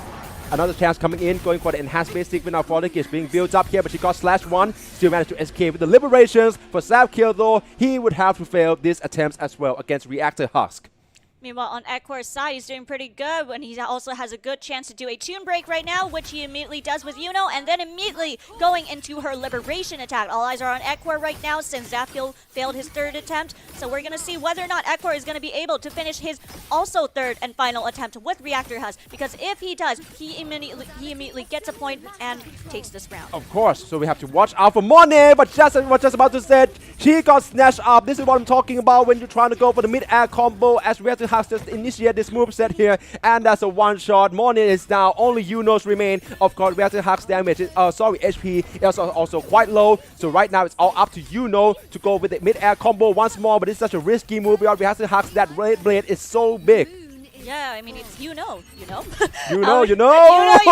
yes, but right now with the mid-air combo attack, I think he's taking advantage of that to trying to avoid those air attacks as much as possible. And right now he's dodging pretty well, pretty good so far. That HP is getting lower, trying to avoid those flash attacks. So come on! Parry, perfectly done. Yuno's gonna burst in once more. Reactor Hux with plunging in attack, still managed to dodging it one as well as the claw. Yuno diving in once more, and he made it. Ekwar equalized Zavkiel 2-2 by beating out Reactor Hux with a clear time of 3 minutes 5 seconds. You know. Oh my days. Finally, another of the competitors who managed to beat our reactor hacks, and with it being Equa, that means that we have to decide it all on Lioness of Glory, our last boss of this series. All right, so now on to Lioness of Glory, who is also a fusion resistant. So right now we're going to see how it's going to work, but I think that's also going to be tricky on Zafkio considering his strong team was pretty much fusion based with being Lupa and Brandt. I mean, so we're gonna see how this is gonna work. Definitely, out. I'm pretty sure the Carlotta haven't been used 3 times already, counting in this one as well by reactor hacks. But meanwhile, for Equa, definitely, I'm still not sure whether she's been used 3 times as well. But Chisa could be coming back into play here alongside with, I suppose, at this point, right? There's nothing to lose. Pardon me. So yeah, Yinlin, I think is going to be one of the main damage dealer as well. She's quite helpful in the run against reactor hacks as well. So meanwhile, we're waiting for Zafkio to start his pick as always, and let's see who he's going to go for. But yeah, like you said, I don't think he might just go for Carlotta as always. So we're currently waiting for him to go to our Lioness of Glory. So I'm seeing on Equar's side, he's doing a pretty good choice with his usual team comp as always. And then he's back to his quick setup on Zafkio. So he's trying to decide. So he's now taking Brandt and Lupa out, but he's keeping Luke in. So right now, immediately coming in with Cantarella and Frilova. So now it's going to be a Spectro and Havoc based team. Oh my days. Okay, I mean, we still have to probably wait and see. Still looking forward to this one around with the Lioness of Glory. I mean, considering that this is now the final of this series, though, probably going to have to be Yinlin, and then also Monia once more against Lioness of Glory. So yeah, Equa has to also resort to using Monia as well, considering that Lioness of Glory is, I believe, a fusion resistance, correctly? Yes. Yeah, so of course, Yinlin still being one to do is plunging attacks to manage to dodge it, going in for another twirling spears here, and also keeping that distance well. Probably have to look for an entry, but just as I say it, the ground AoE comes and Yinlin from Equa is down. Meanwhile, Zafkio took a bit of damage from Lioness of Glory's charged attacks, but so far not as much damage to the point that it takes to use a red zone. But yes, he's now on to Cantarella, trying to focus on with her mid-air mechanics, immediately going back to Luke Hershin with his mid-air attacks. That is a good time to avoid those floor hazards away from Lioness of Glory, and there comes those slashes. He's going to have to dodge those as much as possible. This is his chance on whether he wants to bring that Liberation in, or he's just going to focus on, yep, here we go, there goes the Scalpel. So he's bringing in that Liberation on Luke Hershin's end, but that axe swing is pretty big, so he's going to have to dodge that as well. Oh, back to Equa though. Now with only Yuna and Monia left, both of them are currently airborne characters, so they're going to have a lot of mid-air attacks into that mix-up. We have to follow through with actually the Liberations coming in from Yuno first though, before switching in for Monia in order to go for the close quarters move. Right now, Lioness of Glory is in her matrix, but as the time with the axe swinging, there's going to be so much of a chance for Monia to dish out an attack. Right now, Cantarella is in the red zone right now. That is very, very risky considering she has her shield mechanics and her healing mechanics. And we just lost her, so goodbye to those shields immediately. Immediately, we're going back to Luke Hershin. Right now, both Luke and Carlotta's, not Carlotta, but and Frilova's HP are both still intact. So right now, he has to avoid all those projectiles from those swords as much as possible. Sorry, spears. Yeah, definitely. And Moni so close here, so probably trying to go with the close quarters choice, and probably Equus decided to fail this challenge here, being that close to Lioness of Glory as that moveset. Meanwhile, Zafkio, all eyes on him at the right side of your screen. It's going to be Flolova first, looking for the parry, perfectly done into another follow-through damage here, dashing in as well, looking for an enhanced basics now that the 40 gates is being fulfilled with all the emblems. Yeah, on Zafkio's end, only Flolova remains because we lost Luke Hershin just a moment ago, immediately with the Tomb Break. So right now, he can still do another liberation damage onto our Lioness of Glory, which is what he's immediately doing right now, but sooner or later, I think this is the moment where our Lioness Glory up, and there we go. Challenge failed on both ends. So both Equor and Zafkio fail on Lioness of Glory at their first attempt. So now we will be going on to the second attempt with our Lioness of Glory. Okay then. I mean, for Equor's side, I already see his ideas now by trying to rely on Yuno as much as possible, as well as the Monia for the mid-air attack mix-up. But that alongside with Yinlin, that's going to be the best that he's got right now. So we have to wait and see how would Monia manage to capitalize more with the Matrix as well as the Liberation. Yeah, so meanwhile on Zafkil immediately going in with Luke Hershon, and then immediately coming back to Frolova as always, going with his repeated move sets, and then pretty much sooner or later, once he's done a successful liberation damage from Frolova, he's probably going to switch back to either Cantrella or Luke again. But so far, we're doing pretty good. Yep, here we go. Here comes her liberation damage on Frolova's end, and now he's going to have a chance to do a quick swap to Luke Hershon, going on to his mid-air attacks and mid-air combos. Going pretty good. That stagger is still going pretty low, but not too fast, but he managed to at least avoid all those charged attacks coming from Linus of Glory. Of course, meanwhile for Equor, he's currently behind in terms of the Linus of Glory HP compared to Sapkill, but that Tune Breaks could have been procced in a lot of Tune Strain onto Moni as well. But as I mentioned, when it's Tune Strain, it's mean that it's a kind of like a damage amp for the rest of your resonators, so that's going to be a chance for him to use Lin to the best of her capabilities as well. But this is another very much an annoying phase here with the axe swinging from the airborne stage as well. It's unavoidable. You can only dodge and try to make a follow-through based on the landing points of Linus of Glory. Equor still managed to do well with the plunging here, going for the perfect dodge. Lin just got clipped twice for the third time, managed to got dodge here and has to switch onto Unit as well to save her life. Meanwhile, on Zapkill's end, he has just successfully at least tried to parry back all of Linus of Glory's projectile attacks. He did take some damage, but not as much. But right now, he just did a successful dodge, another dodge with Cantarella, surviving all those slashes, immediately switching back to Frolova with a nice tune break. So hopefully, we can stagger that Linus of Glory as much as possible. Immediately coming in with Frolova's liberation damage again. Let's see if that concerto is charged. It is charged. Immediately quick swapping back to Cantarella and going into her liberation. Oh, this is quite close, way closer than I expected. Equor still currently has to dodge all of these spears coming in from Linus of Glory first, and the last one landing in as well. That's a ground AoE. You have to maintain the distance correctly. Lin just got knocked up and got finishing off by Equor as well. Meanwhile, on Zapkill's end, he's doing pretty good. Back to Luke Hershon again with those mid-air combo attacks, and the stagger bar is going pretty low pretty soon. And sooner or later, he's going to make use of his mid-air combo attacks to avoid those ground hazards. And there, here we go. Tune break, beautiful. Immediately going into with his liberation attack, and took some damage onto there immediately with a nice plunge. Oh, and Zapkill could have gone for the win here. His HP is currently behind, ahead of Equor when it comes to Linus of Glory. For Equor, he have to starting to rush up and also to make sure that he has to pick up the pace here. But Zapkill did it with Luke Hershon to finishing off Linus of Glory with a clear time of 2 minutes and 2 seconds. Wow, congrats to Zapkill, immediately finishing off with 0-2-0-2. That's a nice number again. But that being said, that's just congratulate on being able to defeat Linus Glory. But we still need to see on whether Equor's time will be able to defeat Zapkill's time as well. But so far we're doing oh. Yeah, I was about to say it was less likely considering that he's also starting off quite early, but there we have it. Zapkill is the winner of this matchup. He will be proceeded to the next round, which is already the grand finalist. So that is another slot from our grand finals event, which will be hosted next week here in Bangkok, Thailand for the Holographic Overdrive 2026 event. So congratulations are in order for Zapkill, the Indonesian representative. Meanwhile, for Equor, all hope is not lost. As we already mentioned you in the bracket before, there is the last chance bracket left for the losers of the lower brackets here in the round 2. So of course, Equor will still have one last chance to secure his slots, his tickets to the offline event. So yes, we're gonna see whether our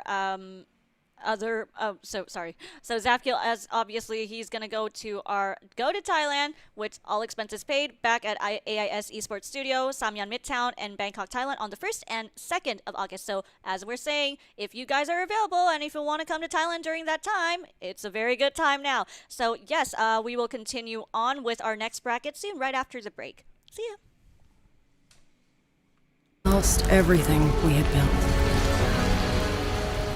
And yet, in the hearts of the people, it remained home. What is broken, we fix. What is destroyed, we rebuild.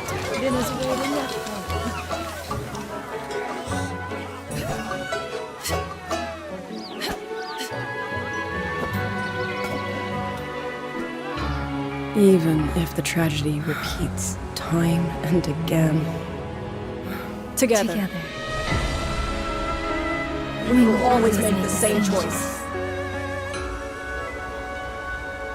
Then, from the past, we walk toward tomorrow.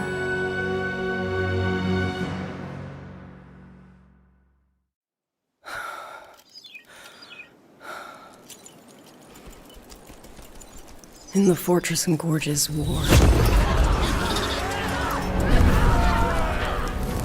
we lost everything we had built. And yet, in the hearts of the people, it remained home. What is broken, we fix.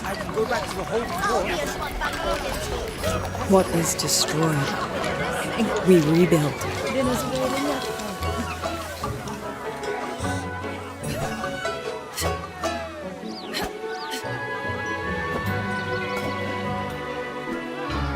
Even if the tragedy repeats time and again. Together. We will always make the same choice. Then, from the past, we walk toward tomorrow.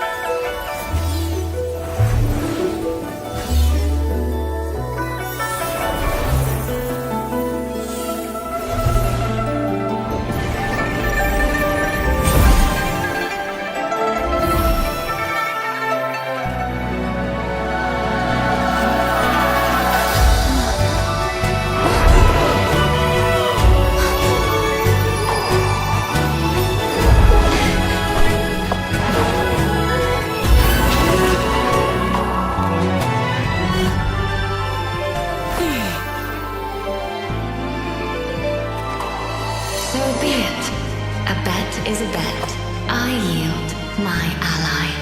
No. Soy soy. For now, I place my hope in your hands.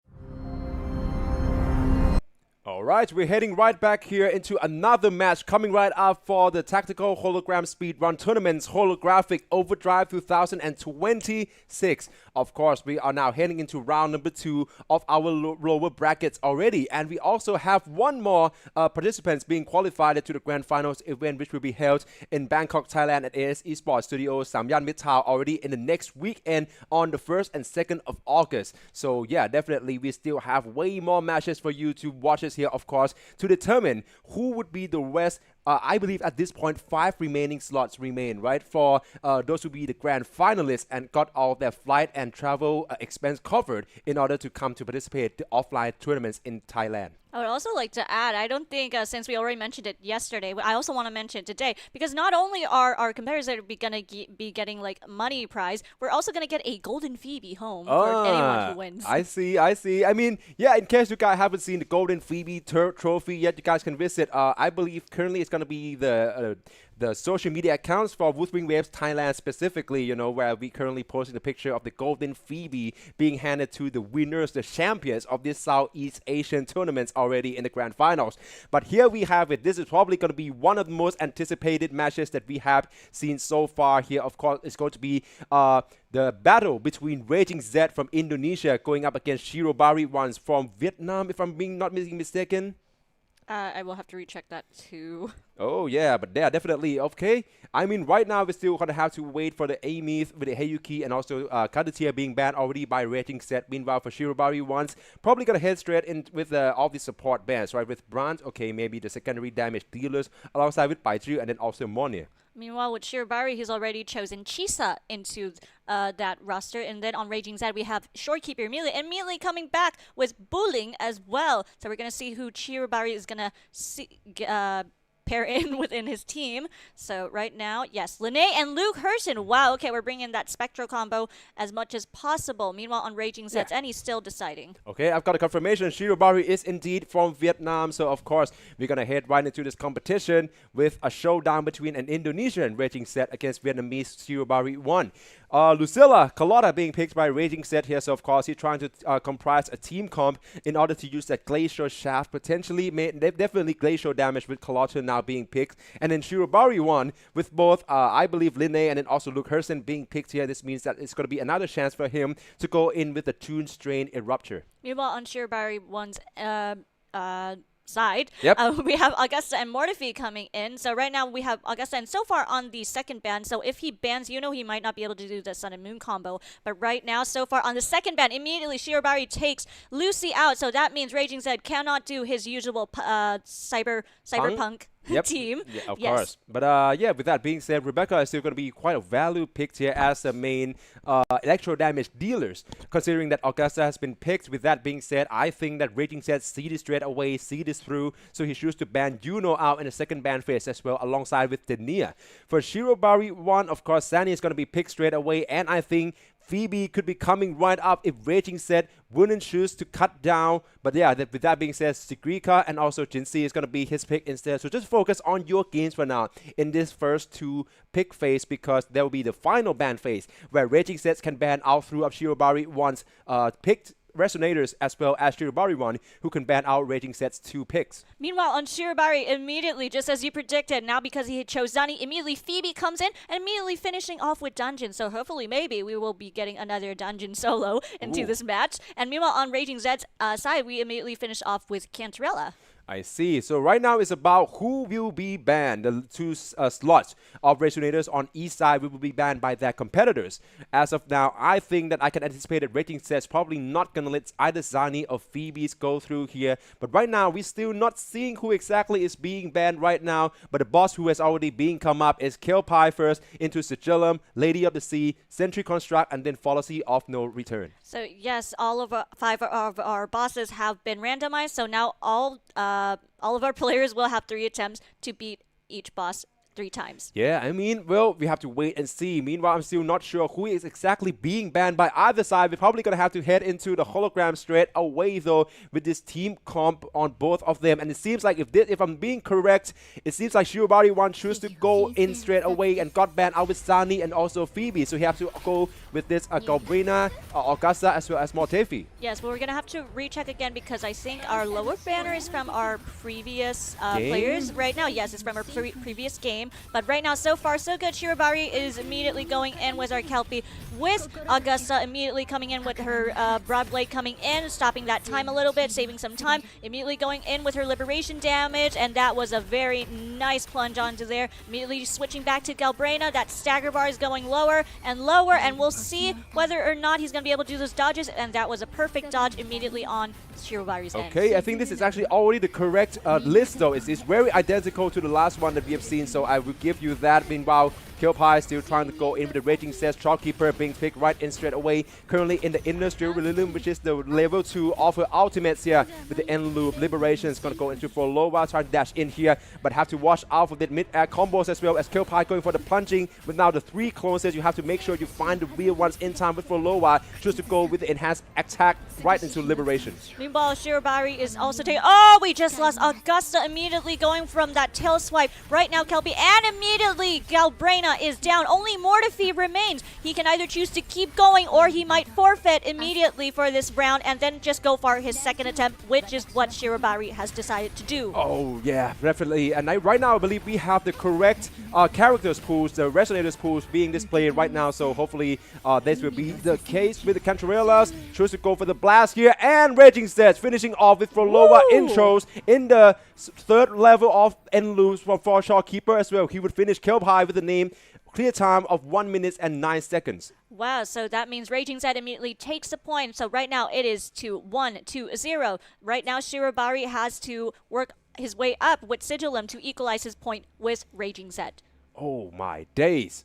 Alright then, Kelpie falling into hand of Raging Zed already. He's going to claim the first point here in the first to 3 series. We're going to have to move straight up to Sigillum though.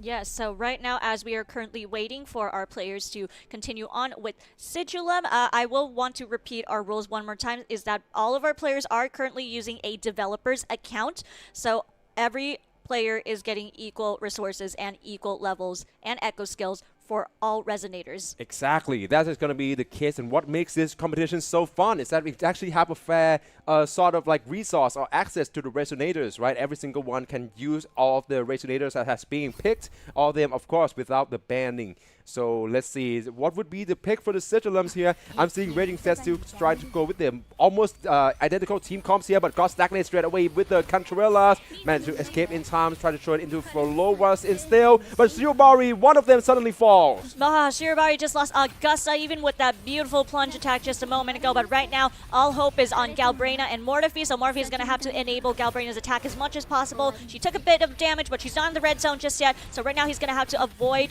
dodge those attacks as much as possible to get any more damage. Oh yeah, and of course into another intro from Cantarellas to closing in on the gap. Meanwhile, Shirobari 1 got actually stagnated, tries to switch back to Galbraina, and that could be the panic button smash, but there we have it. For defeats also failed. Shirobari failed his first attempt against Sigilum. Back to Raging Set though, because he's still thriving so far with the end loop being at level 3 now by Shopkeeper for the setup. As for Lowa, right now trying to dive in with the Toon Breaks and managed to finishing off Sigilum first phase already. All right, now we're on to our second phase of our Sigilum, which is going to get a little bit annoying right now, considering he does have those mechanics where you need to constantly dodge and parry his attacks. But so far, he's doing pretty good. Immediately, Shorekeeper comes in, so that's going to really help out a lot with those attacks. Now, immediately, he's back to Shorekeeper right now, and hopefully, maybe this is where he might have to switch back to either Cantarella or Frolova, which is immediately what he's doing now. Cantarella took some damage, not so bad, but it's pretty good. Oh, okay, then into Cantarella once more with the Liberations here. It's going to be seen to be the special sequence one, though. He's quite close, just right when Sigilum is actually trying to use that sword movement here, but right now N-Loop is in level 3, but this is not really the best timing with Sigilum being airborne here. Pulova still managed to dodge on quite well. Now that's some play by Raging Set here. Once the landing, still managed to dodge this one out and try to go in with Shopkeeper once more, procking in. She got stagnated currently though, but with the shield from the X-Code set, maybe we can still try to wait out for more, as right now Shopkeeper can escape with her life. Meanwhile, on Frolova's end, thanks to Shorekeeper, she was able to heal Frolova a little bit, so now we're immediately going to Frolova's Liberation, and so far we're doing pretty good, I think, a little bit more. And there we go, another nice Toon Break. That stagger bar is getting lower and lower, so Shorekeeper is really pretty much the MVP in this team right now. This is really helping out a lot. Yeah, definitely. Not only with the sustaining, of course, but also to manage to proc the stagger into the interruptions for Raging Set to finishing off Sigilum with a clear time of 1 minute and 45 seconds. It's passing through 2 bosses right now, quite in with the flying colors. So now Raging Set takes another point, so now the score is 2-2-2-0, with Raging Set having 2 points and Shirobari 1 having 0. So right now Shirobari still has another chance on being able to turn the tables again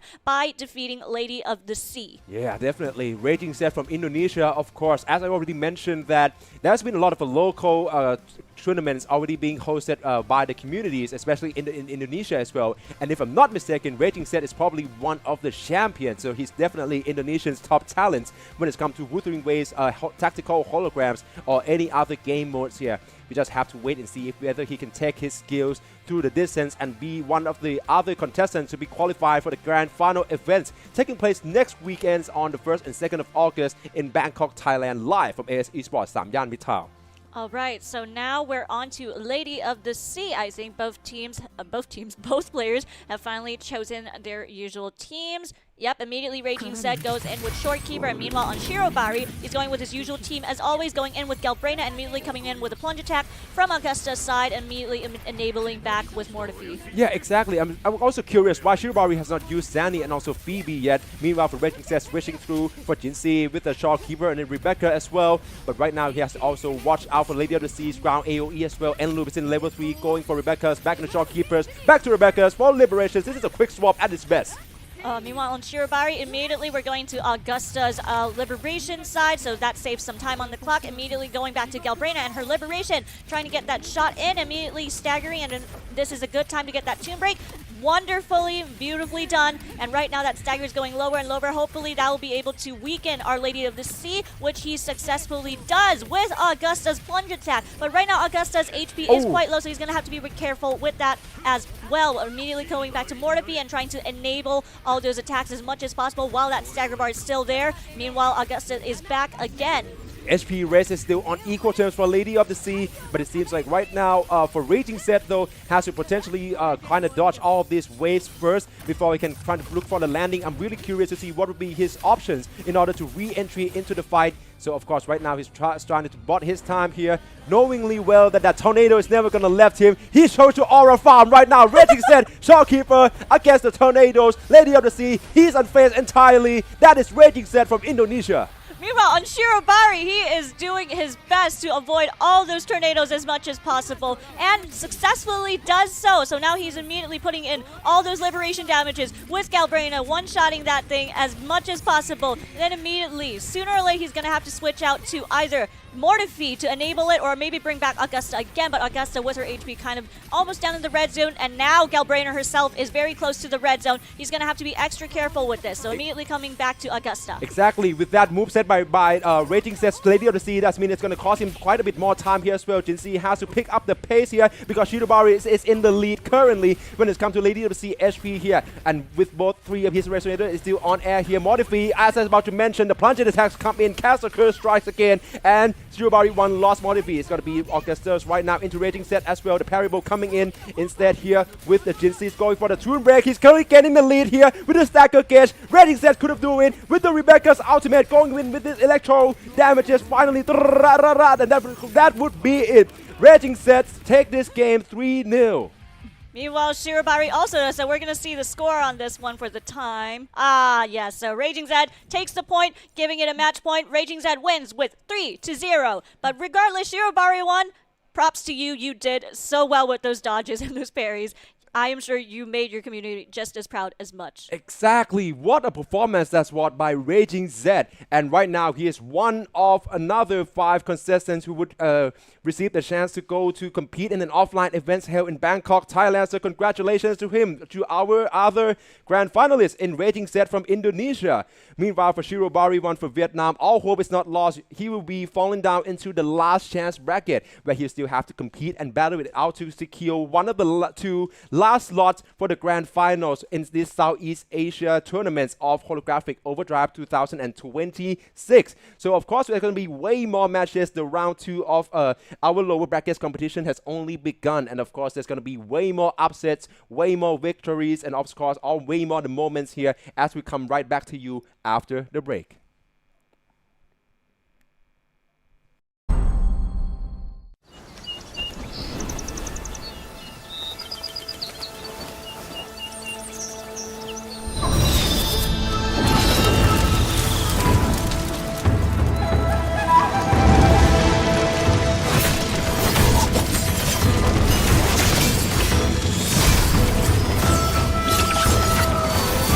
Follow the wind's lead. Winds on me! Strike the wicked!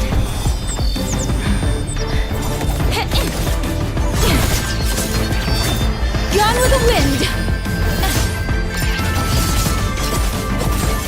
Sever the discord!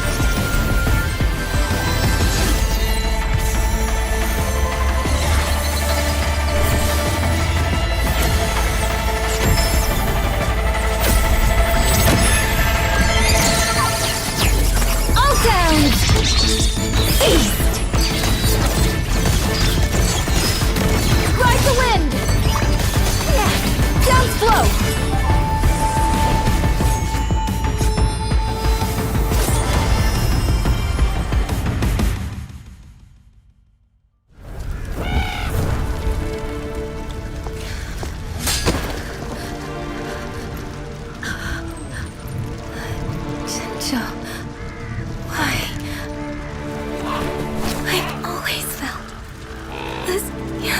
How this story ends.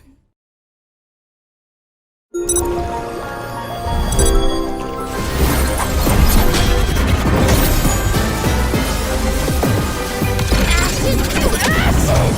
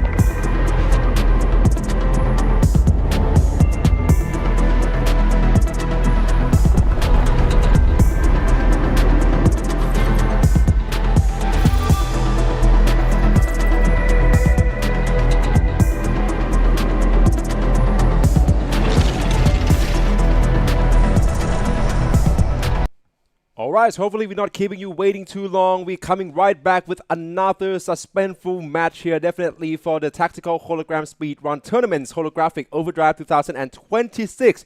We are currently in round 2 of the lower brackets now, which means that this is another chance where we can find who would be able to make it as the grand finalist to be able to compete in the offline events held in Bangkok, Thailand at AS eSports Samyan Mitrtown, held it in August 1st and also 2nd. Yes, and not only that, this will also be the time we will see who's gonna take our golden Phoebe home in this tournament, in the offline grand tournament as well. Yeah, definitely. This is going to be the match up between Sanmiyas going up against Ryoja. So yeah, definitely the one to look out for. Definitely, we already seen, I believe, Ryoja's performances beforehand in the round 1 of our lower brackets here. As I mentioned, this is a lower brackets, but since this is a round 2, the losers of this round will be falling down into the last chance bracket, where they would have to compete and make it out in order to be one of the last 2 finalists qualified to our offline events. And this is only Southeast Asian qualifiers, as we already see here. The entire tournament is Southeast Asia even. So of course we're looking to see the best of the best Wuthering Waves players from all over the region. We already have the grand finalists from the Philippines, from Vietnam, and then also of course from Philippines here. So yeah, definitely give support to your peoples and also to all of your fans as well. Make sure to like, share, and also comment these tournaments out, because we're gonna have way more action-packed matches coming right up here. And as you can say, you can also watch our live stream through the AIS Play YouTube channel and the AIS eSports Tournament Facebook page. So right now our brackets are up. Well, not brackets. Our roster is up for both Zanmias and Ryoja. So we're going to see in our first ban. So immediately on Zanmia's side, immediately banning Lucilla and Carlotta immediately. Yeah, definitely. Samiyas against Ryoja, definitely this is going to be another chances there where we're seeing both sides seem to have a very solid ideas when it's come to comp ban currently in the first phase. So Lucilla and Carlotta being banned out by Samia, so both are glacial damage. Enabler Hyuki could be the next, but he chooses to go for Yang Shuling instead. For Ryoja, probably going to fix it with Amith and then Linne as well, and do his due diligence by banning out Hyuki. Meanwhile, in Zamias, immediately he goes for Galbrena, our fusion girl right there, immediately on Ryoja's end. He's still deciding, so we're going to see whether or not he's going to decide. But immediately with Chuyeon as his first choice. That is very interesting. That's very unique. And if I remember correctly, Ryoja seems to be specialized in Chuyeon quite a bit if we refer to his performances in the lower brackets round 1.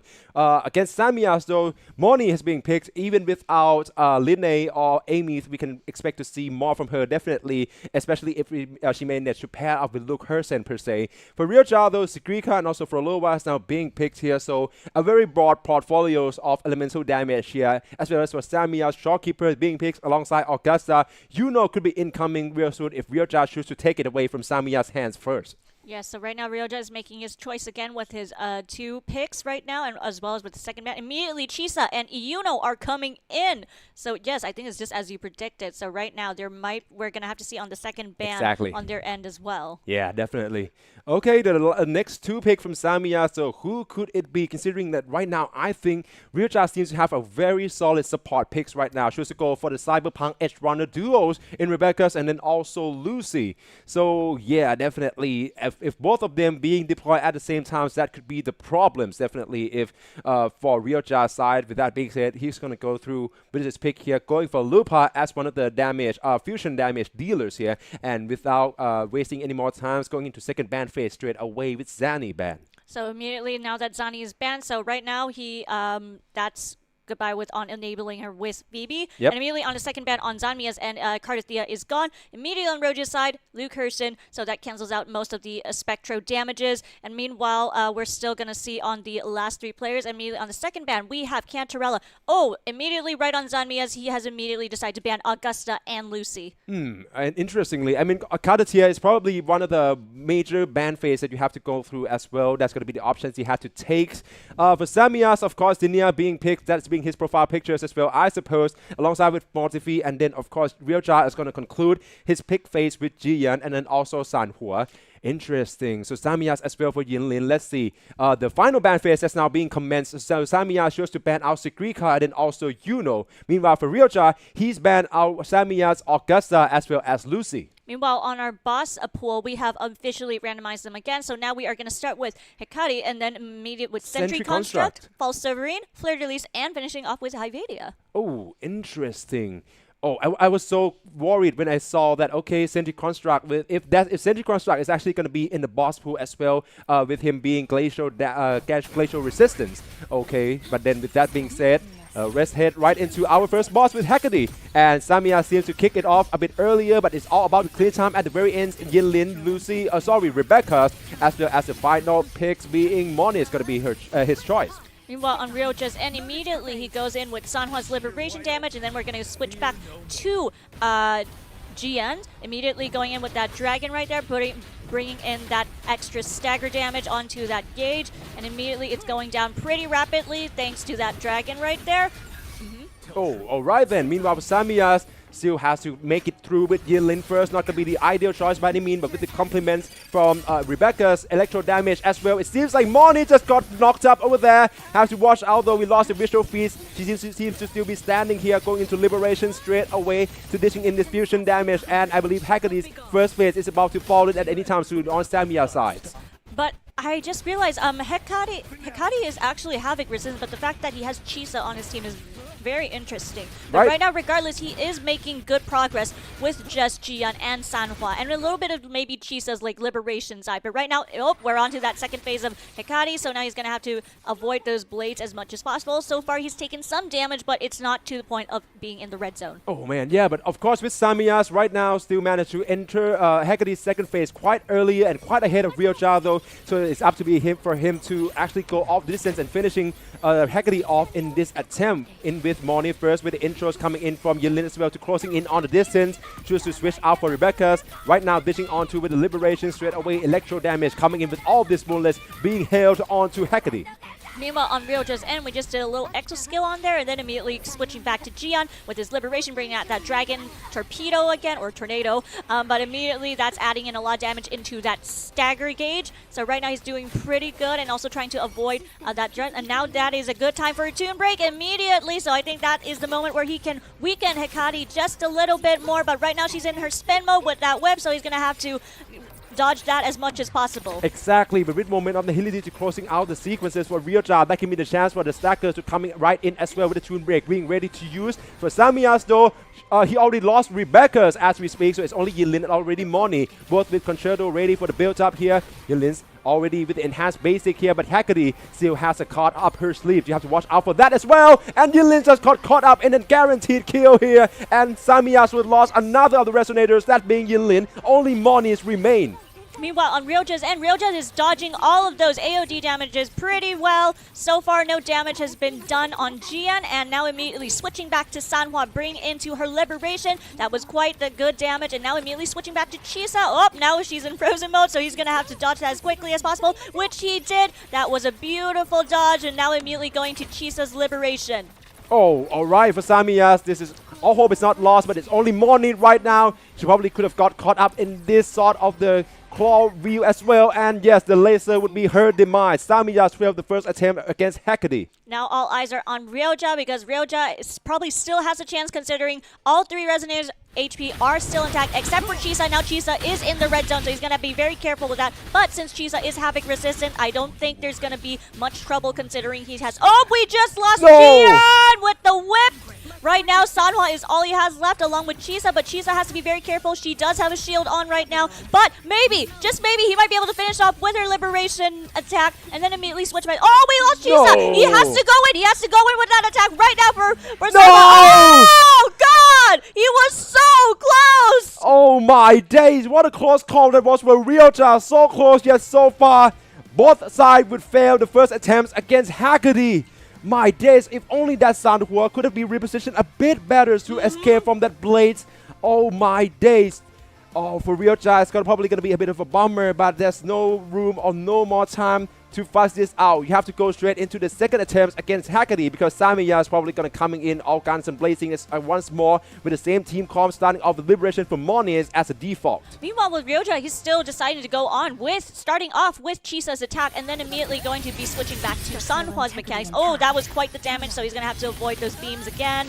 But so far he's doing good. Oh, nope. Chisa's back in the red zone again, so now he's got to be super careful about that. Sanhua is back, and now he's back to Jian again, bring out that Torpedo Dragon as much as possible to get that stagger damage down as much as he can. Of course. Meanwhile, back to Samyan, so still going with the mid-air combos by Moni. That's going to be quite a painful one to go through with the Toon Strain here. Going to go straight in with that, and then chain right into Yinlin, follow through with Rebecca's. This dash tech is quite costly with all this electro damage here as well. Try to switch back into Moni, and about to finishing off Hackney's first phase quite earlier than Realja.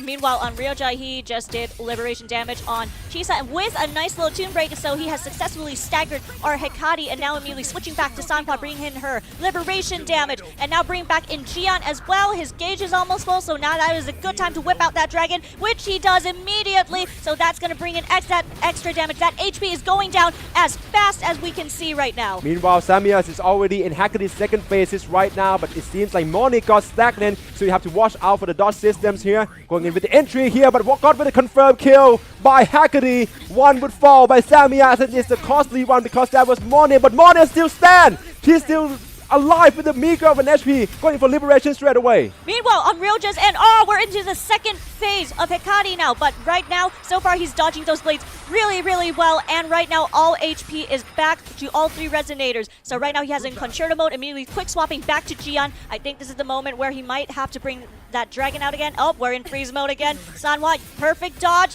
Perfect, so no damage taken. Oh, okay, for Samyan, so of course, having Moni's back, or rather having Moni still survive that almost guaranteed kill is going to be such a huge boost for him, going in for Yinlin as a perfect dodge sequences, trying to keep it close quarter, even with Hackney in this whip stances here right now. So of course, Moni back into place, got her HP regens back up as well. Just to go in here, you have to dodge out of the laser as well as this serrated base. This is exactly where Realja missed on the last half, and this time with Samyan with Yinlin already falling. Now it's only Rebecca's and also Moni's remaining.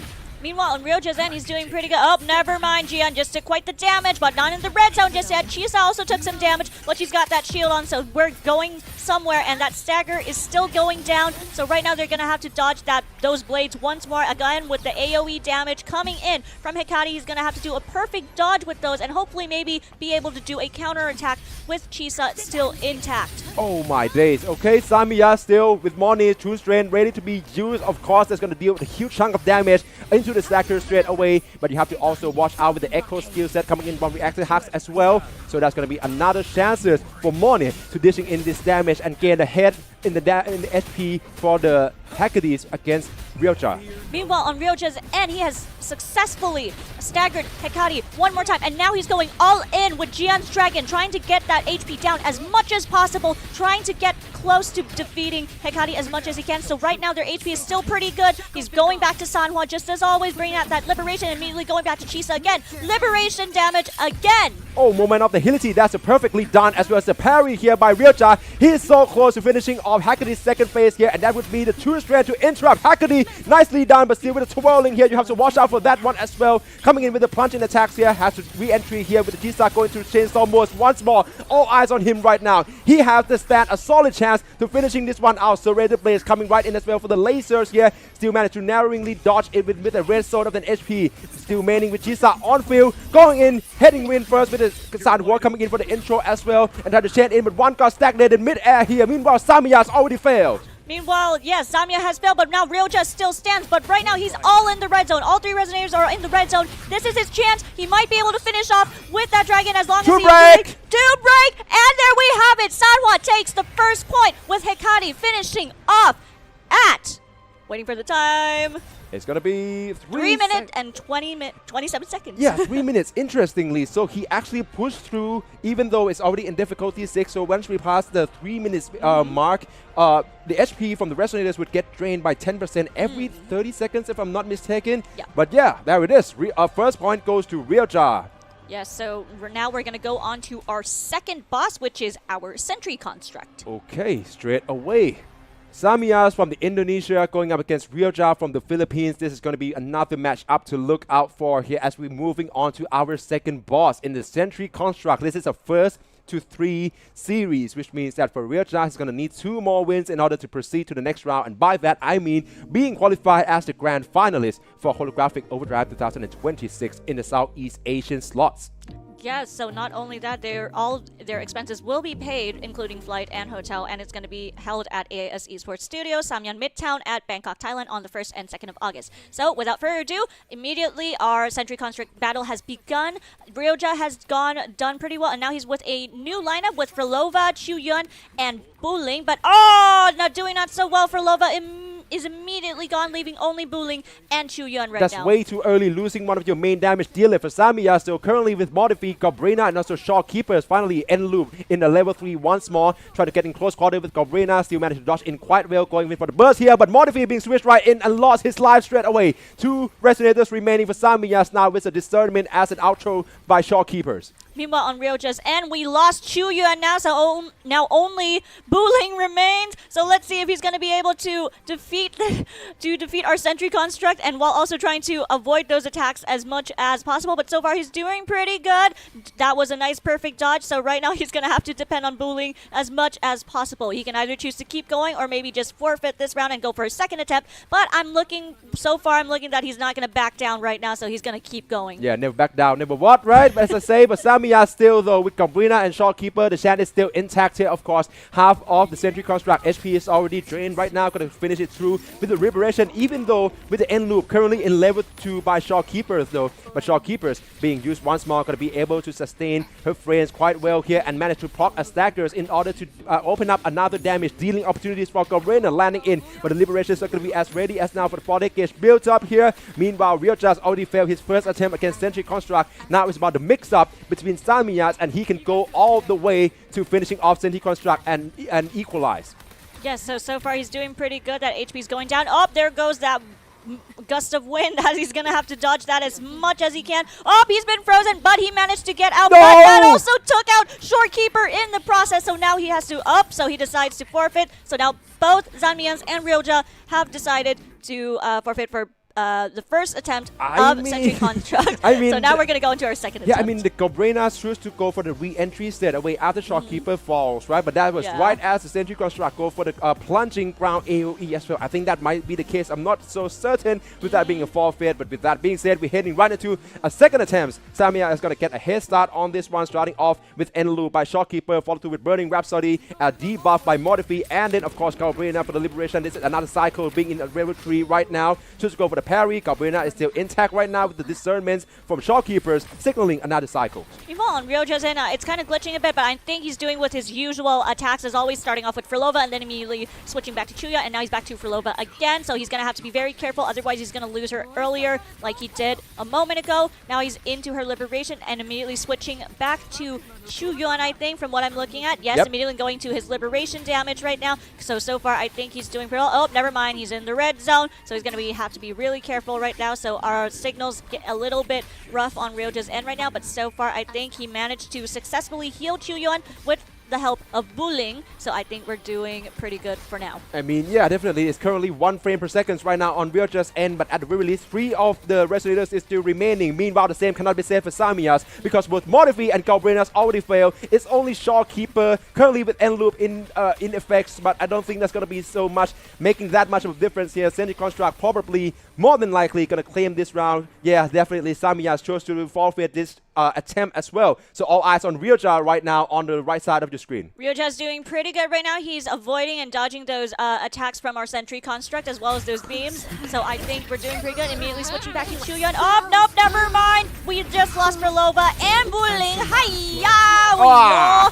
We're going to Chuyun now, whose HP is also very close to getting to the red zone. So he's going to have to go all in with Chuyun right now. Oh, alright then. I mean, at least it's Chuyun, and he's managed to go in with the Stacker right now in order to dealing in this echo damage. Hopefully one will be revamped for him soon, as right now it's all about dash and slice and dice in order to get that Liberation once more as well. Of course, but this time around only half of Sentry Construct HP is being depleted, so he have to probably do this easily 3 to 4 times more, but without Frolova, that's not going to be so easy. Yes, and now, oh, no, Chuyun is in the red zone right now. Whether he's going to keep going and deciding to just solo in with only 2k left in his HP, or if he's going to forfeit it, but I don't think he's going to forfeit because Ryoja is literally never backing down and never giving up because looking at his profile, he's literally I think he's a dungeon main, so he's definitely not giving up on this. So he's keeping on going, and now he's going into that liberation damage on Chuyun's end. So hopefully, maybe, just maybe, he might be able to do extra damage onto it. Oh, but now it brings out those gun ranged attacks, so now he's going to have to be really, really careful on this. Oh, it's really uphill battle so far for Realja with only Chuyun being the last one standing. But that would be it. The wind-up attacks from Sentry Construct would make him fail these attempts as well. We are now entering our last and our final attempts on Sentry Construct by both Samyas and also Realja. So let's see who it takes to win. So yes, right now Zanmia's and Ryoja's score, we only have Ryoja going at 1 point and Zamia still at 0. So right now Zamia still has the chance to equal his score with Ryoja with his third and final attempt with Sentry Construct. All right then. We are seeing the exact same team comps here by Samyas going for another default here. Of course, starting off with End Loop by Shopkeeper, but this time he's chooses to skip for Modify, going in with Gabrina instead though, which is interesting choice to say the least. Currently, she's at level 2 right now. It's going to be Modify and level 3 with Burning Rhapsody instead. I'm not sure if that is deliberate choice of Cycles or not. Meanwhile, on Ryoja's end, he's immediately going onto Chuyun this time, going into his Liberation attack. And so far, it's doing pretty good. Up, a bit of damage. Up, never mind, he's in range. And we just lost Chuyun early in the match. But right now, we only have Frolova in right now. But as long as Bullying is on, I think we can still manage something with these two. Okay, meanwhile, but for Loa, just follow Chuyun in. This is not looking good out for Ryoja. For Samyas, of course, all three still standing tall here. Shopkeepers managed to dodge in all of this claws attack going into end loop once again. Tried to go for the setup, but she got frozen. Managed to shake it out quite well though. Go back into Mordevi, going in for the perfect dodge instead with the tune breaks. After the retaliation into the liberations as well. Meanwhile, try to track in with the intro from Galbrina, but you have to watch out for Sentry Construct, and Galbrina's fall on Samia's side as well. The main damage dealer's gone. Now it's only 2 left with Mordevi and Shopkeeper. Right now, Ryoja is in. No, just took a nice tune break, but that stagger gauge is not going down any lower. Now he just got a few damages in, but his HP is still doing pretty good. Now it's on. Nope, never mind. That was quite the lunge attack, and he didn't manage to dodge that. But right now, he's trying to dodge all those projectiles as much as possible. And now with those gun range attacks, and there goes his third and final attempt on Ryoja's end with Sentry Construct. Yeah, meanwhile for Samia, of course, it's also looking very difficult. But at the very least now, Modify and Shopkeepers, who is in the red zone, can potentially re-up some of her HP, of course, with this end loop being procced on once again. But I'm really have a hard time seeing Samyas actually finishing this run on time. We have to also considering that even with all the sustainabilities, but once the tactical hologram level 6 past the 3 minutes marks, it is going to be another chances here where all of them is going to get depleted in their HP. And I think Modify is in quite a bit of a pickles. Back in the Shopkeepers, end loop is in level 3. Sentry Construct going in for the ground AoE, still managed to dodge all this one well. Going in with the intro for Modify once more. The punch attack managed to perfectly dodge this one out into the liberations, but this is not going to be nowhere near enough damage to proc another stacker. But right now, I think Zamia is designed to just go all in. Oh, we just lost Mordefi. Now all that's left is our support Shorekeeper. So I don't know if he's going to keep going or decide to just continue on with Fel Sovereign on both ends. But right now, so far, I think he's still going. But oh, that was quite the damage. So even now, we only have Shorekeeper. It is quite not possible on whether this is going to work out well. Oh, I respect Samyas for not throwing in the towels yet, Mo, but this is looking very unlikely. If this is being the case, of course, neither side would receive a point in Sentry Construct runs, and we have to proceed on to our third boss, even though it's going to be only the second points to be contested for in the False Sovereign. And there we have it for the Samyas side. Yes, so now Zanmias and Ryoja, both sides have failed to finish their third attempt on Sentry Construct, so no one gets a point on this round, so we're going to immediately move on to our next boss, which is the False Sovereign. False Sovereign it is, in order for us to either look out if whether Ryoja can manage to gain a 2-0 lead or if Zanmias can actually manage to equalize. This is going to be a very important matchup to look out to. Alright, the False Sovereign it is, so definitely we have to look out for not only the movesets but also how tanky he is as well, being Electro and also I believe Havoc resistance. Yeah, yes, exactly. Electro and Havoc exactly resistant. said that. So yeah, Havoc resistance not going to be a good choice for Chisa and also for Loba anymore. But yeah, right now he's quite short when it's come to the damage dealers, so I'm expected to see Lupa in the mix with the rest of the squad here, or else it's going to be Jian.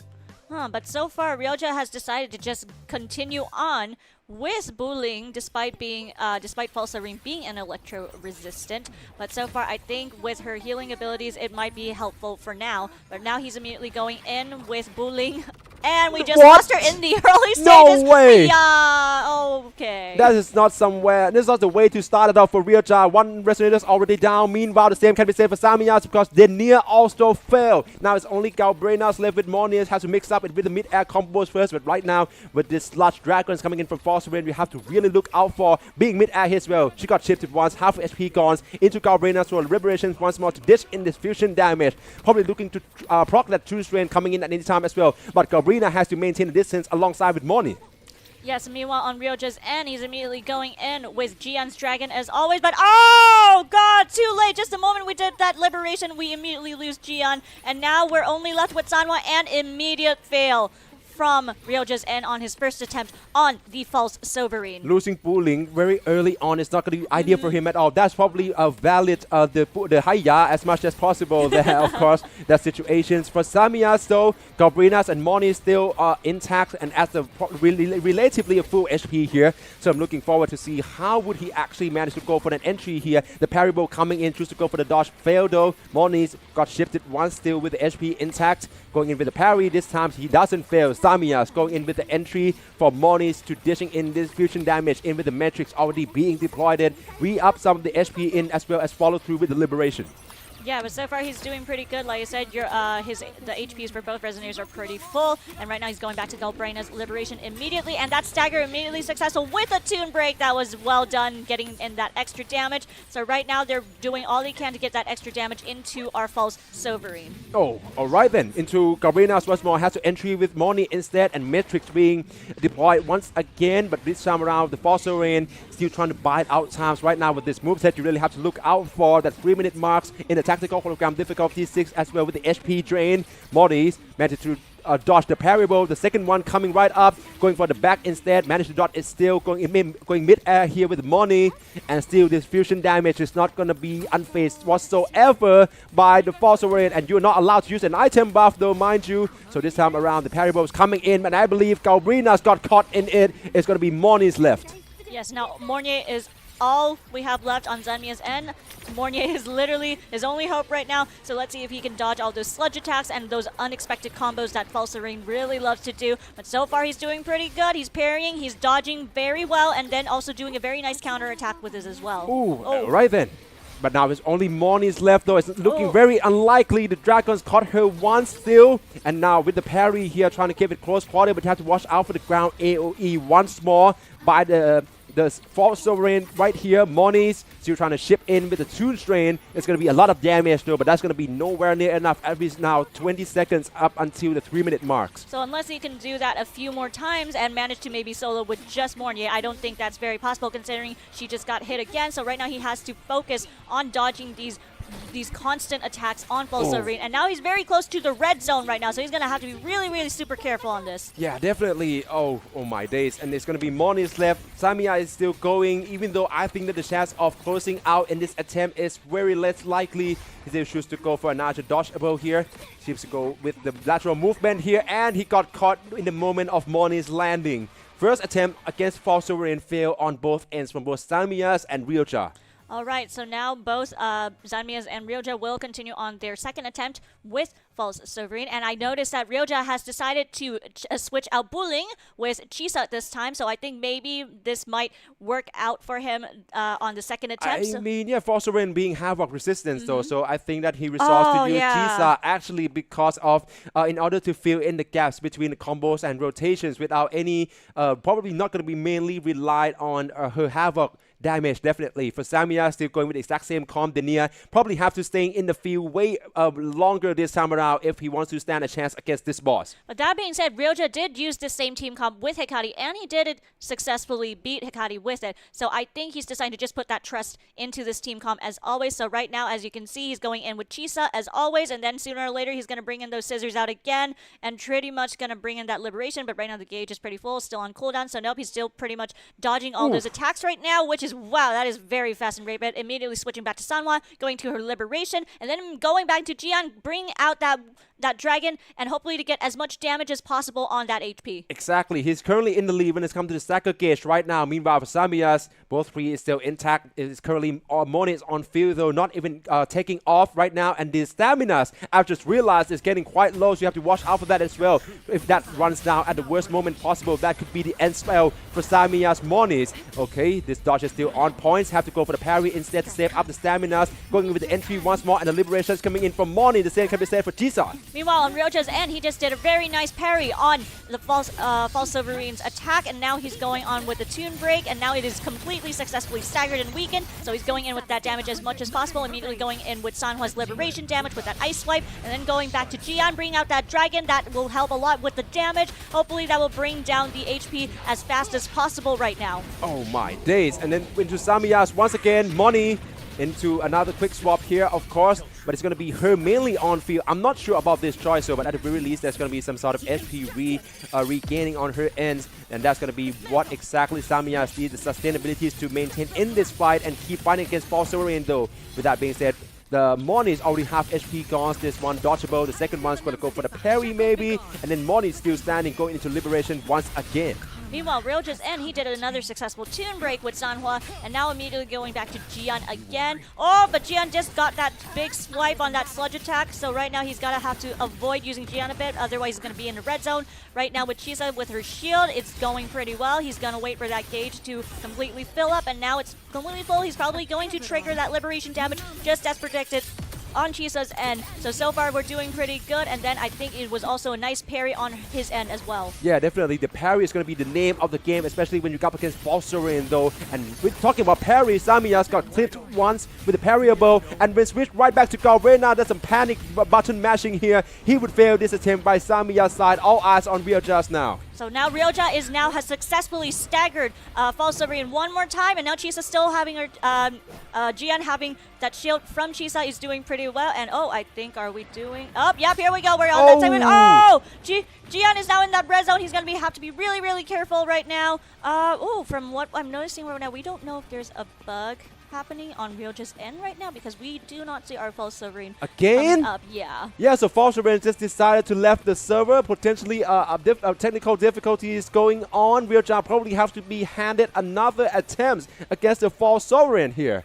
Oh, all right, so I guess that's how it's going to be. But we're going to wait for confirmation on our staff team. But yes, so far we've noticed there will be some bugs on these accounts, because we're going to repeat this once again, because all of our players are using a developer's account. So bugs will happen in some aspects. It's kind of natural, right? You'll hear your content creators always say that, hey, this is an experienced server. Whenever you use it to gain access to the pre-release characters, that's going to always be the case with all of these bugs and unadjusted. But yeah, hopefully this is the only chances for all the competitors to use a fair account and stand on the same ground with access to Resonators pools, right? So alright then, Ryoja is probably going to be handed another attempt on False Sovereign here, and he's going to go straight into it with Jian.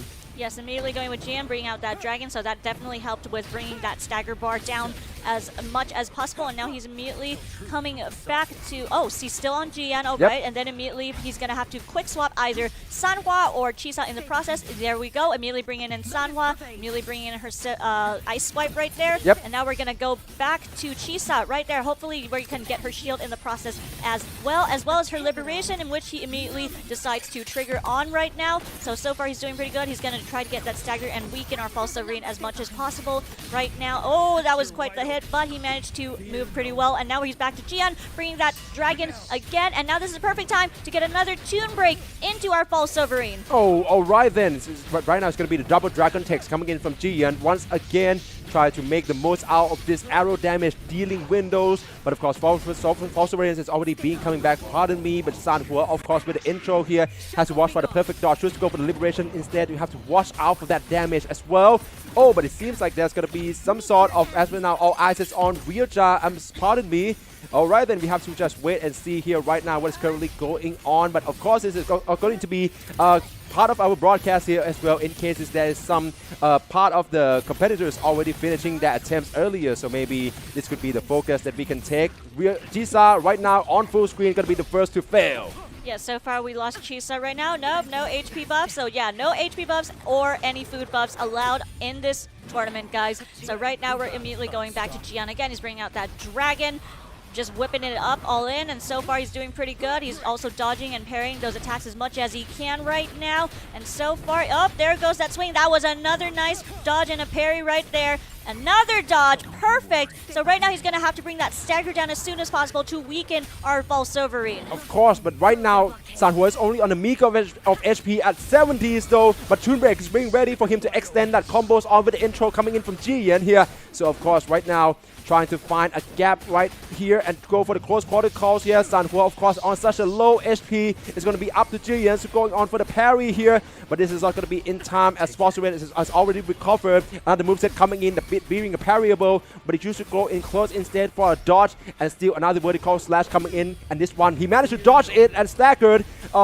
Volsoverine here is going to be another chance for Jiyan to landing in that liberation. Meanwhile, with Ryota right now, oh, we just lost Gian, and now we're literally in the red zone with Sanhua. We don't know if he's going to be able to keep going on this with only 70 HP left in his bar. He's going to have to go all in this time, and while also trying to dodge and parry these fast rapid attacks from Volsoverine's end, but so far he seems to be doing pretty good. But right now he needs to take his distance and also take that parry. Oh, there we go. I mean, yeah, we're talking about exactly the HP drain, which will be coming at any time within the 10-second marks, of course.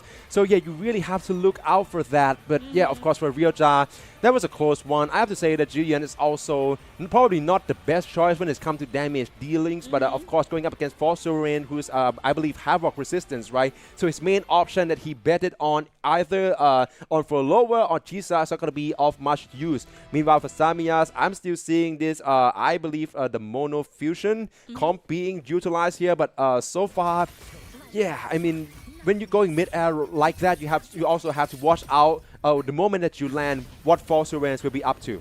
Yes, so meanwhile on Ryoja's side, he's doing with the same team as always. It was starting off with Chisa a little bit, and now immediately switching. Oh no, it's still back on Chisa. So yeah, he's going to take Chisa in, then immediately switching back to Sanhua, putting in that liberation as always, and then probably going to do another quick swap with Gian as predicted, and immediately bringing out that dragon to bring that stagger down as much as he can right now. Oh my days. And okay, back into Cabrenas on Samia's side, so this time trying to go a bit of a quick close quarter into the Nia, who's currently HP is in red zone. Switch back to Cabrenas, managed to perfect dodge it once, twice this time, and managed to sneaking in a bit of a hit in as well before switching right back to Monir. But this time around, it's going to be another difficult set of hers to enter into the Matrix state with the Volsoverine already into that Slash Dragon attack with beams. Meanwhile, on Ryoja's end, I think he just had a chance to do a little tune break with Chisa right now. So now he's really focusing on using Chisa right now, and then while also avoiding those slashes as well. So far, HP is still at a relatively full gauge right now, and now he's immediately going back to Gian. Gian immediately comes back with the dragon, and then coming back with Sanhua's swipes as always. So far, so good, but now that gauge is going to come back on that stagger, so now he's fully up and running again. So we're going to have to see whether or not this will be his attempt. Exactly. Talking about the stagger gauge, for Samyas, he's managed to proc one straight away this time around with Gabrina being the one on the entry into Monir with this Matrix already being deployed in. Currently, Volsoverine is currently being interrupted, but he's already recovered. So you have to look out for the remaining ground AoE as well as the dragon attack as well. Just to go quite close there, have to watch out for this sort of crowd control being inflicted upon the resonators as well. The parable coming in just to dash mid-air instead and keep the mix-up in between Monir for safety. Meanwhile, on Ryoja's end, we have just lost Gian, so now all hope is on Sanhua and Chisa right now, which he is currently doing with her liberation damage with that big ice swipe, and now he's on Chisa again. Hopefully this is where he also triggers his liberation as expected. So right now we're going to see whether or not he's going to be able to handle this with just Chisa and Sanhua, whose HP are still relatively full, and with a pair of shields, which I think will save them a lot of damage. Okay, yeah, I mean, it's really a lot of damage here, but when you come back to Samya, so I'm still fair to see how exactly can the fusion damage be scaling, because it not seem like this is that complementary, considering that this is a mono fusion team. We're starting off with Monir's liberations once more, but of course the concerto built up for the Nia is also ready. It's going to be the choice he swept into, like into Galbrina here with the parable coming in as well, proccing another stagger and another chance to do the damage with the 40 gauge being fulfilled into liberations from Galbrina. on Ryoja's end, he literally just had a chance to do probably another tune break, but I think he kind of missed it. I didn't catch that quite soon, but right now he's doing pretty good, bringing out that stagger bar as low as possible as he can with Sanhwa right now, waiting for that cooldown to get that liberation on Sanhwa's end, while meanwhile on Chisa's end, the same thing as well, on that cooldown, waiting for that gauge to on, and oh, he just bring out that grapple to get away from that attack a moment ago. Nicely done. Meanwhile, on Sanhwa's end, yes, he immediately switches back to Chisa again, coming back with that liberation damage. So far, he's doing pretty good. Oh, and for Samyas, all three still standing, and if I may say so, at such a respectable HP as well. It's currently Denia has to intro in with Monius to go airborne and escape from all of this whirlpool of attacks coming in from False Sovereign. So to dish in a bit of damage here in the metric state here and choose to keep the distance to make sure that she would be entirely avoided from that dragon attacks. And then entry in with intros coming in from Denia as well into another liberations. All three still standing. The chance is looking quite solid for Samyas. Meanwhile, Ryoja is in a bit of a hiya moment right now because Sanhwa has literally just got clipped. So now we only have Chisa left. So now it is Havoc against Havoc resistant boss. Let's see how that's going to work out. Now he just did a little tune break onto our False Sovereign. So far it's doing pretty good with that lunge attack, but also he did take a bit of damage. Ooh. But he's not in the red zone just yet. He's still got that shield on, so that's going to save it a bit. But with her being Havoc, I think it's going to be a little bit possible. Yep, red zone. Hopefully, is he just going to forfeit, or is he just going to keep dodging or going to keep going? Exactly. Meanwhile, for Samyas, things turns uphill real quick with now both Denia and then also Gabrina's already fallen. But currently, Smony is the last one remains with the Toon Strand being in effect right now. It's going to dish in a lot of this damage here. But you have to watch out for False Rain as well because he has now recovered. Moni has to go airborne once more and try to go within another cycle, this time with no more damage dealers to help him in the rotations. So it's going to be this dragon, and he got clipped with the beam. Samyas also failed these attempts against False Sovereign. Yeah, here we go again. So I think that was their third and final attempt. Was yeah. that our third final attempt? I believe so. I mean, Ryoja actually have one more in slots, if I'm being recall correctly, considering that there was one time False Rain bugged out.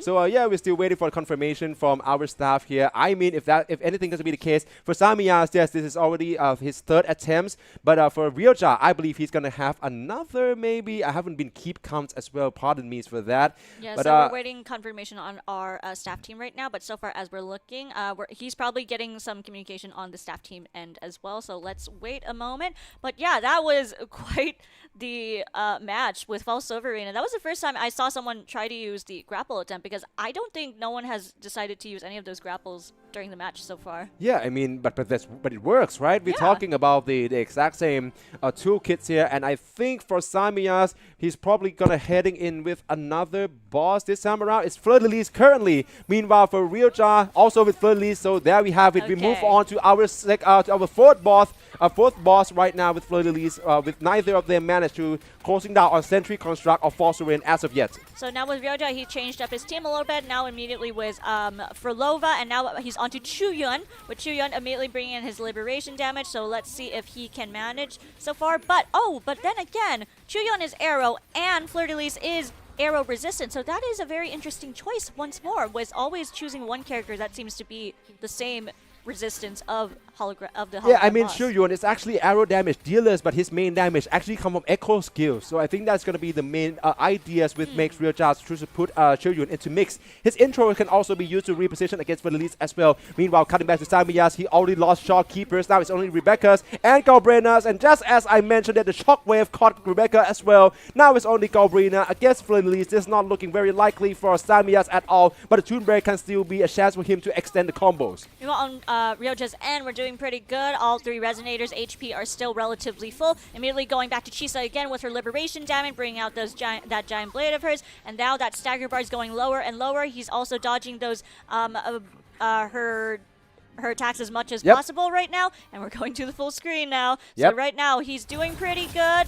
He's also avoiding those attacks as much as he can, and he's successfully staggered it along with the Toon Break. So let's see if he's going to be able to succeed. I like what I'm seeing here so far. So of course we're heading into Followa once more by Ryoja's side with the liberations coming in as well. The stagger gauge is about to be depleted. Felice HP almost half gone as well. To plunge in and use all this burst damage. Firstly with Shoyuan, of course, into another liberations here, but I believe that Felice is about to be recovered at any time soon. So you have to watch out for that one as well. Chisa probably to end it all with moment up. Now utilities here as the stacker gauge just being built up. That's probably not the best timing though, but that's not going to be matter because right now I believe the echo skill coming in from Hackerty as well into the serrated of chainsaw mode coming in by Chisa. Meanwhile, right now we're dealing with her floor hazards on Fleur-de-Lis's end, so we're going to have to dodge that while still trying to successfully do probably a counterattack or at least a parry attack onto Fleur-de-Lis's end. Right now the Concerto is full. He can do a quick swap, which he immediately does. Quick swapping back to Frolova, and hopefully right now by the time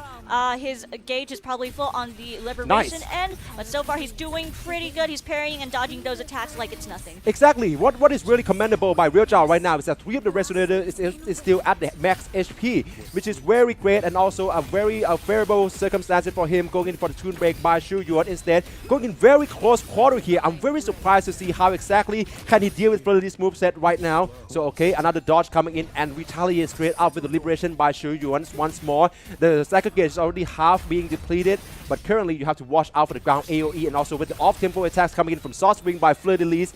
Shu Yuan SP is currently not looking too good, but still not far away from the red zone too.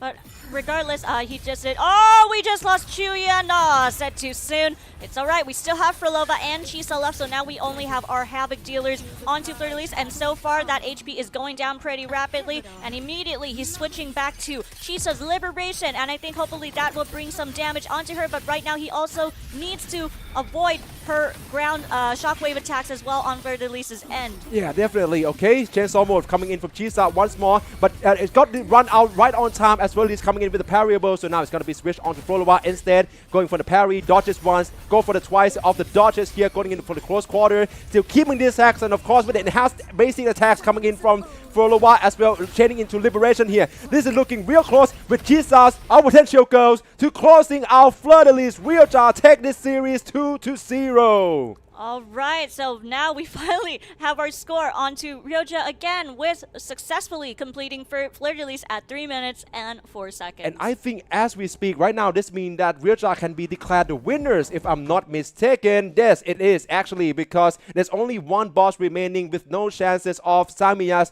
to make an equalizers. So there we have it. Ryoja is your next grand finalist for Wuthering Waves Holographic Overdrive 2026 in the Southeast Asian slot. I would say that was quite the experience. I think this is like the first time in today where we have like, what, 3 bosses that had 3 failed attempts simultaneously. I mean, just 2 though, Fleur-de-Lis. Yeah. Yeah, exactly. But yeah, of course, very tough lineup of bosses here. But finally, Realjar from the Philippines managed to push through. He becomes another representative in order to gain that slot into the grand finals event being hosted offline next weekends at August 1st and 2nd, live from Samyan Mitrtown at AS eSports Studio as well. So, okay, there we have it. Meanwhile, for Samyas, all hope is not lost. You will be falling down into our last chance bracket to battle it out and finding out to trying to win the one of the 2 last slots to the grand finals. So that will be it for this match, but we have way more for you, as you have already anticipated, of course, coming right to you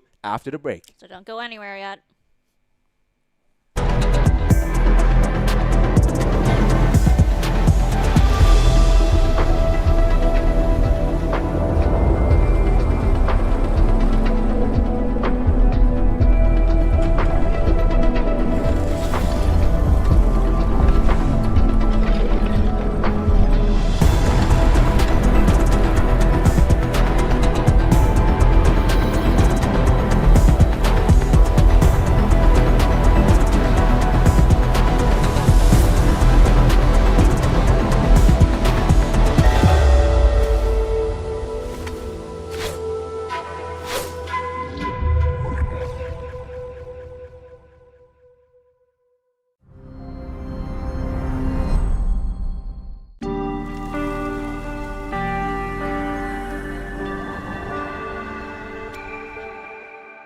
Time flees over the fort like a kite in the wind.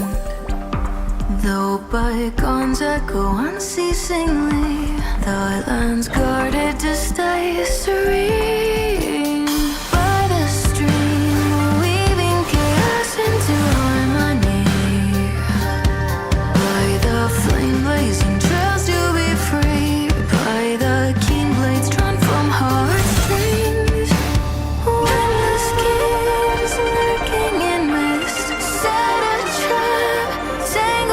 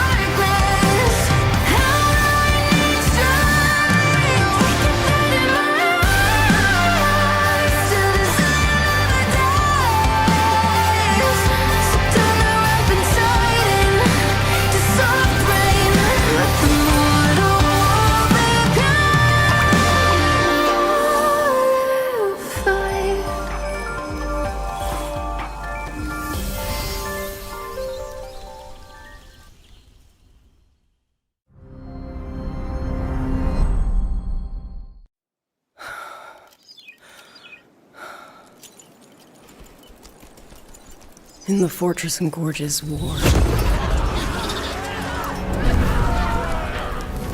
we lost everything we had built. And yet, in the hearts of the people, it remained home. What is broken, we fix. What is destroyed, we rebuild.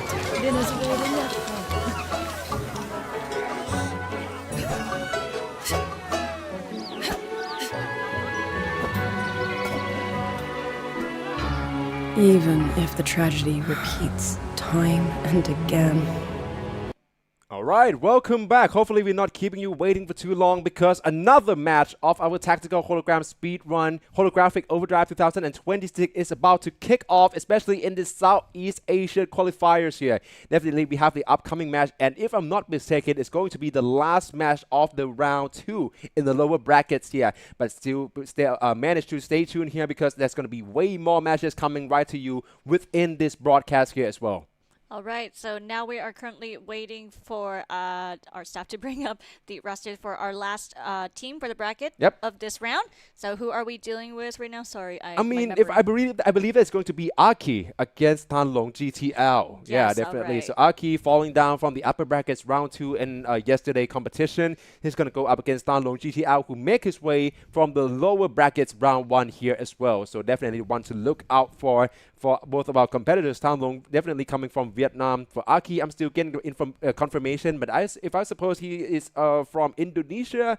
So yeah, another Indonesian representative, almost supposedly. Let's head into our draft phase here for this matchup, though. So now as we're doing, we're currently waiting for Aki to choose his first ban along with Tanlong as well. So far we're seeing how it's gonna be. I think they're deciding really well right now because they're so close to like deciding on whether they're going to make it or not. So I can see why they're taking their time on this first ban. I mean, yeah, definitely. This is probably like one of the first cases that we have seen the tower, sorry, not a tower of adversity. I want to say a tower of adversity. Yeah, that's different mode though. This is actually tactical hologram. So, but of course, with the draft phase being in place here, that means that both Aki and Tanlong have to also ban out the resonators, which will be removed from the pools entirely, and then also to draft and picks up their own resonator choices as well.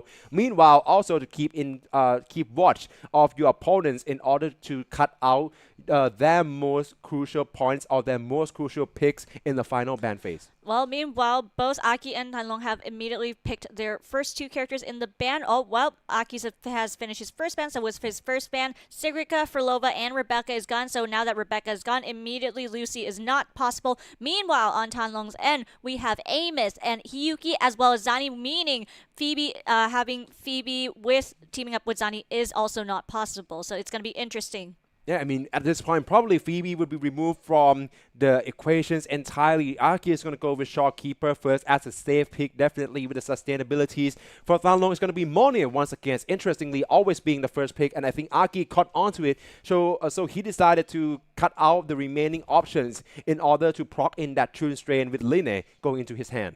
Meanwhile, on Tanlong's end, he has chosen Iuno and Chisa. So we're going to see whether or not he's going to take this chance. But I think because he's seen Iuno, sooner or later, yep, there we go. We have Augusta and Lupa in on Aki's end. I think this is quite a ping-pong pick phase here. I'm seeing a lot of retaliations. Tanlong begins with Moniz. Aki takes Linne from his hands. And now with the Unos also responds with Augusta, which has some potential as a solo DPS, although not without the full capabilities with Uno being out of his hand.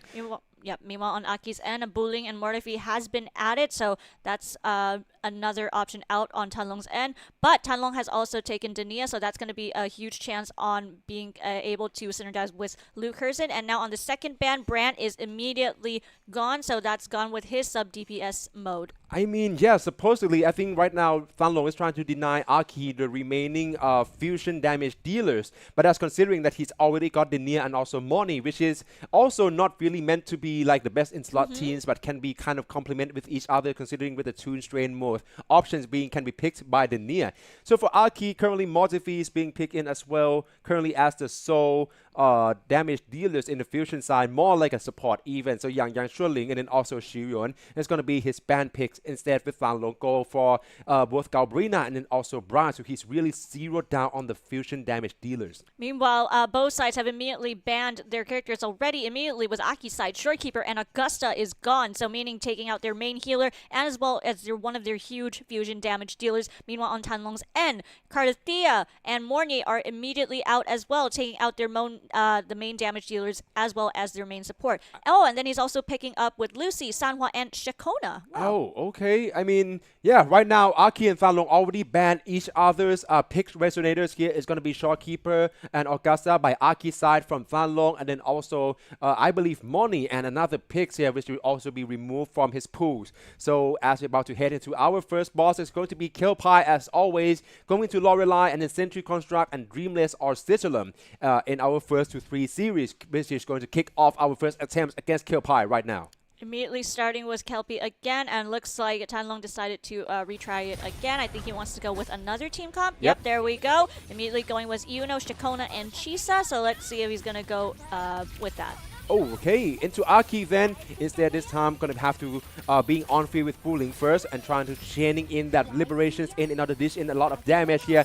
Fanlong still took his time with the echo sets here. As we can see, this is a developer account, so all of them has a chance to adjust their echo tuning stats to be as they wish. Okay, right now we are into currently. Oh, I was about to say Shang Li, but then she just got clipped and erased from this competition. It's going to be Lupus now landing in with the Liberation instead and try to go with the closing gap mechanics. Intro coming in from Fuling as well, but Killpie still remaining unfazed. Going to get interrupted once or twice, but not the windows he's looking for. It's going to be the stagger gauge coming right up here with Lupa being on field. Meanwhile, on Tanlong's end, he immediately starts his attack with Denia's Liberation, and now immediately switching back to Luke, going into his mid-air combo attack, trying to avoid those tail swipes from Kelpie, as well as those floor hazards as well. And he's doing pretty good so far, bringing in that Liberation damage. That Scalpel is coming back out again, and he's bringing out that stagger as much as possible, and has successfully staggered Kelpie with just Luke. Yeah, definitely. I'm really liking to see what Fanlong is bringing to the table right now, especially with Luke Hersim being the main damage dealer and also Chisa right in the very first boss here. Meanwhile, coming back to Aki here, of course, Fuling still standing tall into another Liberations coming in from her too. So Killpie right now half the HP already gone, but has to dealing with his clones first. So right now the tag team's moveset is about to coming in. Fuling's got a lot of HP being regained right there. Has to manage to find a real kill piece yet. It has to be Lupa instead going in for the landing with the intros here, dealing a lot of fusion damage in. Meanwhile, on Tanlong's end, right now Kelpie is bringing back that 3v1, having those 3 clones now again. And now he's using her Luke Hershin to avoid those damages of those floor hazards and with those mid-air combo attacks again. Bring back his Liberation damage. So far, his HPs on both 3.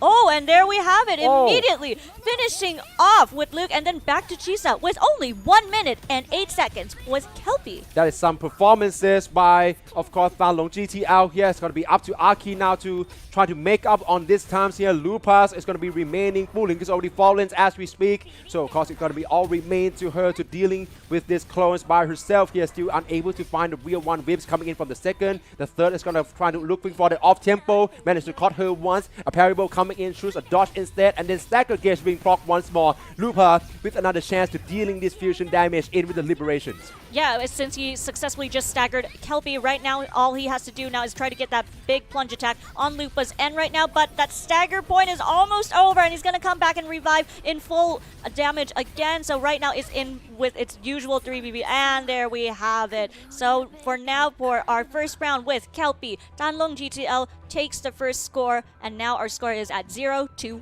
Exactly, he's going to gain the lead in our first to 3 first, which means that he's only need 2 more wins in order to proceed, and by that I mean secure the slot as the grand finalist in the Southeast Asia qualifiers in order to head it to the grand final event being held in Bangkok, Thailand next weekend on August 1st and 2nd. That is a fast run, I have to give you that for Fanlong GTL. He's already gaining the lead here, but all have to be moved on to our second boss coming in right up in the lineups, which is Lorelei. So yes, now we are on to Lorelei, and we're going to go on to our first attempt. This is still a good chance for Aki to turn the tables once more to hopefully maybe equalize with Tanlong to do a 1-1. Yep.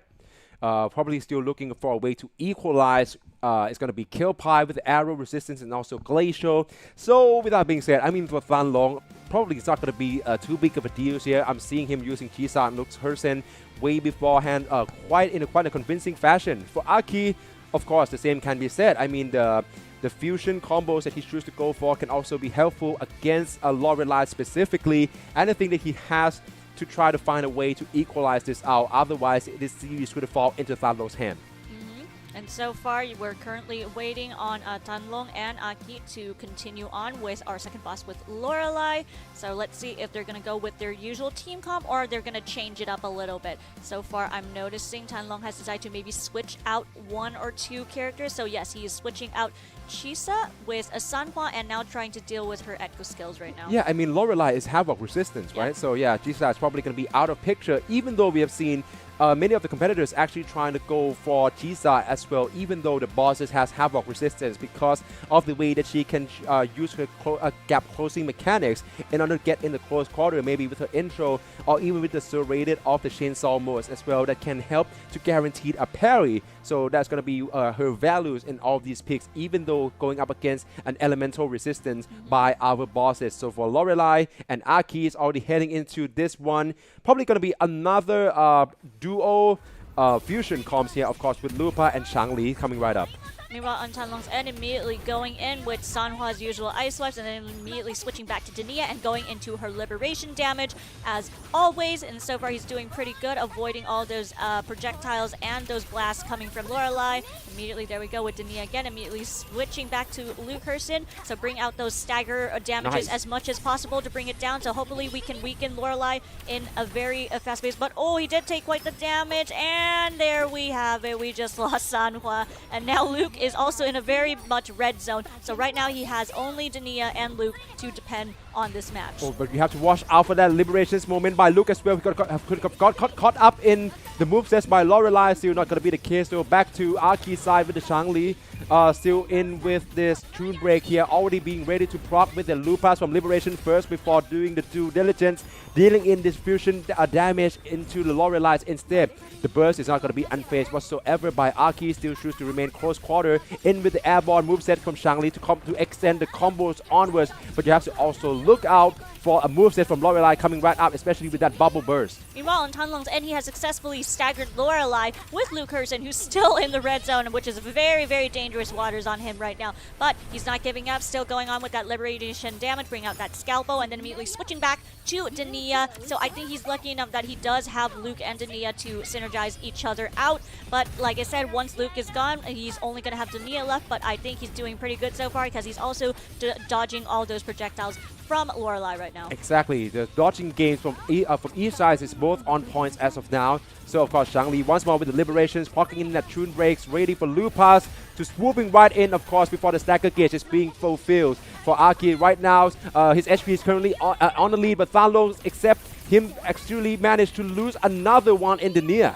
Meanwhile, on Tanlong's end, he only has Luke left, and there we have it. He has failed his first attempt with Lorelei. Exactly. Meanwhile, Aki, his hope is still intact with all 3 Resonators. It's currently being on field with Fulings, going to come into closing in the gap and also trying to fill in the timer of the cycles here with the liberation, of course.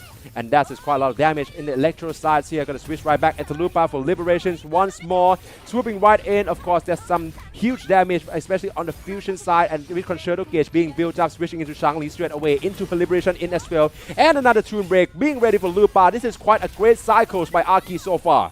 Yeah, with all 3 Resonators, HP still full, I think he's going to do pretty well, especially with Lorelei now. Her HP is down pretty low, and it will be very close to almost finishing this round. Could he finish this round immediately? Because right now, he is currently... Sorry, I can't really see. Yeah, but I mean... pooling, there we go. Yeah. Of course, with the pooling, but yeah, this is looking very likely for Aki into Lupa once the Concerto is being ready and swooping in with the liberation. What a visual that is. 105k of damage to finishing off Lorelei and make it 1-all.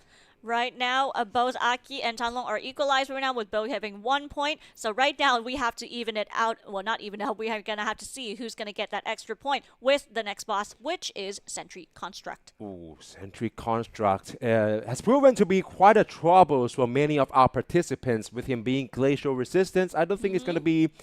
I think that both sides currently have a team comp equipped to take him on. But yeah, definitely it's also about the fact that this series would have gone the distance. We cannot settle right now, at least with only 3 bosses being played. We're going to have to extend it into Dreamless and even Sigillum as our deciders here. So either Aki or Fanlo has to also manage the characters' quotas, the Resonators' quotas as well, which each Resonators can only be used against 3 bosses. So yeah, I mean, for now at least, I think that the dual fusion combos from Aki is on point. With Linear is still in the picture as well for Fanlong. Of course, probably going to have to go in with this team comp straight away. Starting off with Chisa on the Liberations. The same can be said for Lupas on Aki's side. Dashing in with the mid-air combos, going into Shangli. And then with the mid-air dash here, straight away into close quarter. Parryable coming in. Still with Shangli and dodging perfectly against Sentry Construct. Meanwhile, on Tanlong's end, he managed to do another nice tune break onto our Sentry Construct, immediately switching back to Luke Hurston,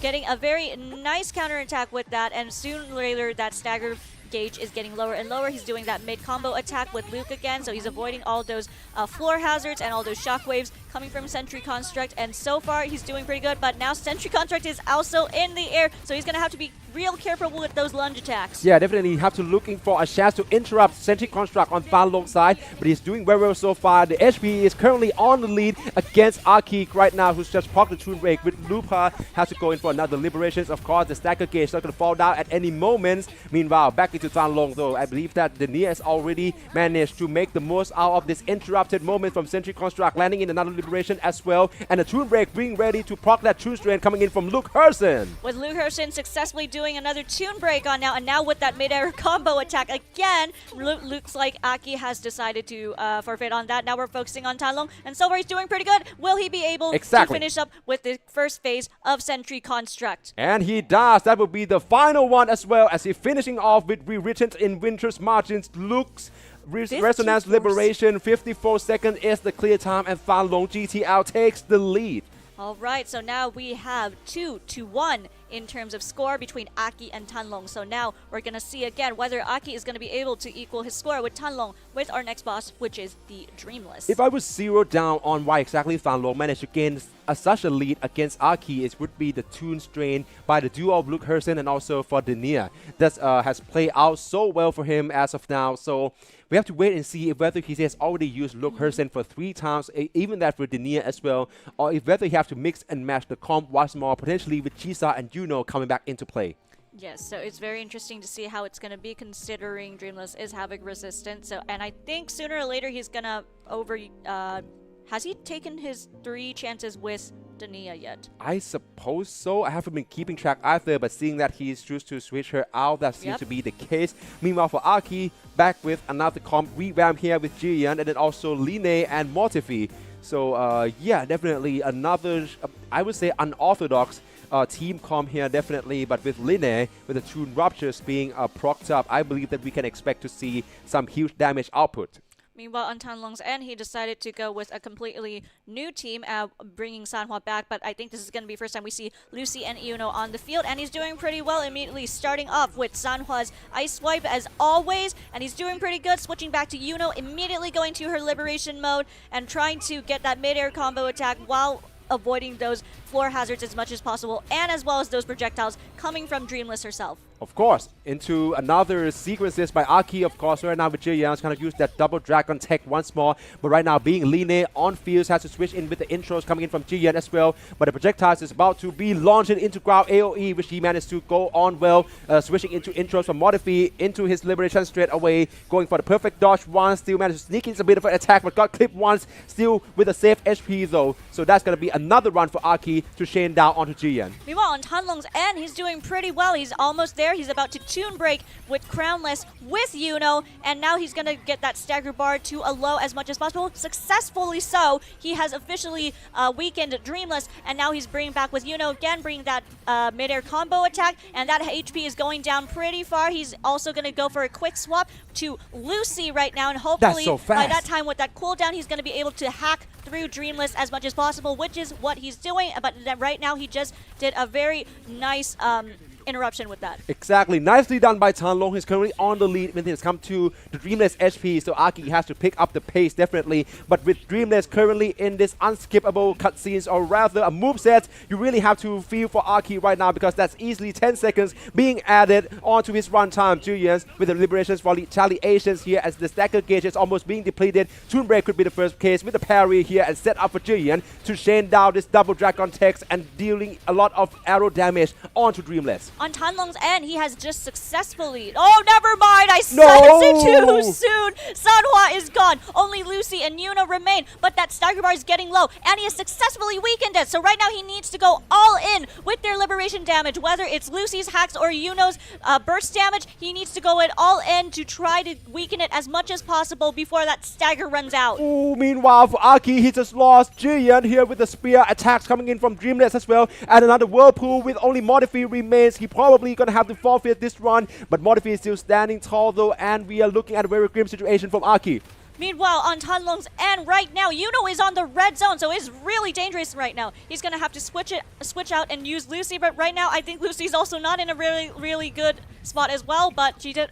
we lost Yuno, and now all we have is Lucy. So let's see if he's going to be able to hack onto Dreamless before it attacks her anyway, and while also doing those dodges and parries as well. Of course, meanwhile, Aki's already failed his first attempt against the Dreamless. Back to Tanlong as all eyes is on him right now. Lucy only one remaining, which he wouldn't be able to pull it off. Dreamless managed to claim both Aki and Tanlong in their very first attempts against this boss. We're going to have to run it back for the second attempt. Alright, so now we're going to go on to our second attempt with our Dreamless on both Aki and Tanlong's side. Oh, but Tanlong was actually really close, but immediately Tanlong does not hesitate and immediately goes in? Yeah, definitely. Oh, okay, so I think he might want to reconsider his team a little bit more, or is he just restarting? Oh, okay, so he is restarting with Dreamless again, immediately going in with Lucy as always, and then immediately coming back to Sanhua with his usual moveset, and then immediately switching back to Yuno, trying to get all those liberation damages in as much as possible. Yeah, I mean, of course. Meanwhile, Aki is still pondering his option, probably going to need a bit of more time to reset. So it's going to be just Tanlong as we speak, going in with the mix with Lucy straight away, trying to go for the hack here to dealing a lot of spectral damage. She got hit once though, had to go in close quarter to escape from that spear attack coming in from Dreamless here, and another vertical wing attacks as well. So currently he's trying to go for the quick swap instead, with Lucy still being on field, going to liberations here. Probably going to inflict a lot of toon hack here with the cripple movements. Alright, so far we're seeing, yeah, Aki is back in now, and he's immediately going in with Jian and his liberation damage with that dragon in, and immediately he's also having Mortifi and Lene into that farm day. Oh, never mind, Jian's in the red zone now, so that's very dangerous on his end right now, so he's going to have to do a quick swap to Lene, which is what he immediately does, and he successfully does so, while also avoiding and dodging those swipe attacks from Dreamless. Meanwhile, on Tanlong's end, he's doing pretty good, so far so good, and he's also just hacking through with Lucy as always. Oh my days. Meanwhile, for Aki, Toonbreak is coming in from Jian as well, but his HP is on the red zone. Has to go for Lin there first. Quick swap back into Modify and try to put in that Burning Rhapsody debuff into the Dreamless here, but the vertical moveset here is going to be the one hard to deal with. Choose to go for the lateral dodge instead and counter with the liberations here into Jian's intro as well. But right now he could have got caught on mid-air. Choose to go for another liberation, and this is nicely done by Aki as well in order to continue his combo string. Meanwhile, on Tanlong's end, he just got quite the damage on that Whirlpool from Dreamless right now, and now he's having to avoid those projectiles, but he's doing so by being Yuno, who has her little mid-flight mechanic that really helps a lot. So right now he's trying to dodge all those projectiles as much as he can on Dreamless's end, but so far he's doing pretty good right now with the HP not in the red zone, but also at the same time it's also not really good if they get another hit in. Okay, and now Linne with the intro, proccing in that twin break, being ready, probably gonna set up with liberations from Modify first though, and dealing in a couple of more shots in the end. He got knocked back once, and now with the Dreamless currently with the airborne stage, you have to really look out for the remaining projectiles where you have to do the perfect parry against them. Oh, and Linus fell the first time. The second time as well, she's not going to be able to pull it off. Linus also fall by Aki's side. Meanwhile, on Tanlong's end, he has just successfully did a nice little tune break, getting some extra stagger damage onto our Dreamless. So right now he's doing pretty good. Switching back to Sanhua again with that liberation damage. Hopefully he can weaken it and break that stagger, which he immediately does so. So now he's with Yuno, and Yuno's HP on Dreamless is going down pretty well. So right now he needs to bring in all that damage as much as possible, immediately going in with another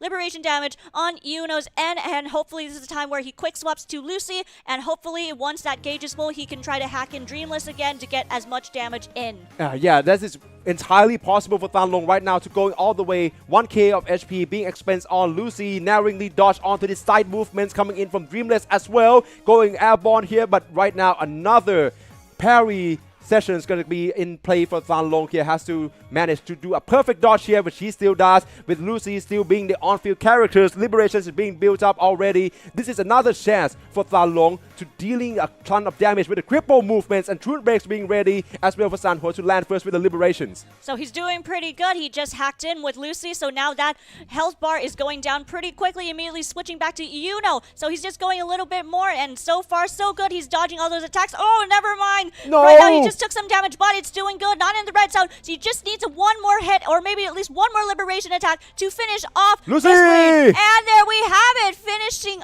off Dreamless with Lucy in the span of 3 minutes and 4 seconds. So the score goes to Tanlong. So congratulations to Tanlong for making it to our grand final. So we will be welcoming you to Thailand soon. Exactly. Congratulations to Tanlong GTL from Vietnam for qualified in the Southeast Asian slots into the grand finals of Holographic Overdrive 2026, which will be held in an offline event in Bangkok, Thailand next week and on August 1st and also August 2nd. Meanwhile, for I suppose the defeated Aki from the Philippines, all hope is not lost. He'll be fell down into the last chance bracket, where he have to battle it out to secure one of the 2 final tickets into Bangkok, Thailand real soon, which we're going to have to coming right back to you after the break. So, but we still have way more match coming right up. So this will be a short break. Don't go anywhere. We'll be right back. Together. We will always make the same choice. Then, from the past, we walk toward tomorrow.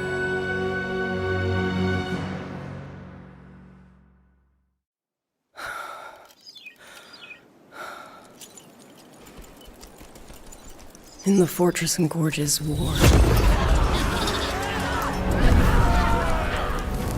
we lost everything we had built. And yet, in the hearts of the people, it remained home. What is broken, we fix. What is destroyed, we rebuild.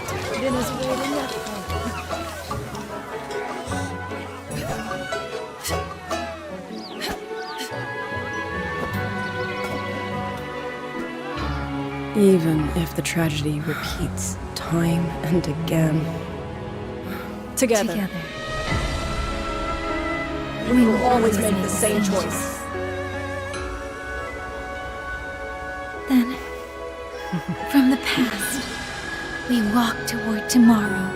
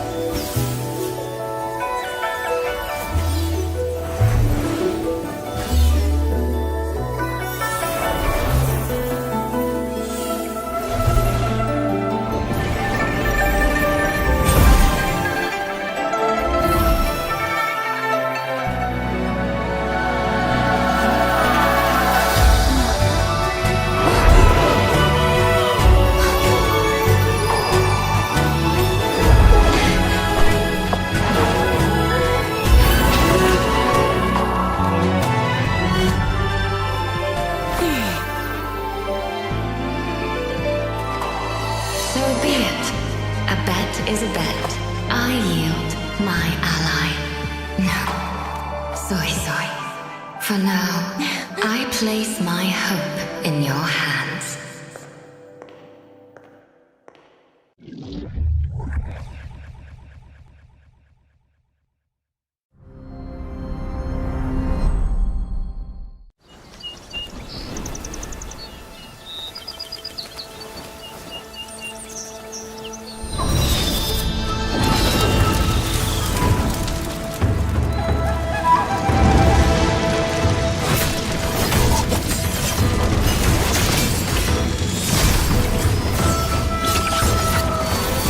Follow the wind's lead.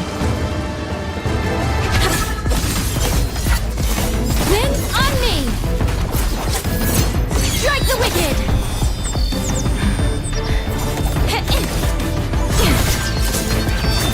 Gone with the wind! Sever the discord!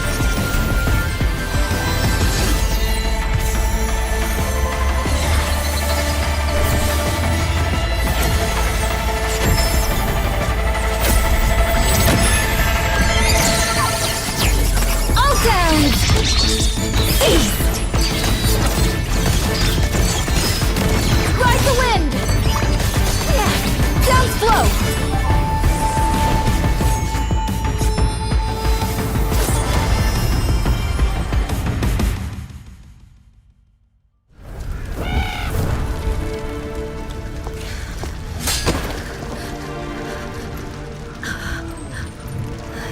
Gentle.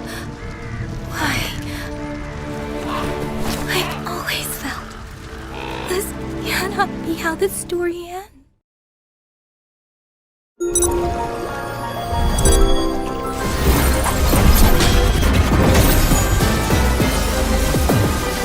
Ashes to ashes!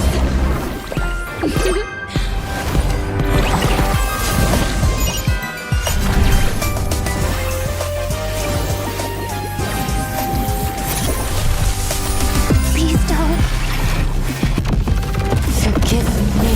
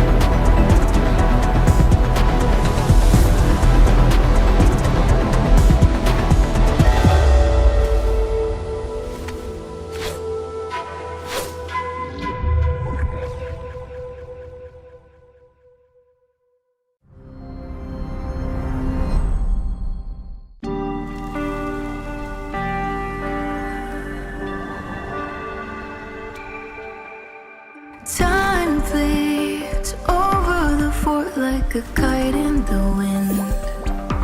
Though bygones echo unceasingly, the island's guarded to stay serene. By the stream, weaving chaos into harmony. By the flame blazing trails to be free. By the keen blades drawn from heartstrings. Windless schemes lurking in mist. Set a trap, tangled with memories. Fight and cut it clean. For shining light and moonrise. For triumph in the shimmering eyes. We dare all the thunder. Show darkness. How I need strength. We can fight in my eyes. Till the sun never dies. So turn the weapon sighting to soft rain. Let the mortal wall fight.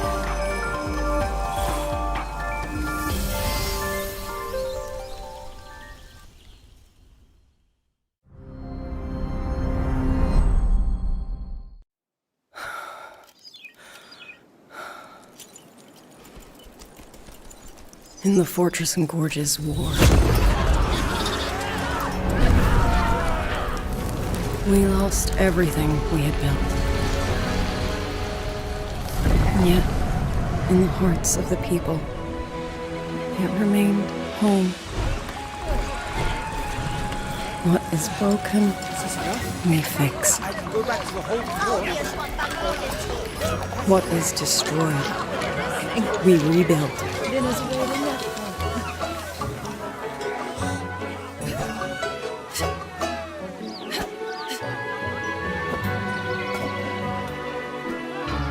Even if the tragedy repeats time and again. Together. We will always make the same choice. Welcome back. After the breaks, we are now heading into potentially we are currently facing the ends of the Southeast Asian qualifiers here at Holographic Overdrive 2026. As we have already mentioned, the brackets will be coming right up soon for us to summarize who have actually managed to pull through to our grand finals event already, and it is currently going to be seen right here. Currently, the one who's qualified, we got Haku from Vietnam, Instinct from Indonesia, Phoebe from Vietnam, and then also Sensei from the Philippines. Meanwhile, for today, as we just gone through the entire round 2 of the lower brackets, we got Savkir from Indonesia, Raging Z from Indonesia, Ryoja from the Philippines, and then Fan Long GTL from Vietnam, who would be another 4 of the 10 finalists who managed to be qualified and get a chance to get flied out and then competed here in Bangkok, Thailand for our grand final event. And as you guys can see at the very bottom of the screen, that is a last chance bracket, which is where the losers from the round 2 of the lower brackets is going to have one of the last shot by going up against each other in the exact same formats in order to contest for one of the 2 last tickets to be qualified to the grand final events. So yes, as we can see on our last bracket, we have Ecuador with Shirobari 1, and then we also had Zanmias, was it? Yeah, I believe it is actually going to be Ecuador against Shirobari 1 and Samiyas, yes, against Aki. All right, so yeah, we still have 2 more slots available that on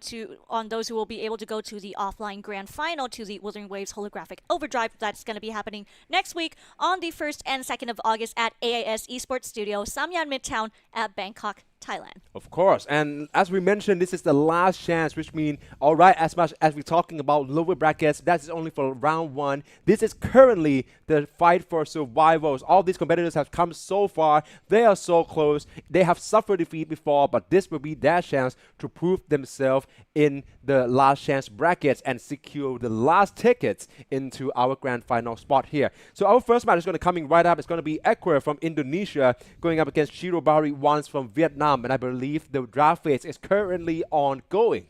All right, so we're currently going to see who our first ban phase is going to be on Equor's side. We already have Linnae and Augusta immediately in the first ban, meaning that's going to cancel out the Sun and Moon synergy that Yuno and Augusta has. Meanwhile, on Shirobari's end, Brant and Carlotta immediately gone. Oh. Okay, I'm seeing a very specific ideas when it comes to Shirobari once bans right now going into Carlotta and then also for Brandt. With that being said, I think it's more about trying to kind of like to disperse the risk by getting rid of most of the damage dealers in their respective elements, right? So we have Linnae, Augusta, and Lucilla being banned by Equor in the very first phase here. I think we can expect to see Baitu. Oh, not going to be the one I expect, though, not to, to be admitted. But yeah, definitely Shirobari 1 shows that to be his last ban phase before we're heading into our first pick phase by Equor. And as always, it's going to be probably one of the most valuable picks in the Sustainer and also the Damage Emperor Shawkeeper. Meanwhile, on Shirobari's end, he has decided to choose on Chisa. So we're going to see how that's going to be, on whether he's going to go on a full Havoc team or whether he's going to mix and match those up. Yeah, I mean, getting Amy straight away is also a huge pick for Equor as well. Probably one of the top metas still for the fusion damage dealers. Can also be putting in with the Toon Ruptures mechanics with Moni as well, considering that she has yet to be banned or be picked up by Shirobari 1. So of course, Equor straight up just trying to make the most out of this Toon Break system alongside with the Nia and Moni. Yeah, meanwhile, on Shirobari's end, he decided to won't go with Hiyuki and Cardisia, immediately coming with Changli and Buling. So we're going to see on Equor's end as well who's currently choosing. Oh, immediately, Rebecca and Luke Herson. So right now, that is their draft picks for now. Right now, Shirobari still has another before we go into the second ban phase. Immediately canceling out the Cyberpunk Edgerunners team. Shirobari takes Lucy. Yeah, I mean, currently, I'm really liking where Equor is going on right now. Getting both Luke Herson, Amy, Denia, and then also Moni. So for the second ban phase, Shirobari shows to coming in and ban Frolova, considering that Equor has yet to equip Havoc damage dealers. Meanwhile, for Equor, first ban in the second phase being Shakona. Understandably, that Katitia has already been picked, and with this being the case, I'm also suspecting whether Equor will choose to ban out Katitia when it's come to our final ban phase. Let's wait and see. Meanwhile, on the second ban phase, other than Shakona, we also have Sanwa added in, so that's going to cancel out some of the Glacio stuff into there. And meanwhile, right now, Shirobari immediately comes in with Lupa, so we're going to see whether Equor is going to cancel out any other fusion synergies on her. Yeah, exactly. And funny that you mentioned that currently either Phoebe or Sani has yet to be either banned or picked. With that being said, Shirobari is going to go straight in with this Mortifi and then also for Danjin, as well as Equor, who's currently going to secure Yang Suoling at his final pick. Yes, and also with Galbrina added into the mix as well. And there we have it. Equor has immediately got banned on Denia and Yuno, so that cancels them out, along with Shirobari 1, who has immediately canceled out Chisa. And I think there's still one more that still needs to be picked, so I think they're taking their time on thinking on who to ban out right now. Exactly. Denia being banned out of Equor's picked Resonators by Shirobari. Meanwhile, for Shirobari, it seems like Chisa is also out of his hand, along with the second ban coming in, and that's going to be Hiyuki straight up. So, that is going to do quite a lot of damage to his team as well. And considering that Equor's already banned out Shakona, as I suspect, Kadatia will be left to Shirobari's side. And there we have it. The boss pools has been randomized for us here. Again, a first to 3 series, beginning with Lorelei, Interkill Pie, and Dragon of Dirge. For the fourth one, Policy of No Return, and then for the final last one, it's going to be Hackady to finishing this one up. All right, so both sides of Equor and Shirobari themselves have started their first attempt with Lorelei and immediately going in. So right now on Shirobari 1, he immediately goes in with Lucy and then immediately switches back to Buling. So right now he's focusing on Buling's attacks right now, and so far it's so good. Oh, he just got hit by those bubbles a little bit, but never mind, he has her liberation, so that's going to help out a lot. Immediately quick switching to Mortifi, hoping to enable. Oh, he didn't manage to dodge those star projectiles successfully as much, but now he's onto his Flame Rhapsody. So immediately right now Lucy is back on screen again. So right now he's doing pretty good. Let's see if he's going to use this attempt to hack her in.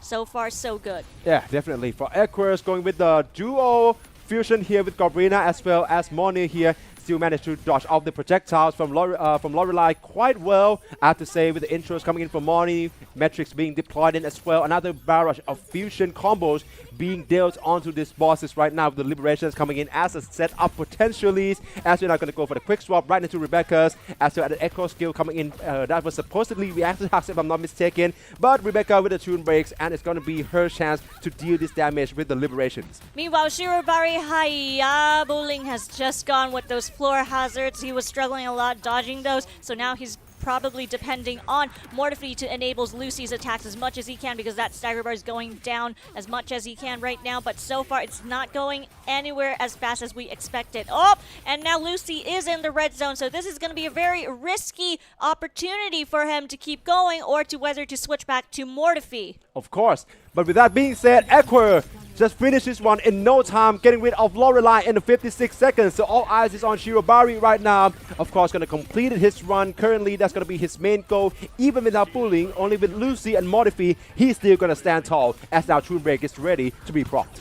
Meanwhile, the stagger was just on in right now. Now he just had Tune Break in with Lucy, and he's doing good so far, but Lucy is in the red zone, so he's going to have to be super careful with using Lucy, or at least try to get her to dodge as much as he can to avoid getting that one-shot kill. So right now she needs to get Mortifee to at least, and now he had to get those healing bubbles, which I think he did not get successfully. So right now he's going to have to just hack through and just gotta keep going. Yep, definitely. But Mortifee Concerto is also ready. Probably have to proc in with Lucy's Revelation first. So cripple movement, that's gonna be her choice into Mortifee intro as well. Nicely done to reposition to Lorelei's from her back. Meanwhile, Echo skill for the mix-up. Gonna have to dishing all of this damage from range though, and dodging all of these bubbles as well. But Liberation's coming in quite close to the moveset. I didn't like that at all, but intro's coming in from Lucy. So this is gonna be another chance for Shirobari to deal this damage, even though Lucy is in red sword. But still, of course, with the enhanced attack being procced in with all the 40 gauge bar being filled up to, another hacks will be coming in, and another chance to dishing in all of these spectral damage. Meanwhile, on the Concerto energy on Mortifee, so he's gonna have to. Oh, we lost Lucy, so now Mortifee is all we have left, and there we have it. Shirobari has failed his attempt with Lorelei, but regardless, right now the score goes to Ekwar, who is currently at 1-0, finishing off with 56 seconds with Lorelei. So we're gonna go on to our second boss, which is gonna be Kelpie. Yeah, passing with flying colors for Ekwar. I have to give him props for that. For Shirobari 1, definitely there's still a chance here with Kelpie being the next and the upcoming bosses here, definitely. But with him being Arrow and also I believe Glacial Resistance boss, this means is once again Kadatia is going to be out of the pictures for him. So he's probably gonna have to follow through with the Lucy, Mortifee, and then also for Bulling. In this choice for the bosses. For Ekwar, I'm seeing him kind of pondering his option.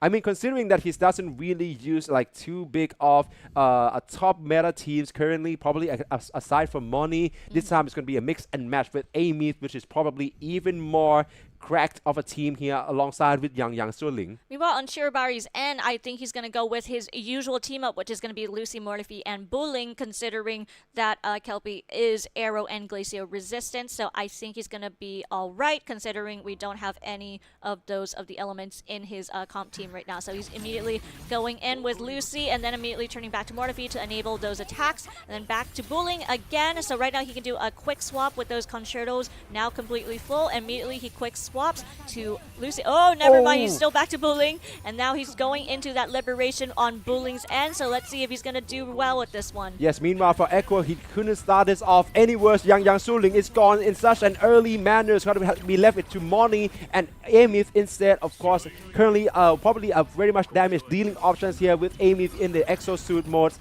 So definitely has to find a way to get close there. But Kelpie is as evasive as ever. Has to guarantee this one in with the landing here, looking for the Stardust Overdrive in the liberation phases. But of course, going with the intro first to fill in the gaps with Moni. Concertos coming in. But of course, it's going to be another phases of liberations right now to guarantee as much of a fusion damage as possible. Meanwhile, on Shirobari's end, he has successfully hacked our Kelpie right now, and now he has successfully staggered it, bringing in Mortifee to enable those extra damages in, and then also back to Bulling again. I'm pretty sure this is where he's probably going to maybe switch back to Mortifee, but right now he's currently focusing on Bulling, seeing whether he's going to bring her her liberation damage into the mix or going to be quick swapping to either Lucy or Mortifi. But right now, Kelpie is at 3v1 right now. The clone moveset has begun. So this is where things are going to get a little bit frustrating because you're now going to have to focus on at least one original Kelpie. But with the lock-on function, which I think he has decided to use and is very much helpful. So he's doing pretty good. He did take a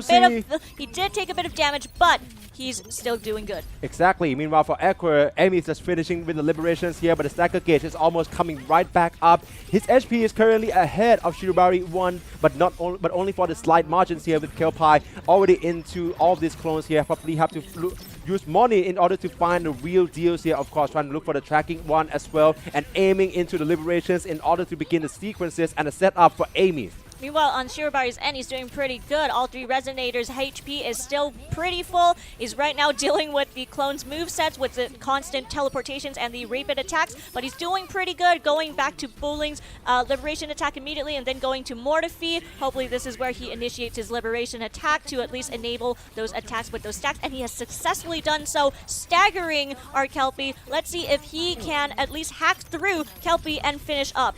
Meanwhile, for Moni, that's not going to be enough, considering that Amy's already fall as well. Aqua failed his first attempt against Kelpie. Meanwhile, for Shirobari, in with the liberations, right on time to complete this challenge against Kelpie with the 2 minutes clear time and making it 1-all. Wow, so now we are both at an equal score with both Aqua and Shirobari, so we're now going to have to decide next with our next boss, which is the Dragon of Dirge. This is what I'm talking about when I say that this is the last chance in the lower brackets here. The winner of this matchup is going to receive the last tickets into our battles here in the grand finals of Holographic Overdrive 2026, while the losers have to go home empty-handedly. So yeah, this is definitely not going to look good at all for either side. So meanwhile, for Shirobari and Aqua, supposedly I think that this is a chance for them to getting hit right back into this matchup though. But with that being said, Aqua with Dragon of Dirge being fusion resistance boss, if I recall correctly. Yes, fusion resistant. Yeah, definitely. So Mon is out picture as well as Amy. They have to resort it to, I believe, Luke Hersen and Yang Suoling. But this would be a good use of Shawkeeper though. Meanwhile, on Shirobari's end, I think he's still going to go in with Lucy, Mortifi, and Buling, regardless, with Mortifi being fusion. But like you said, he's usually there just as an enabler, so I don't think there's going to be much trouble with the Dragon of Dirge being fusion resistant unless he decides to maybe switch it up a bit. But that being said, he does have mostly fusion damage dealers in his roster. Yeah, definitely. Dragon of Dirge, the third boss along our list, with the score currently being 1-all. It seemed like Shirobari is going to kick off this run a bit earlier though, with Aqua still and Luke Hersen, Yang Suoling, and then also Shawkeeper popping up with N-Loop straight away. Yang Suoling with the liberations in the level 2 of N-Loop as well, and it's going to be another default combo into Luke Hersen with Concerto being ready. Meanwhile, on Shirobari's end, he's doing successfully with Buling's liberation, immediately switching back to Mortifi, enabling those damage. He did take a bit of damage, but not too much, so that's pretty good. So he's trying to avoid those ground slams as much as possible, especially with those annoying spikes that Dragon of Dirge keeps coming in. But he's doing good so far, switching back to Lucy. Hopefully this is a time where he can try to hack in Dragon of Dirge, which is exactly what he's about to do. Exactly. Another chance that we have seen Aqua trying to taking on the risks of going mid-air against Dragon of Dirge. We already see how dangerous that Dragon could have been. But of course, with the tune breaks and also the tune strain effects being procced up by Luke Hersen here, Shawkeeper is going to be the one to go for the tune break here into the end loop for the level 2 as well, with Yang Suoling for the quick swap into another barrage of havoc combos in, going quite close here. Have to look out for that pause from Dragon of Dirge as well, with the liberations being unleashed by Yang XL. Shirobari, on the other hand, right now Buling took quite the damage, so her HP is like almost halfway to the red zone.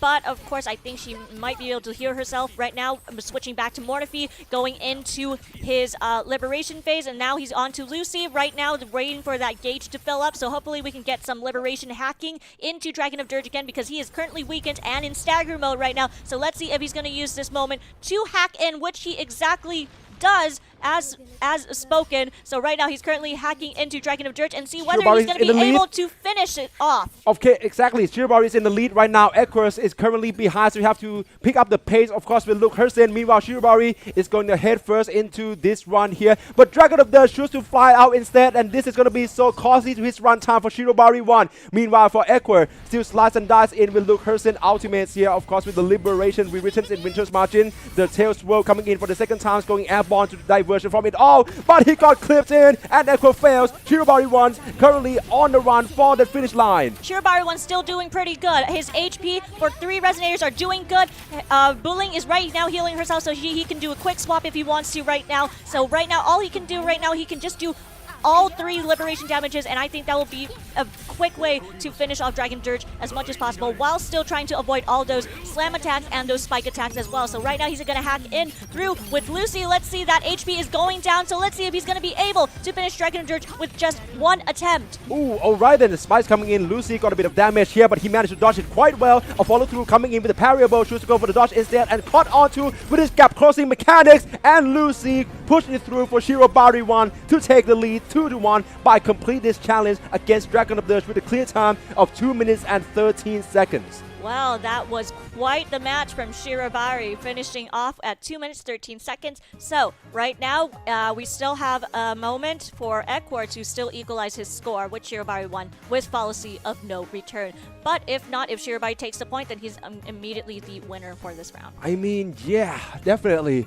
Policy of no return is going to be the next one in line. Of course, Shirobari once managed to gain the lead after finishing off Dragon of Dirge as well. Nicely done by him. And of course, right after we escaped from Dragon of Dirge, which is going to be the fusion resistant boss with the Policy of no return. Sorry? Policy of no return is Spectral So, I mean, Dragon of Dirge is fusion resistance damage dealers, which means that Policy of no returns can be, for Shirobari once, he's going to be able to move back into the Kata tier as the main damage dealer and also hyper carry. All right, so we're going in with Dungeon, come on, and then switching in to Mortifi and then back to Cardathea, and he's doing pretty well. That stagger bar is going down pretty quickly, so he's gonna have to avoid those hammer slams as much as possible while still doing those counter attacks, but so far he's dodging those attacks really well along with those slam attacks. Now immediately turning into Fleur-de-Lis, he's bringing out that liberation damage on Cardathea's end. So far he's doing pretty good. He can do a quick swap now if he wants to, but I think he wants to finish off with Cardathea as much as possible right now. Of course, for Equer, this time I'm going to resort back to Galbrina and also Moni as the duo fusion here alongside with Rebecca to prop in the quick swap. Galbrina's first going to be the one on field right now, getting that stacker, and also Policy of no return is interrupted right now. Going to set up straight away with Moni into the Matrix once again, and of course with this intense attack, once that 40 gauge being fulfilled into the liberations from Moni once more. This is set up exactly that Galbrina's is needed. Meanwhile, on Shirobari's end, he is successfully about to stagger our policy of no return, which he actually does with Mortifi constantly enabling onto those attacks and stacking those damages with Cardathea, immediately going to liberation mode, but going into Fleur-de-Lis. That HP is going down quick, but that stagger bar is also going down pretty quick, so he's going to put in that damage as much as he can right now. Of course, for Equer, currently HP is quite ahead of Shirobari 1, with all 3 Resonators still remain intact here. Galbrina still trying to dash in and also going look for an opportunity and opening to get in and dealing this one, but I believe that he just got knocked up here and had to watch out for the HP as well. Had to switch back to Moni to save his friend's life. Meanwhile, the HP is really looking in favor of Equer, coming in with liberations from Moni once more with his fusion damage potentially about to closing down on Policy of no return real soon. Meanwhile, on Shirobari's end, Dungeon is in a very, very dangerous zone right now. She is in the red zone, so he's going to have to quick swap as much as he can, or is he going to focus on just trying to dodge these attacks as much as possible, which is he's doing pretty good so far. He's doing a very nice, perfect dodge with Dungeon, and right now she's able to heal herself quite quick, and now back to Mortifi, going into his liberation damage, and back to Cardathea immediately. That stagger bar is going lower, so if he manages to finish up that stagger bar, which he successfully does, immediately going into Cardathea, he is trying to finish up this round as much as he can, as quick as he can, because the hunt is on right now, so if he goes back to Dungeon, that is exactly how it will be, but right now he's focusing with Cardathea, and it's doing pretty good, immediately with that lovely slam from Fleur-de-Lis, and let's hope he can finish it off soon, because that stagger bar is now back, but now he can quick swap to Dungeon again, and hopefully, maybe, liberation mode on Dungeon, and come on, the hunt is on! Woo! Dungeon for the finish by Shirobari 1. However, his time though, once compared to Equa, is going to be nowhere near enough. Equa already completed the runs at 1 minute and 6 seconds, which would mean this would be his point and making this series 2-all. Okay, so now we're at an equal point between Equa and Shirobari, both on 2-2. So we're gonna have to decide and see who is gonna be our seventh pick for the off grand final with Hikari. Yeah, I mean, of course, it's one of the last 2 slots here right now. So Hikari going to be the one to decide it all, and I believe that this is going to be a tough call for Shirobari 1 as well. But Karatia is still on play, and I still think that there's a huge potential for her to be used in this comp by his side. For Equa, of course, I think that up until now, either Amy has been used up until 3 times here, but not the same. Might not be able to be said for Luke Hersen. Galbrena, I'm pretty sure, has been used 3 times already. So alongside with Shawkeepers, which I believe that he can use to comply in as his sustainer, we're going to have to wait and see how can Equa work around, considering that this series has gone to the full extent with our boss pool heading up to the deciders with Hecate here. Right now I'm seeing Amy being picked, of course, Rebecca as well, maybe to procting in a bit of a quick swaps here. For Shirobari 1, he's about to begin his run at any time soon with Karatia, Shangli, and then also Lupa, the duo fusion, back in place. So yeah, I'm seeing that Shirobari is about to go full in with those. And I think he almost went with the wrong boss, but yes, we are going with Hikari. He almost went with Dragon of Dirge again from what I've noticed. So right now, I think he's currently waiting on Equa as well, so we can start at the same time. So right now, we are currently waiting on Equa's choice. Yeah, exactly. So we're going with Equa here. Going to be Galbrena and then also Shawkeeper alongside with Rebecca. So yeah, definitely it's going to be another huge battles right ahead with Hecate with 2 phases as well. So of course, when we talk about 2 phases, there's going to be a lot of unavoidable sequences that are going to add the time to the runs already. So it's all about the pace. It's all about who can manage to make it with the best timing possible here. Either Equa or Shirobari, an Indonesian representative against Vietnamese. This is going to be a fun one to watch. Now immediately Shirobari just goes in with Lupa's plunge attack and her liberation, just going all in with Hecate. But right now, took in some damage, so immediately going back to Changli. He's just going to go all in with all those fusion damages as much as possible, while also successfully dodging those projectiles. Meanwhile, on Cardathia's end, he's doing pretty good, trying to avoid those attacks and those lunges. And now onto her liberation, turning into Fleur-de-Lis, trying to big out those big swords. But right now, she did get some damage, so her health is also in almost close to the red zone. Exactly. Meanwhile, Equa seems to get a lot of pace here. Galbrena's being one on play right now, and Hecate's first phase is about to fall here with the Toon Break. Nicely timed here, but Enloop is at level 3%, so that's a bit of a waste here. Meanwhile, he's going to have to dodge these phases before as Hecate transition from the first to second phase. Meanwhile, on Shirobari's end, he has successfully staggered Hecate, which would probably be good enough time for him to get to the second phase of Hecate, which is starting right now, trying to avoid all those blades as much as possible, which is what he's doing pretty well right now. He's dodging perfectly. And now onto the second phase of Hecate, where he's going all in with Changli, going in and then switching back to Lupa, going in for that plunge attack with her spear again. Of course, for Equa as well. Currently, Enloop is at level 2, has to switch to Rebecca's first, and potentially looking for a gap in with the whip mode being equipped by Hecate here. And of course, that ground AoE is as well in a straight line. Chooses to stick in the space here, but of course, seems to be something happens at Shirobari's side. Meanwhile, on Shirobari's end, we have just lost Lupa, so now only Changli and Cardathia remain, so we're going to see whether or not he's going to be able to handle this with just 2 resonators left, but I think he's doing pretty good so far. He's managed to do another Toon Break. That stagger bar is going down pretty quickly, so right now Fleur-de-Lis is, Cardathia is doing pretty good. All he has to do is maybe go into another liberation mode, turning into Fleur-de-Lis, and hopefully get some extra damage to finish off that stagger bar. Of course, for Equus, currently Fleur-de-Lis is in whirlwind mode, but he's already losing Galbrena. So it's going to be left to Shawkeeper, and then also Rebecca's whose Concerto is full and ready for the swap in right now. Probably going for another damage dealing capabilities here. He can still manage to proc up some of the HP backs, but then you have to also looking on for the dodge right after the stagnate moment here. The stacker gate is about to fall down on the Hecate side, and this is a chance for Rebecca to dish in this ultimate here. Of course, the stacker is incoming. Meanwhile, on Shirobari's end, we have just lost Cardathia, and now Changli is only with half HP. And there we have it on the first attempt. Shirobari has got his has got his resonator down in the first attempt, so we Oh. will be getting a second attempt on him unless Ekwar is able to finish off this one. Exactly, and this is seeming so likely with Rebecca's in with the intros to finishing Hackney off. Ekwar from Indonesia make it. He secured one of the last 2 tickets to be the grand finalist and get to compete in the offline tournaments for Holographic Overdrive 2026 here in Bangkok, Thailand next weekend on August 1st and 2nd. Well, huge congrats to Ekwar for securing that ticket to Thailand to the offline grand final at AIS eSports Studios at Samyan Mitrtown, Bangkok, Thailand on next week on the 1st and 2nd of August. But meanwhile, I will have to say, like, a huge props to Sorry, my brain scrambled again. Who was our opponent I before mean, that? of course, we're Yeah. talking about one of the very last 2 Yeah. tickets as well, right? So that's going to be very much coming into play here. And right now, we already have 9 finalists being qualified in the Southeast Asian slots who would be able to proceed on to the final stage, the grand finals, the offline events hosted in Bangkok, Thailand, as we already mentioned right now. It will also be a live stream here as well on AS Play channel. So make sure that you like, share, and also subscribe to our channels in order to get all the latest match coming right up as well for the broadcast. Meanwhile, we still have one last match in order to secure the one last tickets as well for the grand finalists in the Southeast Asian quotas. So don't go anywhere. We'll be coming right back to you after a short break.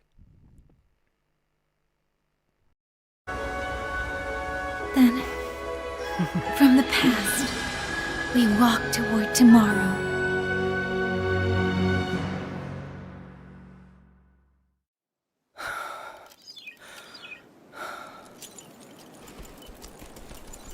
In the fortress and gorges war. We lost everything we had built. And yet, in the hearts of the people, it remained home. What is broken, we fix. What is destroyed, we rebuild.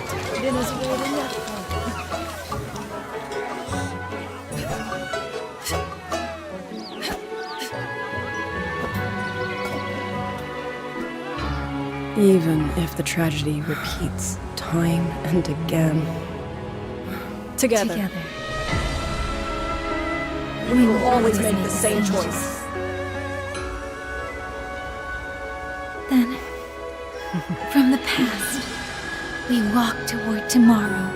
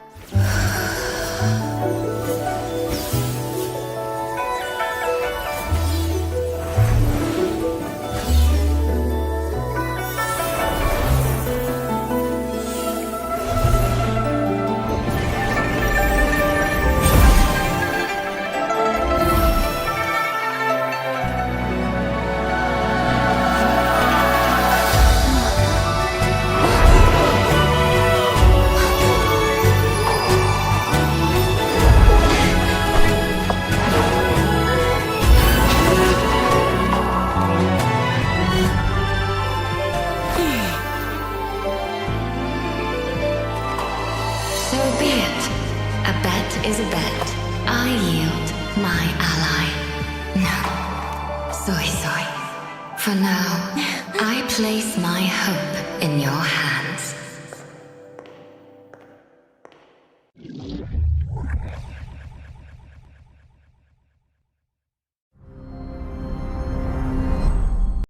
After all of this lengthy competition, right from day number 1 here up until this day as well, This is such a grueling tournament so far, but we are finally reaching the very end of Southeast Asia qualifiers for Wuthering Waves Holographic Overdrive 2026. After all of this, we already have so many representatives from so many countries, Vietnam, Indonesia, Philippines as well. So of course, this is all going to come down to our last match up in the last chance bracket here. Who will secure the very last tickets into the grand finals for the Southeast Asian slots? All right, so for our last slot today, it is going to be Zanmias versus Aki. So while we are currently waiting for the draft to come up, well, we're almost at the end of the tournament now. How do you feel so far? Exactly. I mean, this is only the Southeast Asian qualifier stage, which is approaching our ends. But of course, it has been a lengthy tournament. I'm having such a blast being able to commentate and also accompanying you throughout all of our matchups here as well. And I hope you feel the same, Pop Miracle. Thank you as well for saving me as much as I can. But so far, I'm having fun. Yeah. All right, so our draft phase is now up for Zanmias. Immediately, the first band with Lucella and Cardathia, and on Aki's side, immediately Amos and Luke Hurston is immediately gone into the first band. Yeah, I mean, of course, it's going to be Samyas from Indonesia going up against Aki from the Philippines, if I'm not mistaken. But all right then. Our first band phase starting right up, and I'm seeing a very specific band sequences from Samyas, Lucilla, Cardathia, and then also Brandt has been banned out. Meanwhile, for Aki, just double down on the main damage dealer and also the top metas one in Hyuki, and then also Luke Hurston and Amy getting rid out of the pool. Meanwhile, on Zanmias' end, he has chosen Mornier. Always, the usual basic picks between our players. As well, same for Aki as well, who has also chosen Shorekeeper, our most picked resonators to start off as well. Immediately on Zanmias, we also have Frolova on the end as well. I mean, yeah, Mornier once again a Shorekeeper being the first pick by either side. But Aki managed to double down in with Chisa and also Lupa, which is, I think, a very lucrative pick here as well. Meanwhile, for Zanmias, Frolova probably gonna go for the duo power couples in Augusta and Yuno straight away. I'm liking this pick so far. I think it's really gonna force a lot out of Aki's hand in order to deny either Augusta or Yuno in the second band phase as well. But that would mean that Samyas also currently have a room in order to insert some of more DPS into his comp. Meanwhile, Zanmias has taken Galbraina and Chuyon into the mix. Along with Aki's side, he has gone for Lupa, Dania, and Changli. So bringing in all those fusion damages as much as possible, and then coming in with Yang Yang Shunling. And then after that, we're going to see he's going on to the second ban phase right now. So far, no one has chosen Zani or Phoebe combo right now. So, but we're gonna have to see first with the second ban, because with the second ban on Aki's end right now, Rebecca has been chosen, so that's gonna cancel out the Cyberpunk team. That being said, Lucy can still do pretty well on her own. And then on Zanmia's end, the second ban is on Sanhua. I mean, look, we are already seeing the chance of Zani and also Phoebe being shunned away completely, like not even being picked or banned, let alone that. So I'm thinking about the fact that, all right, both of the players here are using developer accounts, right? They got the access, entirely full access to all the resonators, right? And in an equal terms, obviously. But what that means is when it's come to their personal accounts, do they actually have access to all the resonators, right? Less likely the case. Maybe they have a very top meta pick in mind, but they haven't used them before, so they have no experience. That can also play into factor here as well in that draft and also pick phase here. For Samyas, Sigrika and also Linne is being picked right up. For Aki, still going with Mortifi and as well as Jeju in order to comply in. I'm kind of curious because there's not really any glacial damage dealers on his end, so I'm really curious why exactly. But consider that Carlotta has been banned by Samia already, he will conclude his pick phase with Baiju as well. So right now we're gonna wait on each final ban phase to see who they're gonna cancel out, whether they're gonna cancel out. I'm already predicting whether Aki is going to cancel out either Augusta or Yuno. Oh, actually, no! So he's going to get that Sun and Moon combo on Zanmia's end. But he has banned Frolova and Mornier. And meanwhile, on Aki's side, Shorekeeper is gone along with Yang Yang Shunling. I'm really curious why exactly, because Samyas is, I think he's very on point in terms of trying to diversify the elemental damages from both Augusta and Yuno, and then also with Galbrina as sort of like a backdoors. But as of now, we are up to a very tough start in our boss pool randomized here. Starting right out with Sizzlum into Linus of Glory and also Sentry Construct, Lorelei coming right up, and then the decider being Dragon of Dirge. Oh my days. I mean, this is a first to three series. Either side who managed to claim 3 wins first by managed to closing down on these bosses successfully in a better timing than their opponents will be declared the winners. But so far, I think with looking at their roster and lineup, they're doing pretty good. Other than maybe with Zanmia's because he does have Linnae, but I don't think he's going to use it for this one because Sigilum is Spectral resistant. So of course, we're not losing any time. Aki is immediately going in with Dania's liberation damage onto that, and immediately switching back to Morphine from what I've noticed. He took some damage, but not too bad. Oh, never mind, in the red zone. So he's going to have to be very careful, bringing in Cantarella to at least try to heal her as much as possible. Of course, that's got to be the game plan for Aki as of now. Losing a lot of HP onto the Nia quite early, and the Nia has already fallen here, so that's looking very grim. Meanwhile, for Sanmias, all 3 Resonators still standing tall. Baichu is being deployed as well, trying to help sustaining her friends here, of course, with Galbrina and also Yuno. Both of them, Concerto ready, going in for the intro by Yuno. First, going to dish in all of this arrow damage onto Sigilums, but that's going to be uninterruptible at any time soon. Got hit once, have to switch out to Baichu for safety. Alright, Aki's in a bit of a pickle right now considering Mortaby is in the red zone, and now Cantarella is his only hope right now in terms of being healed. Never mind, we just lost Mortaby. So now that all that's left is Cantarella, who goes on with the Tune Break. So far he's doing pretty good. He's going to have to dodge those attacks as much as he can. So right now I think he's just going to go all in. He's not going to give up just yet. He's not going to forfeit this round. So he's just going to keep going because Cantarella right now still has her HP at a pretty much at a full length. I mean, but talk about full length though, Sanmias currently managed to sustain all 3 of his Resonators quite well too. So it's going to be Galbrina first with the Liberations here into another stacker of missions here in order to deplete it all from Sigilums, but he have to also go in for the dodge sequence here as well. Another arching attacks coming in from Sigilums, so have to do a quick swap into Yuno with the intro first, but meanwhile Aki already failed his first attempts against Sigilums. Now back to Samias, of course. I see Baichu just getting in with that shield for the Echo skill sets, so have to switch back into Yuno and then also Galbrina as well. Probably not going to be causing too much here. Parable coming in, but choose to go for a dodge, and then with the backward dodge here as well, and maintain our distance, chasing down Sigilums here before counter with the intro from Yuno. Huge opportunity for doing the damage coming in from Samias. Meanwhile, he's trying to get that Tune Break in with Yuno, but also going to her Liberation damage. Now he's into that mid-flight mechanic on Yuno's end, and immediately switching back to Galbrina, immediately going in with that Tune Break. That health bar is going down quickly as possible, so now he's trying to avoid. Oh, that was quite the damage he took from Sigilum's damage attack, but right now he's doing pretty good so far. Immediately switching up to Baichu, hopefully to get at least one revival, even so that means he still has a pretty good advantage on beating Sigilum in the first attempt. Yeah, even though I believe that this is only the first phase of Sigilum though, so it's going to be a long time coming. Yuno got stagnated, going for the perfect parry, nicely done by Samias here, and going for another close quarter combat straight away in order to go in another combo strings here. But of course, Baichu is currently going to be the one on field here as the safest options, of course. Switching into Yuno here, punching attack coming in from Samias, diving in as well for another reset, and then shining in the mid-air combos here, dishing all of this damage in. He's looking forward to closing in Sigilum's first place coming in from Galbrina's Liberation. Alright, so we're doing pretty good. So now we're waiting for the second phase of Sigilum to start out, which is going to get very, very tricky considering all those ground slams and all those lunge attacks that he keeps coming from, along with that mid phase. So that giant sword's coming in. He's going to have to dodge that as much as he can. And there was a nice, perfect dodge. No damage taken. So now he's going in with Baichu completely going in. Oh, he took some damage, but it's alright. Not too bad. Not to the point it gets to the red zone, but he is taking in a bit with that laser beam. Of course, but Baichu still managed to have the quick swap right into Yuno, and that's also the gap closing mechanics here. He managed to make the distance close to Sigilum in quite an easy fashion here. So of course it's currently Yuno going to be the one on field into Liberation straight away, and that's a huge chunk, almost 80k of damage here. Truce Break ready to be procced up by Galbrina into another combo setups here, of course, and it's still trying to go with the enhanced basic attacks here. All this combo chains right into Sigilums here with no retaliation whatsoever. Intro coming in from Baichu as well into another Liberations here in order to heal and sustaining herself as well as her friends. But as we're speaking right now, Baichu is on such a red right now, so you have to also watch out for that as well.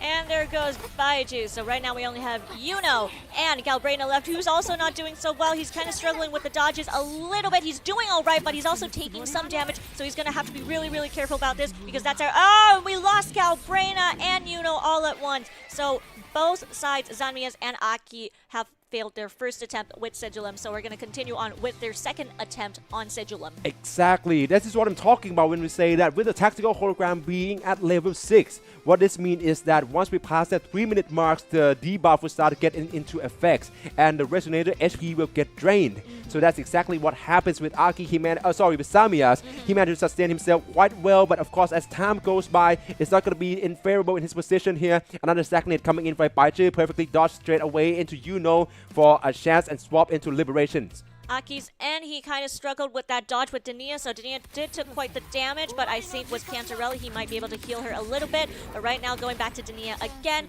going into that oh, never mind, we just lost Dania very early on. Now he only has Mortifi and Cantarella to depend on right now, so he's going to have to make use of all that enabling and as well as her liberation. Oh, and right now back to Samia still, of course. Baiju is going to be the one who got stagnated again. Perfect parry this time around. Tries to switch right into for another damage dealing capabilities landing in, but I think another move from Sigilum is coming right up, so you have to watch out for that. Tune Break is ready to be procced. Let's see who will be the one to land this. It's going to be Galbrina. Oh no, quick swap in, and Galbrina got clipped, and she lost her life. Samia's left with only and Baiju, so we're now going for the quick swap. The same probably can be said for Aki. Same with Aki, that was a successful Tomb Break, but we're also in a red zone with Cantarella right now. Mortifi is also, okay, Mortifi is still pretty good, but Cantarella is in a red zone, so she's going to have to be really careful. He's going to have to dodge those swing attacks and those swipes again, and he's doing pretty good. Mid-air attack, oh, never mind, we lost Cantarella, and now Mortifi is all he can do right now, especially with those guns. It's going to be a little bit difficult, and there we have it on Aki's second attempt with Sigilum. And in failures as well for Samiyas. He's probably not going to suffer the same phase, but it's looking very unlikely as now he still cannot make it to the second phase of the Sigilums here. Another perfect parry is coming in order to switch in with the Stagnate, but not in time. Also fallen. Now it's only Baiju's left. Potentially Samiyas. Would he throw in the towers? Not going to be the case though, but this is looking very unlikely, impossible if I even may say so myself, in order for Baiju to solo our Sigilums. Yeah, so we're going to keep seeing, and so far, as you said, he's not throwing in that tower just yet. For all we know, he's just going to try and just go for it and see whether he can solo in Sigilum with just Baiju. But I will say, it is kind of very risky. But nope, as we're seeing right now, he has decided to forfeit and throw in the towel with his second attempt at Sigilum. So now we're going to go on to our third and final attempt. So if both sides have failed their third attempt again, we will immediately just continue on with Lioness of Glory. Exactly, with points be given to neither Samiyas or Aki, of course. Alright, last attempts on Sigilums. I'm curious to see whether there would be any adjustment on the team comp here, but that's not going to be the case. We're heading right into it. Start off with Samiyas first, who make it first to the scene, but with the team comp, Baijus once again got stagnated right away, going with a perfect parry, with a quick swap, with the intro skill coming in from as well. Liberation is ready to be deployed into this arrow damage onto Sigilums. Well, on Aki's end, he immediately started off with Mortifi and then switching back to Dania immediately, so I think he was trying to use Mortifi to enable those attacks a bit more. And now, oh, we just lost Cantarella! So now we're going to have to go with Dania and Mortifi right now. So he's going to have to depend on these two as much as he can, while also avoiding those attacks as much as he can. But oh, that was quite the attack that he just received, so he's going to have to go all in right now. Oh, meanwhile for Samiyas, got stagnated, managed to go for the perfect parry, but then I believe that in sort of either a panic or some sort of adjustment, that Samiyas chose to quick swap into Baiju and got clipped at once. Not going to be too big of a trouble, so meanwhile is currently being the on-field one, has to escape and evade all of these wing attacks coming in from Sigilum first, and this time it's Galbrina who got stagnated, going for the perfect parry. Nicely done once again by Samiyas, and our counter coming in for the Tune Break setup being done by Speaking of Tune Break, Aki just successfully did that with Mortifi, so now he's on to Dania again, and now switching back to Mortifi once more, trying to at least maybe distract or try to save some time on that stagger bar as much as he can for Dania. So right now his HP is so close to getting to the red zone, so he needs to avoid those hits as much as he can, which I think he's doing pretty good so far. Immediately with a quick swap to Dania, he's doing good. All right, that stagger bar is still not going any lower though, so he's gonna, oh, and then we just lost Dania.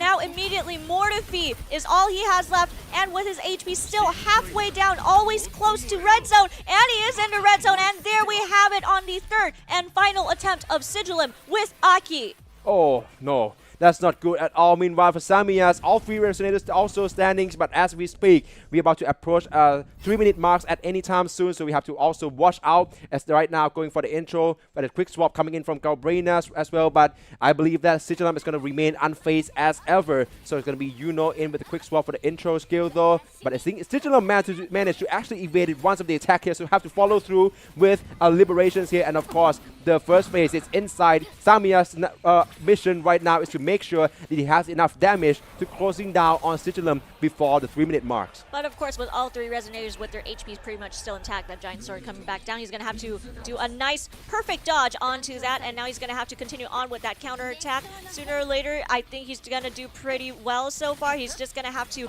make some time because that stagger bar is still halfway on, so as long as he's able to get that stagger bar as low as possible. Oh, he took some damage on Baiju's end, but I think she's going to heal herself just a little bit, so I think we're going to go pretty good as long as he does that liberation on Baiju.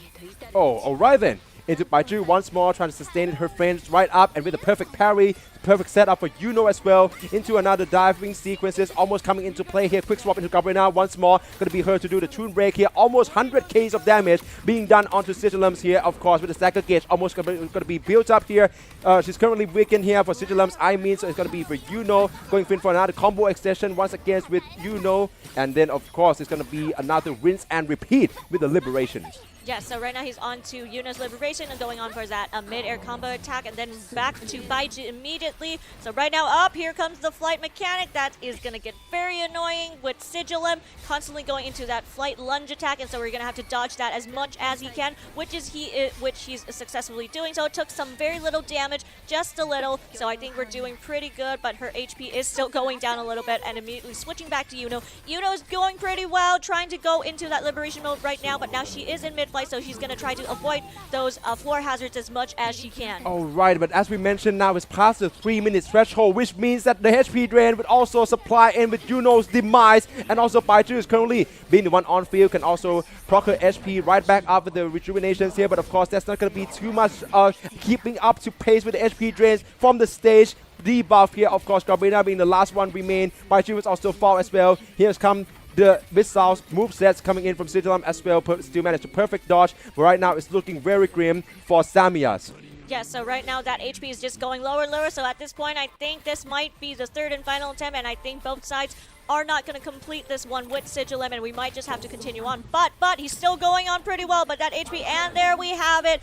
3rd and final attempt on both ends for Zanmias and Aki. No one takes a point. So we will continue on to our second boss, which is the Lioness of Glory. Oh, the 3-minute mark. So I really commend Samyas on actually trying to go with a sustainer in Baiju in order to like keep this going for as long as possible. But as I mentioned, once we reach the 3 minutes threshold, that's going to be where things start to get into an entirely new level of difficulty, considering that this is already difficulty 6 of tactical holograms here. So yeah, definitely, if you guys go back to all the completed runs where the points were being given, you will see that the clear time were usually at max, I would say 3 minutes and a couple of seconds, right? So that's the top, and that's going to be why, because that is the timing where all the resonators can be used to their full capabilities to the full extent without the HP drain effects. Oh, that is interesting since we're going back to Lioness of Glory. Lioness of Glory is fusion resistant, and I've noticed from Aki's team, he's decided to go for a fusion damage team onto Lioness of Glory, and he's immediately just going in with Lupa immediately. Interestingly, of course, Shisa being the only half of damage dealers right now. Back to Samyas though, Line is going to be deployed this time around. Prismatic Overdrive, her liberations being unleashed straight away, and it's also for the quick swap in with Augusta, and you know the power duo is currently being on place here with the liberations coming in from Augusta, trying to build up on the stagger gauge and also the forte bar as well to level 3 in order to unleash Sublime is the stun and shave off 8 seconds out of his Samyas runtime.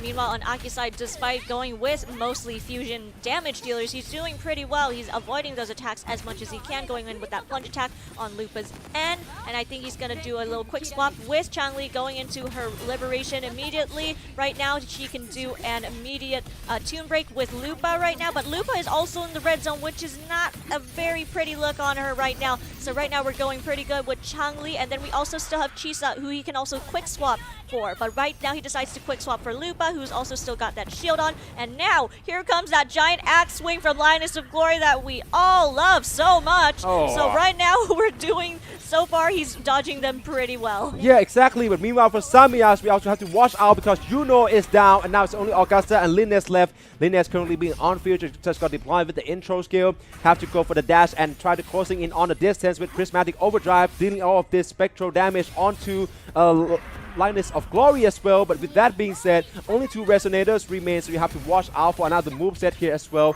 as Lioness of Glory going to airborne mode, and there's nothing you can do but either to evade all of these spears or suffer your demise. On Aki's end, right now he's going all in, and now he's trying to dodge all those projectiles on Lioness of Glory. He's going in with Lupa. Again, Lupa's HP is doing pretty well, so as well as the other 2. And right now, here comes the airborne attack with those projectiles of those spears. He's going to have to dodge as much as he can, and I think he did a very nice parry on that too. And there we go, nice. Another perfect dodge with Changli on the end. So right now, he's going to switch back to Lupa again, and hopefully this is the moment he goes back to Chisa. Oh, we lost Chisa! So now it's just Fusion against Fusion. He's going to go Toon Break with Lupa. Oh, this is not looking good for Aki at all. I mean, I really have to feel for him because considering his option with the depicted characters, it's really not going to look too good to comply into another damage, dealing with another elemental profiles. So right now, it's going to be only Lioness of Glory, the fusion-resistant boss, going up against Lupa and also Changli, although he managed to pull off quite great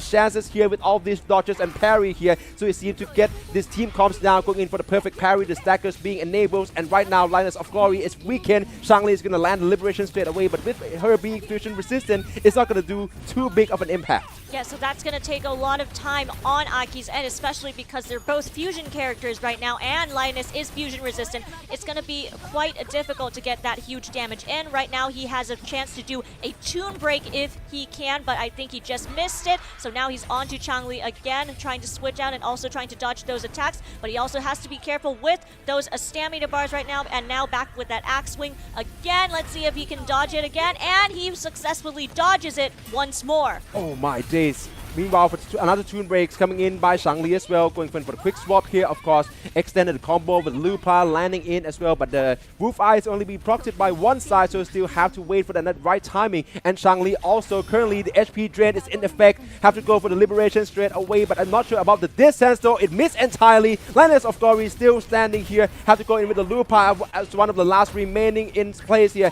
Changli still trying to go in for another options, but of course Lioness of Glory in with the plunging attacks coming in real soon, and also this dash here. Oh, this is a time wasting moments here, and I think that Aki might have to bounce out of this attempt, but he's not going to go do so very easily. The perfect parry coming in by Changli, the last remaining here, of course, but the HP drain is currently in effect as well as we pass the 3 minutes of the difficulty 6 of tactical holograms. And then those projectiles are coming in, but he's not giving up. He's not going to throw that towel in, but there we go. There goes the HP drain, and there goes the first attempt on both ends between Samyan and Aki with Lioness of Glory. Oh no, man. I feel for Aki really, but as of now, I'm thinking that he probably have to do a bit of an adjustment here. I mean, a mix up with Chisa as a main damage dealer, that's the way to go, but I'm not really know if whether he can actually try to comply it with Cantarella. Of course, there's 0 to no synergies there, but considering we're looking at a half of damage dealers and also supports, that should be the choice. Meanwhile, we're going to head into the second attempt straight out with the exact same team comp with the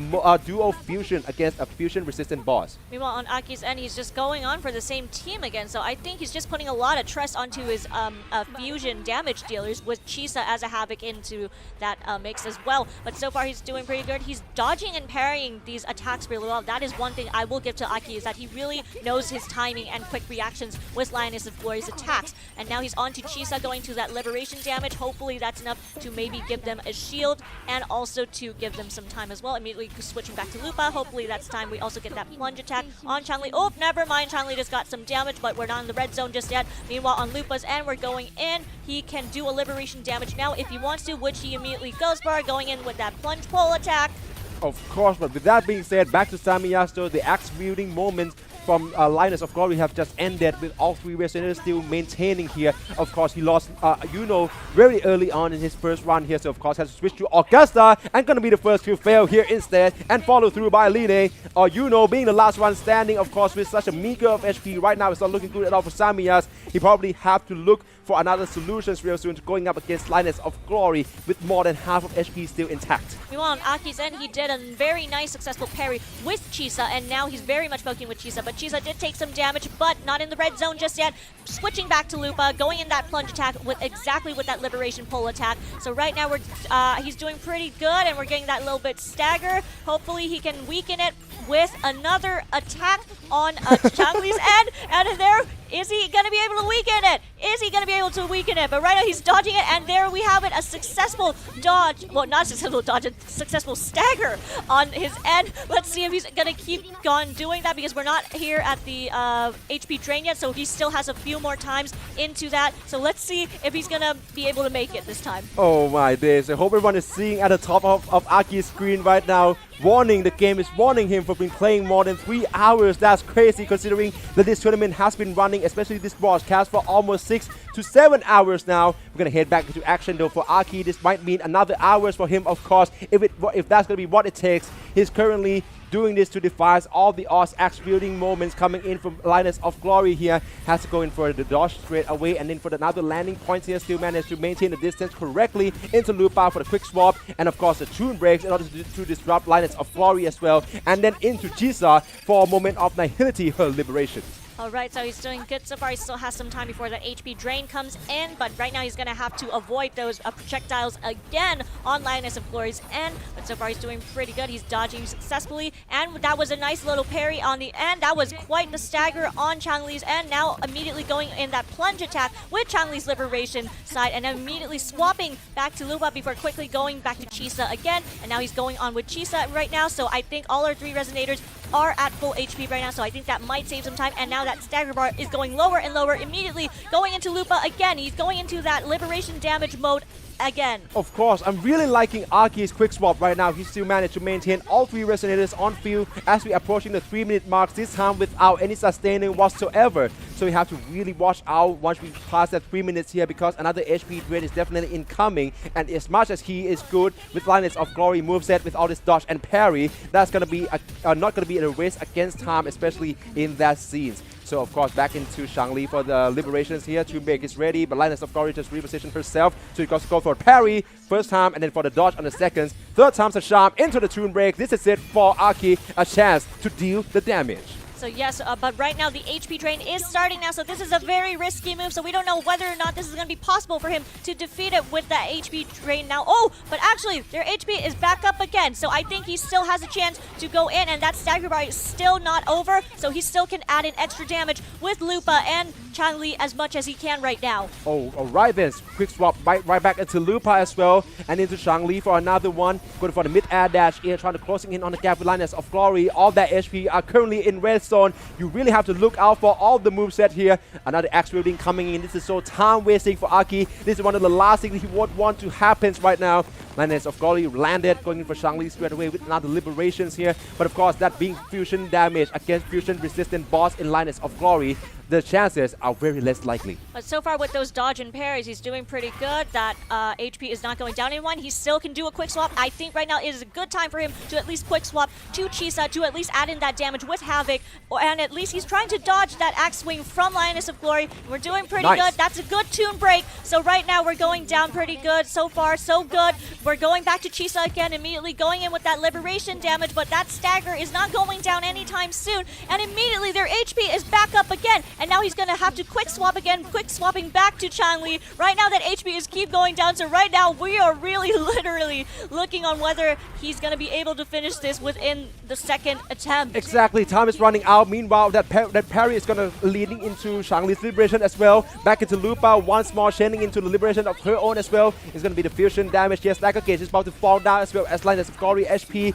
20 seconds to go, of course, but he just lost Lupa for Aki's side. So right now it's only Chisa gonna be the one on field with Changli instead. And we have to also look out for this dodge intro here into the punching attack, closing in the gap with Changli once more, chasing down with Chisa, going for a perfect parry and moment of nihility. His last resort, his last attempt into the tune break here, of course, but 10 seconds left, of course, it's gonna be the case for Chisa, and Changli just got clipped into Chisa as well, but she still managed to parry this one out, but that's not gonna be way enough time. Aki, with all his brilliant skill sets, is not going to be able to finishing Linus of Glory on time. Wow, that was quite the match. But of course, both Samyan and Aki have failed to defeat Lioness of Glory on their second attempt again. So right now we are going to go for our third and final attempt. Like always, if both these two fail to defeat Lioness of Glory again, we immediately go on to our next boss, which is Sentry Construct, and nobody gets a point. I really endorse Aki right now. I'm not sure if you can hear me, but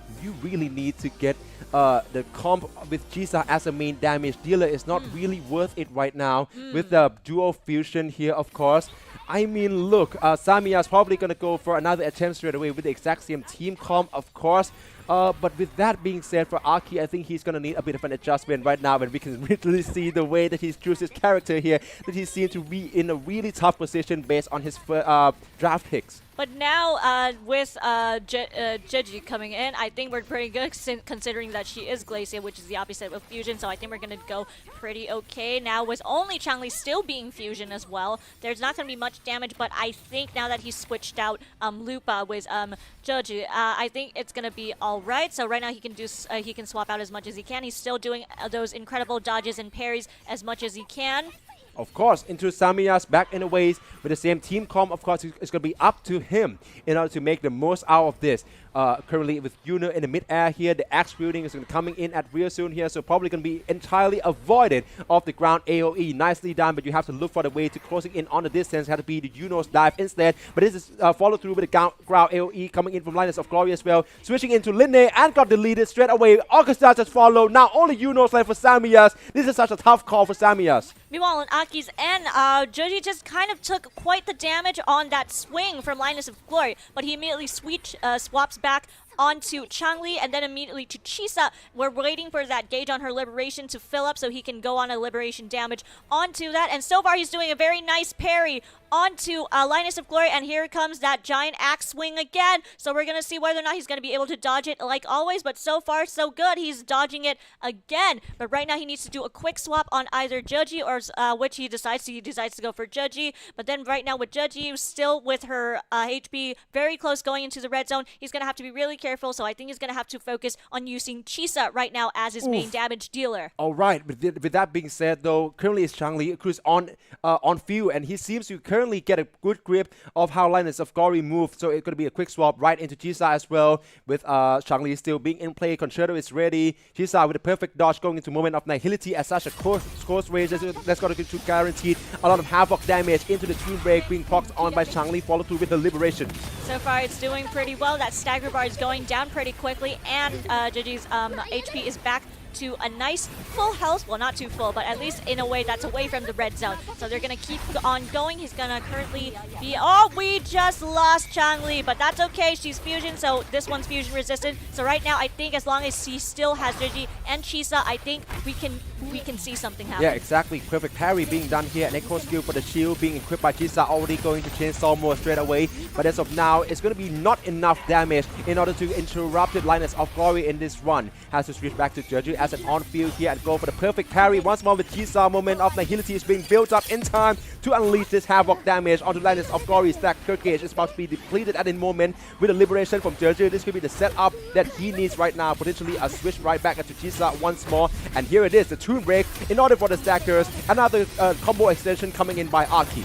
So if he successfully staggers during this moment, it would be a very perfect time to get in those extra damages in, because right now he has only, I'd say, only a minute and a half left before that HP starts draining again. And there we go, another perfect dodge from those swings and those projectiles, but he still needs to get that stagger in. Oh, and we just lost Chisa. Only Jeji remains, but Jeji still has Chisa's shields on, so he now has to focus on dodging and parrying those attacks as much as he can and at least try to get her to stagger. Oh! That was quite the damage, but right now she's still not in the red zone, so we're still good. But here comes the projectile attack on with the AoE side on Lioness of Glory, so that's going to waste some time, and sooner or later that's going to drain her HP again. No way, the Vortex Gauge has to be depleted in order to parry that spear, and that's going to be in time. Jeji is going to go for the liberations here, but she's now in the red zone. Lioness of Glory currently weakened, but with Jeji being the last one remain, all this glacial damage, if you can even call that, is not going to be nowhere near enough. For the gauge being expensive once again. The stacker gauge from Lioness of Glory has returned, and it's going to be a matter of time before Aki potentially have to succumb to Linus of Glory's tankiness, especially with his team picks. Meanwhile, Linus of Glory is back with that axe swing again, but it looks like Aki is not giving up. He's going to keep going. He's not going to throw in that towel anytime soon. So let's see whether or not he's going to be able to finish this. But right now, with only, I'd say, a minute and a half left on the clock, it's not going to be quite possible, but we'll never know. Maybe miracles can happen. But right now, we're seeing him dodging and parrying those moves as always, but that HP is also draining in the process. Now he only has 59 seconds left on the clock. And there we go.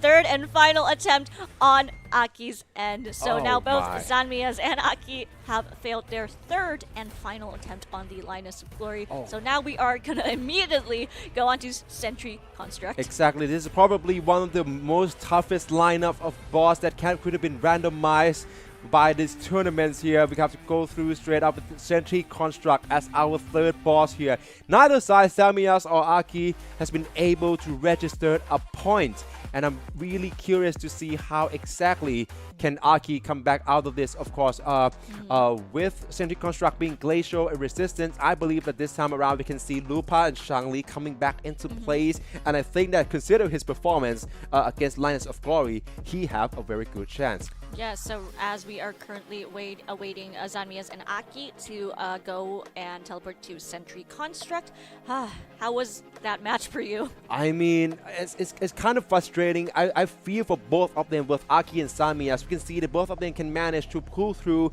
and pass a 3-minute threshold from each of the bosses, both Sitilum and then also Linus of Glory. But it's simply the fact that once we reach that 3-minute mark, there's going to be an HP drain. And that's the exact reason why many would falls once we pass that time limits, even though the entire challenges has been set at 5 minutes though. So yeah, I'm really looking to see if whether we're going to finally run into the boss where each of them, both Samyas and Aki, have the know-how and with the suitable team comp, even half as suitable of a team comp to go up against them, and Sentry Construct might be the one. Alright, so I think both Zanmias and Aki are ready to start our battle with a Sentry Construct. So looking at their lineup, so far is so good. And obviously Aki is back with his usual lineup again with Lupa, Changli, and Chisa. This one can be the one to look out for. It's not going to be as difficult as Linus of Glory, definitely. If he can maintain that sort of a quick swap mechanics, which he do so well, then this could be his chance. Meanwhile, for Samyas, Linne, Augusta, and Juno, I honestly expect slightly more, but I understand that totally, considering that it's going to be the mash-up between the characters that's going to be excels at the Toon Ruptures in Linne against Augusta and Juno, and that's not going to be the most complementary damage dealing sources here. So Samya has to make the most out of it. That, of course, by still trying to survive against this boss being Sentry Construct. Meanwhile, on Aki's end, he immediately starts a plunge attack with Changli a moment ago, and now he's immediately switching back to Changli, trying to get into that chainsaw mode. Oh, now back to Changli again, trying to get that plunge attack. She did take quite some damage, but so far it's still not in the red zone. Immediately into her liberation, trying to get that plunge. So far it was pretty good, with a nice little toon break from Lupa, and then immediately going to her liberation mode. Hopefully that will get in some extra damage stacks onto that stagger, but then of course Sentry Construct decided to fly and then just lunge, so right now she's gonna have to avoid those projectiles as much as possible. Actually, back to Samya, so he just lost Augusta once again, and now it's gonna be up to Linne to go into this prismatic overdrive, the liberation, in order to proc the Toon Ruptures. But as we're just speaking, he decided to save it, and Sentry Construct decided to punish him by taking out Linne as well to such a low HP on that red zone already. It's gonna be Yuno on field to save her friends here, but she's also got clipped once by the projectiles, and also now in the dangers with the bullets, and both Augusta and her fails. Back to Linne on such a red HP right now. This is looking very difficult for Samyas. On Aki's end, he just successfully staggered Sentry Construct, but now it's coming back again. But so far it's doing good. That HP is going down pretty quickly. Immediately going back to Lupa, trying to get that plunge, and then maybe a nice toon break from her if she can. There we go, a nice toon break from Chisa. It's going pretty good so far. Still in cooldown with that liberation, but right now we're doing so good so far with Chisa's and dodging those attacks, immediately going back into her liberation mode. So far, I think, could this be the moment where we actually see Aki successfully defeats Sentry Construct. It's looking more and more likely. I have to give it to Aki as well. As I mentioned, he's really got that dual fusion teams down, especially against Linus of Gory already. It's really not going into his favor. But this is a nice, perfect parry into Serrated Chainsaw Mode by Jisa, chaining into Shangli once more and also into Lupa. This is looking very great, but he's got clipped once in the mid-air, and Changli would fall as well. Lupa still standing into Jisa as well. Concerto is about to be ready at any time here. This Sentry Construct is about to go down at any time. The perfect parry coming in, about to go for the dodge instead and try to maintain the distance at his backside. Meanwhile, I mean, so far, he still has a few minutes left before that HP drain, but right now that HP is draining on Sentry Construct, and we're doing good pretty far. So right now he's doing pretty good. Right now he can do a quick swap on Chisa. Right now, is he going to be able to finish off with Chisa's liberation damage? Oh, so still going down, but that stagger is also going down, so this is going to be it. Yes! And there we have it! Aki finishing off beautifully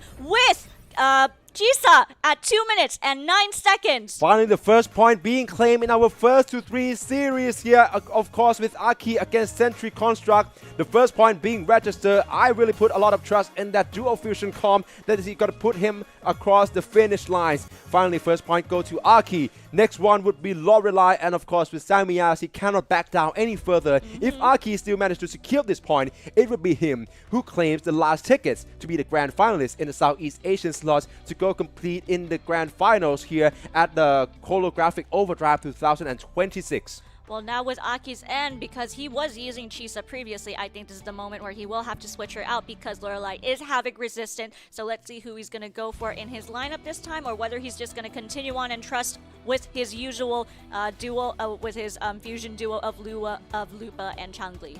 Okay, then. We have to go ahead with Lorelei here, of course. I mean, considering that we are going to try to find a way exactly on how Lorelei can be utilized this here. Aki is going to go in with this team comp. He seems to be gaining a lot of confidence this here. Meanwhile, for Samyan, going for the switch of pace here with Sigrika, coming in with Shoyun as well, and Baiju. Meanwhile, on Aki's end, he is successfully dodging those projectiles and bubbles, as always, like his usual rounds. But right now, as those star projectiles are coming in, immediately coming back with Chisa again, who is Havoc, and fighting back with a Havoc-resistant boss. But so far, he's doing pretty good. Back to Lupa with that plunge attack, and hopefully back with Changli to go with another plunge attack with her liberation damage, which he immediately goes for right now. And so far, that was successful. He has another chance to do another liberation damage with Lupa, and hopefully maybe another tune break from either Lupa or maybe Changli. Oh, no! Whoop. That was quite the damage that Lupa took, so right now he's going to have to be very careful with using Lupa. He's going to have to swap out with Changli right now, or either Chisa. Oh, alright then. Meanwhile, for the tune break, Samyan also capitalized on that quite well, but he just lost Sigrika in such a crucial moment here, but managed to be brought back up, I suppose, with Baiju. Okay, so there's going to be Baiju on field right now, trying to dodge all of this projectiles as well as ground AoE. Has to go with the Echo skills first for the shield here, and trying to get in with Shoyun instead for the intros here, trying to dealing in this damage and trying to make Lorelei go staggered. Meanwhile, on Aki's end, we have literally just lost Lupa and Chisa, so right now, all hope is on Changli, so he's going to have to avoid all those bubbles. But at the same time, oh, nope, no healing. And there we have it on the first attempt on Aki's end. So right now, all eyes are on Samyan, and Samyan is doing good so far. All 3 Resonators HP are still pretty much intact, so he's doing pretty good right now with Sigrika and soon, and with a nice little tune break. And there we go. Stagger is still on, but then sooner or later, it's running out. It's going to come back sooner or later. But so far, he's doing pretty well. Lorelei's diving back in again, so she's going to have to avoid those second phase of Lorelei again. Of course. Not looking too good for Samyan's side, but of course with all the 3 Resonators still in place here, probably it's going to be his chance, of course, to go all the distance here. But oh, Bully just got, sorry, the Baiju just got clipped. Has to switching right back to Shoyun instead to evade the attacks remaining and into the intro straight up, going to switch back into Baiju once more. But right now, I'm not really seeing any sort of synergies between him and Sigrika, so with all 3 of them still maintaining the distance here, this could be another case where Samyan can hold off until the 3-minute threshold. And now he's with Chuyun right now, going on to that liberation damage with Chuyun's end. And I think he decided to also take advantage of those green healing bubbles. So right now, he's going to go all in and trying to bring in that stagger damage with Sigrika, which he did pretty well. That was quite the damage of taking in, and that staggered bar is going down pretty fast. Right now, he's going back with those star projectiles again. He did take some damage, but it's not to the point. It's in the red zone. Now on to Baiju one more time. We're going to see whether or not he's going to be able to finish off Lorelei in this first attempt. Okay then. So Samyan once again. The last one remaining is against Lorelei. This will be his chance to equalize, but of course that's going to be so easy as now the bubble projectiles coming in. Have to dodge all of that ground CC in as well, and going in for the intro for Chiu-Yuan to evade all the attacks once again. I believe that Lorelei is now repositioning herself back to the center of the stage, so you have to go for the quick swap in with the intro from Sagrika and trying to go for another dodge here. Successfully done so. Go for the second time, third time's a charm, and maybe the fourth even incoming as well. With Lady of the Sea shipping in a bit of damage here. Gonna have to go for intro by Baiju, and also try to get that echo skill set for the shield as well. The bubbles coming right in, and Lorelei is still standing tall. Meanwhile, Baiju's almost got fallen here, so you have to also watch out for that. Back to Chiu-Yuan though, who managed to get in close quarter and interrupted Lorelei once more, but it's just a quick one, and you have to also make do with the remaining points here, of course, with the two break being procced right now. About 90 seconds left, and it seems likely if only Baiju can help sustaining her frames up until then. Yeah, so far we're doing good, but the HP drain is on right now. Now he's going on to liberation damage on Chiu-Yuan's end, so we're going to see whether or not he's going to be able to finish this up. Immediately going back to Sagrika, so he's going to have to go on all in with all those liberation, and he has successfully staggered Lorelei, so right now he's going to have to... Oh, we just lost Sagrika, but right now we still have Chiu-Yuan and Baiju in the process, so right now he has to go all in. There's no more second chances right now because that HP is going to keep getting drained, and that stagger bar is going lower, so he's going to have to go all in. That cooldown is still on. We're going to have to get that liberation as soon as possible to get that damage onto Lorelei. Right now he is only a few seconds left until we only have 1 minute left, but right now that's a nice little tune break. Let's see if he can still finish this off really quickly. All right, we're good. We're on with Baiju, and right now we can still see whether he's going to go shield, and Chiu-Yuan right now onto liberation, and are we doing it? Are we getting it? And there we have it! Immediately Samyan finishes off Lorelei with Chiu-Yuan at 4 minutes and 7 seconds. We are going, this is probably the longest clear time ever been recorded here in Holographic Overdrive. 4 minutes. That's entire 1 minute with the constant HP drains. Baiju really helps Samyan to push through and equalize against Aki, making it 1-1. All have to be decided on Dragon of Dirge once more, and this time I believe that the bane of existence on Aki's side, that being the fusion resistant boss, would coming back to haunt him. Yes, exactly, because Dragon of Dirge is also fusion resistant, so we're going to see what he's going to go for with his team this time. All right, but yeah, we're on to our last boss, and hopefully we're going to see whether or not they're going to be able to finish off within 3 attempts, because let's say if it's another situation with Sigilum and Linus of Glory where they both fail their 3 attempts, we will probably have to do another one randomized boss pool for our boss. Yeah, to be added right in, right? And to make sure this is the decider. I'm seeing Dania being the fusion damage dealers here, not going to be optimal as always, but he has no more choice for Aki. Meanwhile, for Jujia is going to be picked here alongside with Cantarella. Meanwhile, for Samyan, I'm seeing both Augusta and Yuno. The duo is going to come back as well as Baiju. So finally, maybe we can see the chances for both of these Sun and Moon duos to thrive with Baiju sustaining. Alright, so we're currently just waiting for Samyan and Aki to start their challenge with Dragon of Dirge. This is going to be their decider, so we're going to see whether or not this is going to be what decides who's going to make it to the off-grand final next week in Thailand. But right now, looks like Aki decided to have a change of heart. Looks like he's going to change up his team up a little bit. Oh, he's going for Changli again. Looks like he's going to go for that usual fusion on fusion again.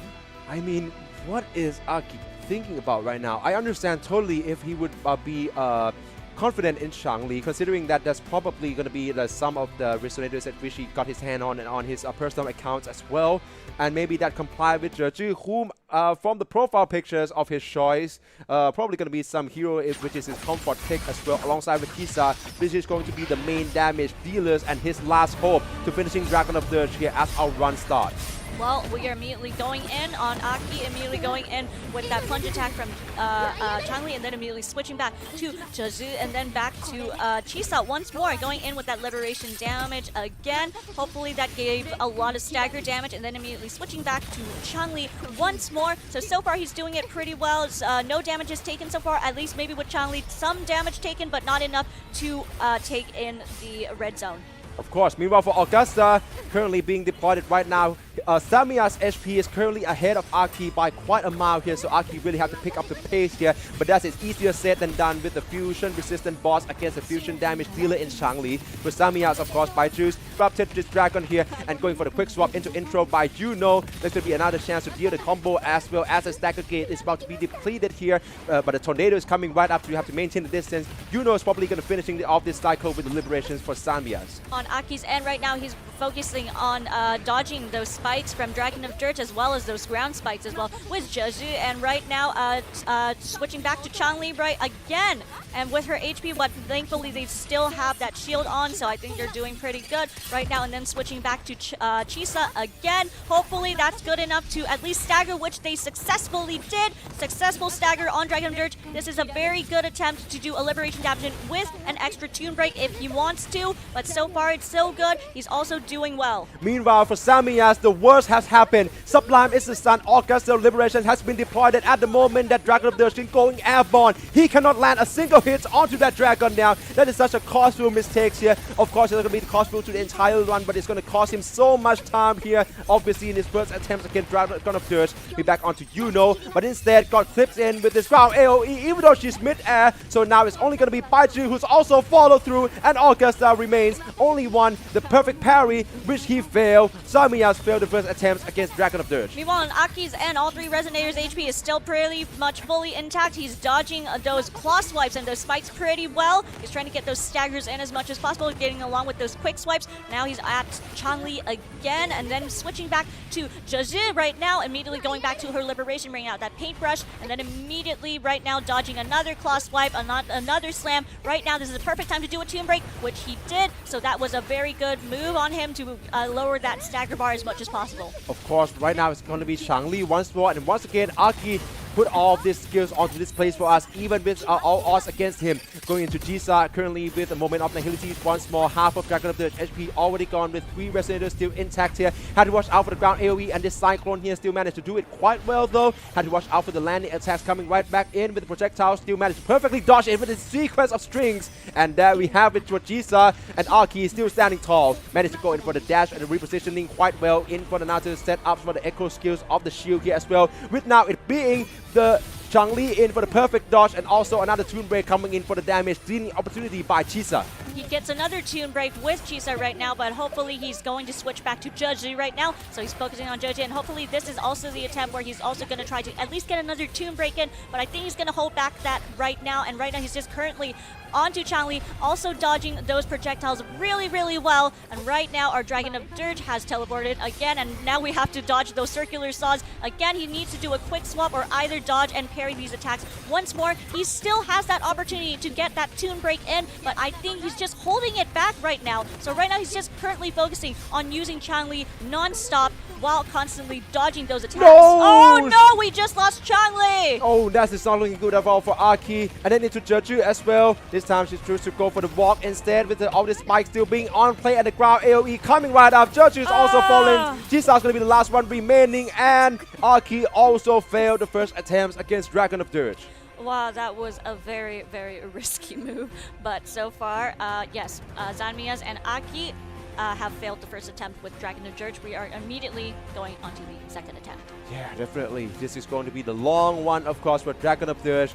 For Aki, I believe that seeing that he managed to get out more than half of Dragon of Dirt's HP is going to be some solid chance here, but I still think that even with his comfort pick in Changli, it's still better if he would choose to go with someone to complement with Jisa more as a main damage dealer. That is his best options in the slot right now. For Sanmias, of course, Augusta and Yuno supposedly gonna be some quite lucrative picks. We're seeing a bit of a rather unfortunate circumstances where the Sublime Mr. Sun actually landed on the moment that Dragon of Dirt went airborne entirely with the Cyclone as well. So yeah, definitely, I still think the Samya stand a chance. Meanwhile, for Aki, his skills has never been tested to this level before, of course, and he's probably gonna have to go through some adjustment here in order to proc in that Echo True stats. As you all can see here, this is a developer account being provided to both Samyas and Aki, which means both of them will receive the exact same chance to acquire all of the resonators that is also given that it is in their draft picks. So as we all say, it's a developer's account, so everyone's going to get equal resources and equal levels with their resonators. But so far, I think he has finished modifying his little echo skills with his team comp. So let's see on Zanmia's end. Maybe he's dealing with maybe some internet connection problem right now, or he's just deciding right now. Yeah, maybe. If I was him, I'm probably going to need to take some break right now because this has been such a lengthy, full first to 3 series here as well. Not only to mention that both of them probably going to put in all of the efforts here indefinitely for both Samyas and Aki.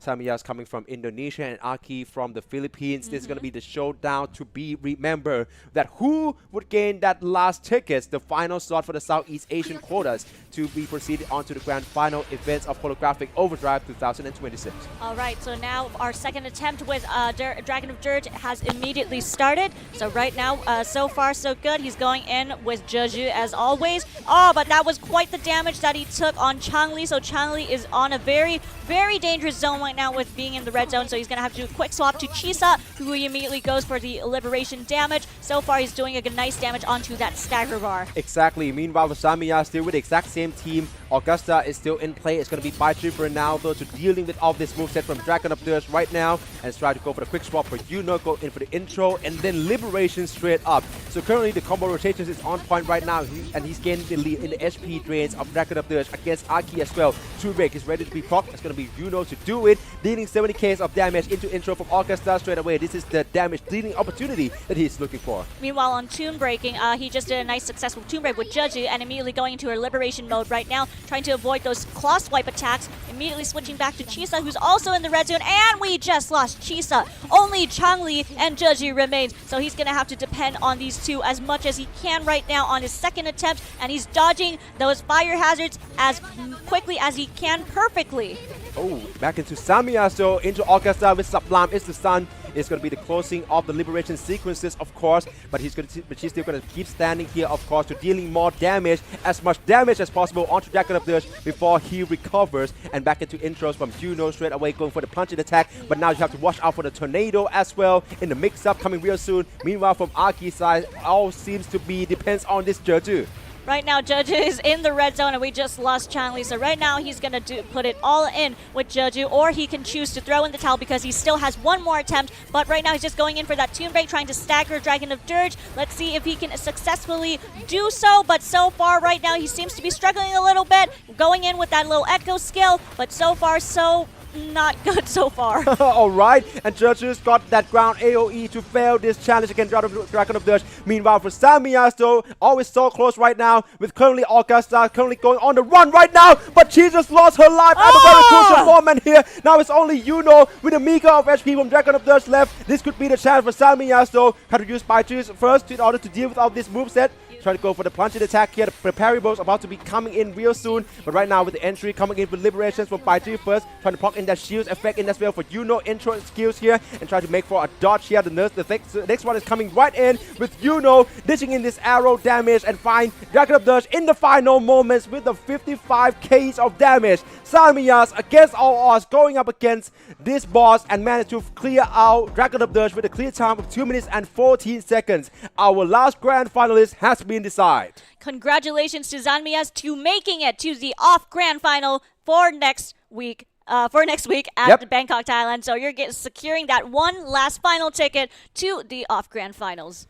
Oh my days, Samyas, what a play that was. I mean, of course, losing the first point to Aki actually couldn't be that good, obviously, but he managed to push it back with the fourth and then the final boss clearance here. So definitely congratulations to him as our last finalist for the Southeast Asian slots has been decided. And all props to Aki as well. His skill set has been on display. I have to admit that even with all of this draft picks, right, seems to go against him as well by having both of the fusion resistance bosses being in play with both Dragon of Dirge and I think Linus of Glory, correct? Yes. Yeah. So yeah, that was quite a lot to see. Yeah. But we finally made it to the end. Props to for Aki. These, yeah, props to Aki. Regardless, I'm sure you made your community proud. So yes, just words of support in the comments if you can right now, Yeah, guys. definitely. Yeah. Yeah, he definitely going to be needing that. And we're about to have a brackets coming to you real soon to summarize who exactly are the top 10s and also our grand finalists who would get a chance to have all of their flight and also travel expense being covered, where we will fly them to Bangkok, Thailand to compete in the offline grand final events being hosted at AS eSports Studio at Samyan Mitrtown next weekend at August 1st and 2nd.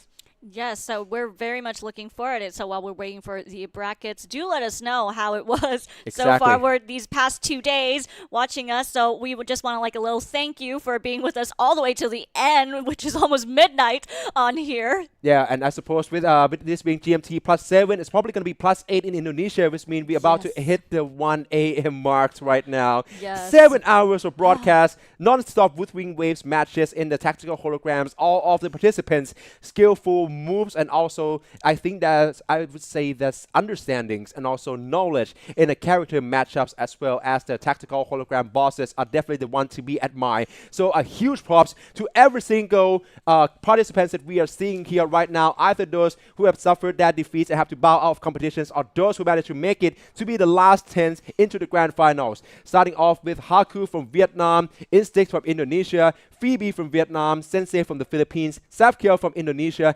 Raging Z from Indonesia, Ryoja from the Philippines, Tan Long GTL from Vietnam, Equer from Indonesia, and also lastly Sanmias, our last chance slots winner from Indonesia. And there we have it. That is our 10 finalists that will make it to the offline grand final to Wuthering Waves Holographic Overdrive next weekend on the 1st and 2nd of August. Congratulations again to all 10 qualified C players. Of course, and as I mentioned, this is already conclude the Southeast Asian qualifiers for Wuthering Waves Holographic Overdrive 2026. We really appreciate your support throughout this 2 days staggering competition. It's been very lengthy as well, so thank you so much. If you tune in, even if only for a period, or if you stay with us throughout this 7 hours broadcast here. So I'm Pound Facepalm, and this is Pop Miracle. Anything you'd like to share to our viewers? I just want to say this is actually my first time casting Ever. such Look at her, she's a natural, right, guys? Thank you. But it was nerve-wracking, but it was so exciting at the same time, because as a Wuthering Waves player myself, it was so nice to see how each player was able to, deal with each attack and would deal with each tactical hologram. So it was really just nerve-wracking, but also super, super fun. And I just want to thank you so much for being so sweet in the comments as well. Exactly. And also, with that being said, tomorrow, you guys think we are over, right? You think Southeast Asia is all about you guys? No. Tomorrow, we will also be having English broadcast for the Thailand qualifiers of Holographic Overdrive 2026 as well. Probably you would probably want to see who would be the Thailand's best as well to secure the 2 slots into this tournament in the grand finals here. So definitely, I understand there's no more the players from your countries, but if you like to see top tier Wuthering Waves skills being on display once more, make sure to check out the stream tomorrow at these exact same times as well. So that will be it. We would like to wrap this up right now. Thank you for tuning in once again. I'm Facepalm, joined by Pop Miracle. We would like to bid you guys midnight, and also take care. All right. Thank you.